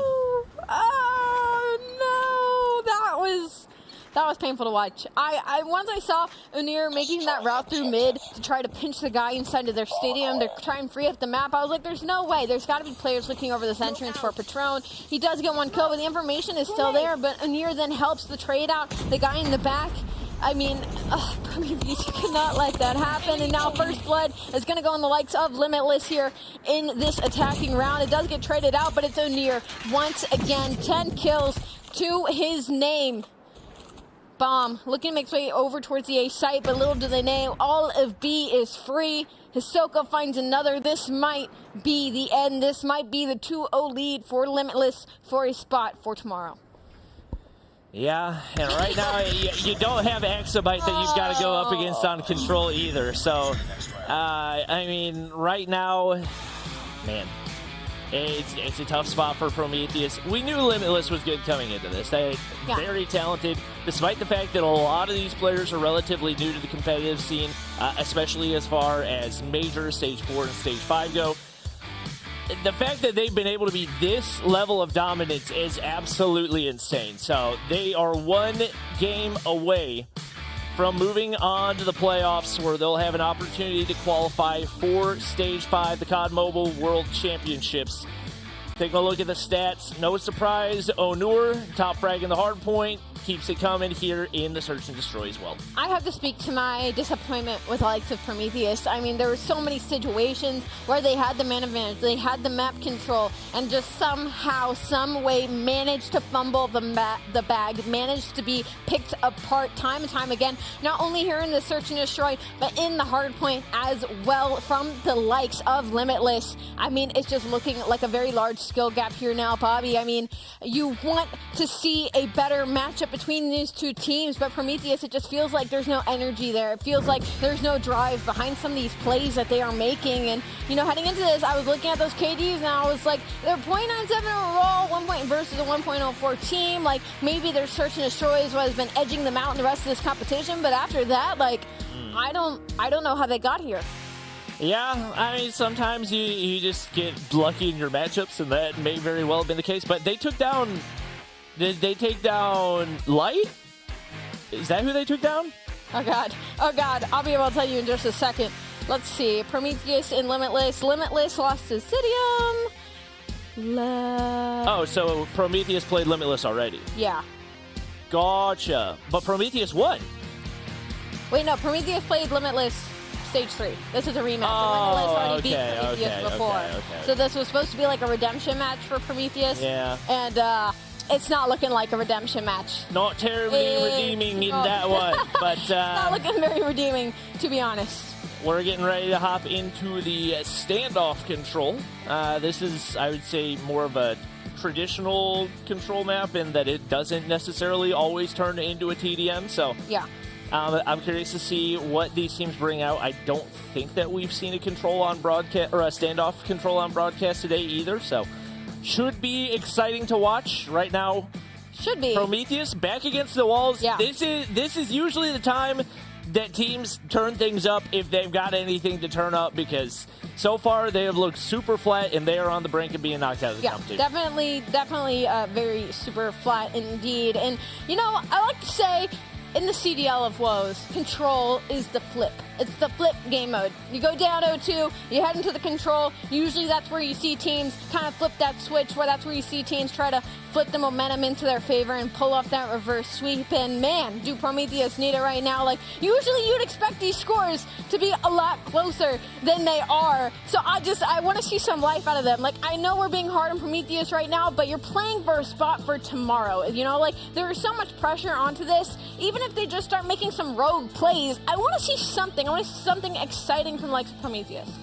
Yeah, and you know, like, based on what they've done so far today, they're perfectly capable of that. They took down either a 2 or a 3 seed to be able to move up to that top side of the bracket. So they've 100% got it in their pockets. I think right now it just seems like a motivation thing. Maybe it's a communication thing, but they've really got to focus up in this one if they want to have a chance at keeping their hopes alive. Yeah, I'm certainly right there with you. And I guess you can kind of say light at the end of the tunnel is like we're heading to a respawn or search and destroy. And like the respawn was kind of close in the beginning. Like they had the fundamentals down. They just didn't know how to deal with the slaying power from the side of Limitless. So there's still hope.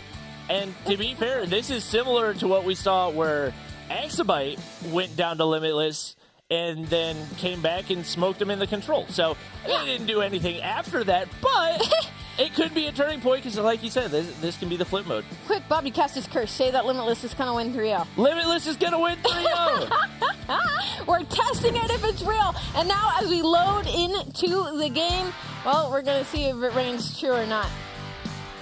Yep, we got everybody ready to go. Obviously, a lot of this going to come down to who is on the defensive side to start us out. So typically, it is much more defensive-sided whenever it does come to control, and it looks like blue team's going to be on defense, which is good for Prometheus because they're blue team. Blue team. Let's go, blue team. We're Prometheus fans right now.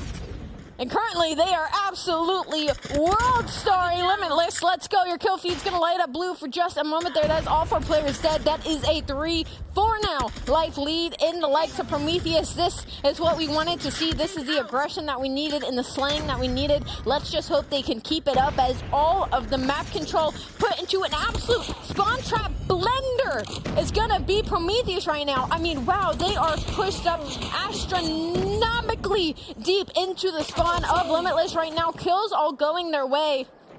Finally, a couple trades. Finally, a couple trades going to the likes of Limitless. They are still down 3 lives here, but there's only 40 seconds on the clock, so their biggest objective right now is to get on the objective and is to stop that clock from ticking. Obviously, you want to get aggressive, but you don't want to get over-aggressive, and I feel like maybe we saw Prometheus get a little over-aggressive. They were trying to put on the spawn trap right there, but immediately gave away a bunch of lives, and it came back to bite them big time. Is right now, the lives have evened themselves out, and I take that back. Limitless, now in control in the lives. That flipped on its head so freaking fast. I can't really believe what I'm watching right now, but even from what we would typically consider to be the strong side, Limitless taking some control right here, and they're getting a couple takes over on A. I'm actually mind-blown currently. I mean, there's still only 30 seconds on the clock. 11v12, Limitless have a single life lead, but now there's going to be 2 players from likes of Limitless making their way over to that B site. They're going to stop that clock. There's a couple of gunfights going the way of Limitless in mid to maybe get some pressure on A as well to do this double cap, but there's 3 players of Prometheus on the side of A. One is going to try to answer this B push. Actually, I don't even know if they realize number 3 is on B right now. Wait a minute. Boo is capping B for free currently, and no one from Prometheus is trying to stop him. This is so bizarre. Like, they just now decided to chuck some nades over there. You've already lost A. You're about to lose B. You have a tenth of a second. What are you doing? This is an objective-based game mode. Bobby, I can't. What was that? I can't take this serious. I can't. Wait a minute. Hold on. Prometheus, wait. They came out the gates absolutely swinging. So many kills going their way. They had like a 5 life lead. They were spawn trapping them. And then Limitless, they get a couple trades. They get their way out. But the single fact that Boot was on B. And I was just like, okay, maybe they're going to send one player over there to deal with him. Like, it's not getting capped that fast. But that player didn't even look at him. That player went up top and looked mid at A. Just completely ignored the guy at B. And then it's like there was some miscommunication, and he dies to the player at B, and then it's like, oh yeah, guys, there's a guy at B. And then it's too late. The objective's gone. Stack the point. That is how you end control. And now the defense for Limitless is starting to look a little dominant as well. I mean, the lives are pretty tied. There's one tick on A, but map control, I mean, it's all yellow here on your mini-map, Bobby. I mean, Boot, he didn't even turn around. He literally just stared at that doorway. And nobody came. And nobody went through the doorway. Nobody tried to flank. Nobody did anything. That was one of the more bizarre rounds of control that I have ever seen. All right, now, once again, over-aggression. You can see Prometheus trying to put him in the spawn trap. It comes back to bite him as they die more times than they get kills, and just like that, they're at -4 lives. They might be able to get A control right here, but you're going to lose so many more lives trying to capture B, because if I had to guess, if they hop on B, Limitless will probably try to shoot them. Guys, there's objectives. You can't just spawn trap and win the game. It's not TDM. It is control. You do need to stack the point. Objectively, that's what you should be prioritizing over playing TDM. It's now 9v14. Limitless in the driver's seat. They have the lead life as well. Finally, the clock is stopped for just a moment, but there's 16 seconds. There's 5 lives in the side of Prometheus. I mean, if you had told me this is how this game was going to be, maybe like 10 seconds into that first round, I would have been like, you're crazy. Do you see what show Prometheus is putting on right now? Well, now they're down 0-2. And they just invested like 2 or 3 operators there as well. So now, I mean, this should be the side that they have the advantage in because they're on defense again, but I think they maybe need to reevaluate what the definition of defense is. And I need to talk to the IDL that is on the side of Prometheus right immediately. And right now, Onur is double the kills of anybody else in the lobby. He's sitting on 21 every single map in this series. He's been absolutely running it. And Boot said, all right, if you guys are going to give up free B caps, then I'll just go on over to B. He finally gets hit by a concussion nade and taken down, and it seems like maybe, this time. Just maybe, Prometheus has learned from their mistake. Maybe. I mean, I'd sure hope so. I mean, it was right at the break, but the issue now is nobody's at A. You know who is at A? That's going to be number 4, Onir, and he's just vibing in Mim Nap right now to try and get some control. He can get a big gunfight, but he will get traded out. That's 3 kills in the favor of Prometheus, and once again, trying to force Limitless into this spawn trap in the back, and so far, the kills are going their way. Yep, they're trying to see if they can just fully force this to lives and not even have to worry about the objectives at all. Limitless has not been able to get anywhere close to either of the objectives so far. They break out of the spawn trap, but they're down 3 lives right now and trying to capture 2 points. Usually, if you're down 3 lives, it's not going to be easy. Up against Prometheus might be a different story, but they seem to have solidified their defense a little bit more right here, and looks like they might be able to avoid the 3-0 here in control. Rasmo in that situation needed to go on A. Rasmo was in mid for free by himself. He needed to stop the clock and go into that A point. Luckily for him, his teammates are disgusting and winning a lot of gunfights in mid. So if I know anything about Limitless versus Prometheus, this round is not over. Even if Limitless is on the back foot, then it's now 2 players in the objective trying to stop that clock. The issue is there is only 8 seconds left. A lot being invested here on the side of Prometheus, though. This is a Sparrow now being called. Zed finds 2, takes himself down as well, but there's still 8 seconds on the clock. This A point is still being stopped. There's still somebody on A. They are still capping it. It is a 5v5. Limitless could still pull this out. A 4v4. The A is going to get capped. Nobody's going to be close to it. 3v4. Prometheus are choking once again. I mean, I'm all right with Prometheus giving that up because you can sit back and play TDM, and realistically, they should all be backed up. There should be nobody pushed up, not on a head glitch. What the Miss Sparrow shot was that? I just already. Prometheus on the board. Let's go, Prometheus. Let's go! All right, they've got a very tall task ahead. They have to win an offensive round. It's not impossible, boys. Stack the point. Stack the point. Stack the point.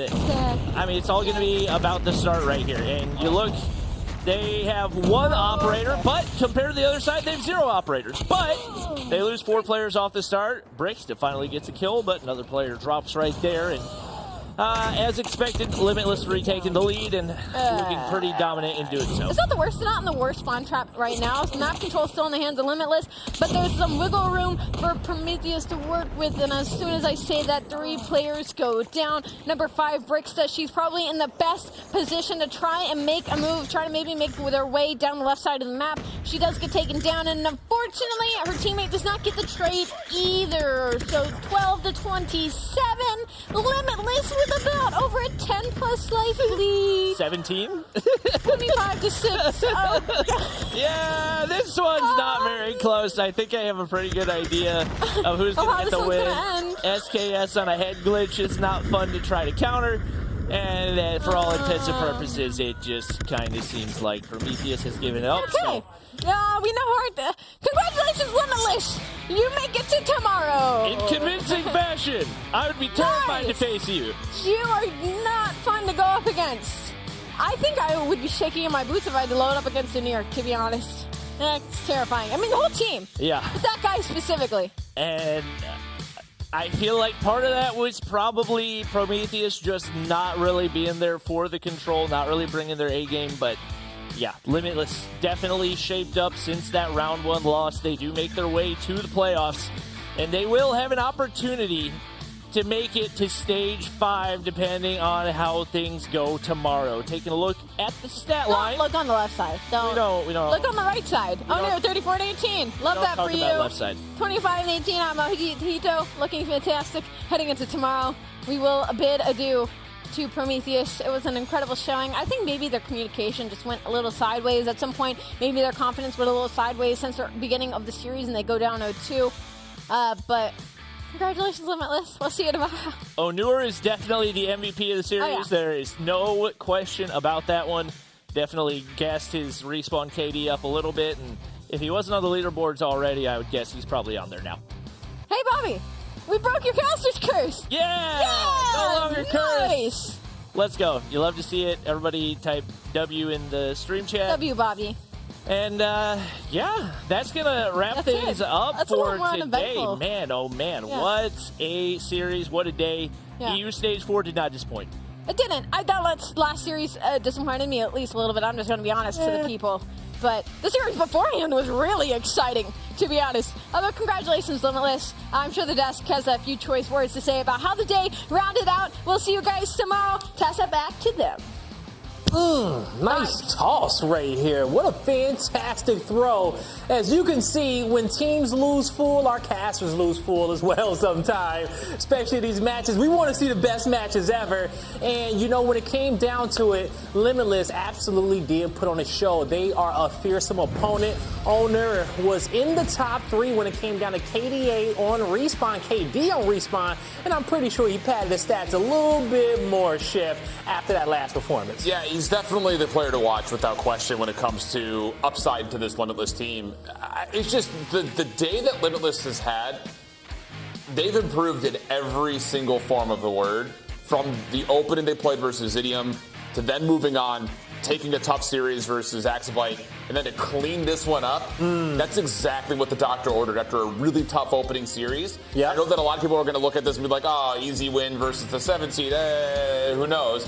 I still think that the improvements they showed from series to series bodes a lot of respect for their chances to make top 3 tomorrow. Oh, 100%, especially when you think about how you want to prepare as a team throughout a tournament. You want to progressively hit your full form, okay? Yep. You don't want to come into these first 2 series, give it everything in what you got, and then go flat in day 2 tomorrow. And so Limitless has been progressing, Mommy, throughout the day, and they're going to be scary tomorrow no matter who they play up against. Oh, for sure. I mean, we were sleeping on them a while ago with our caster predictions at the start of this broadcast, but they just proved us otherwise here at the very end, just giving Prometheus such a hard time. But you know what? Let's just give a little bit of slack to Prometheus. And yes, they struggled in every single game mode because, I mean, you are going up against Limitless, which has been, like what Shiv said, have been improving. And it's kind of like the opposite of what happened for today was Prometheus was decreasing in terms of, like, I think the stamina that they have, the gunfights, and even the choices that they had, especially in that control map.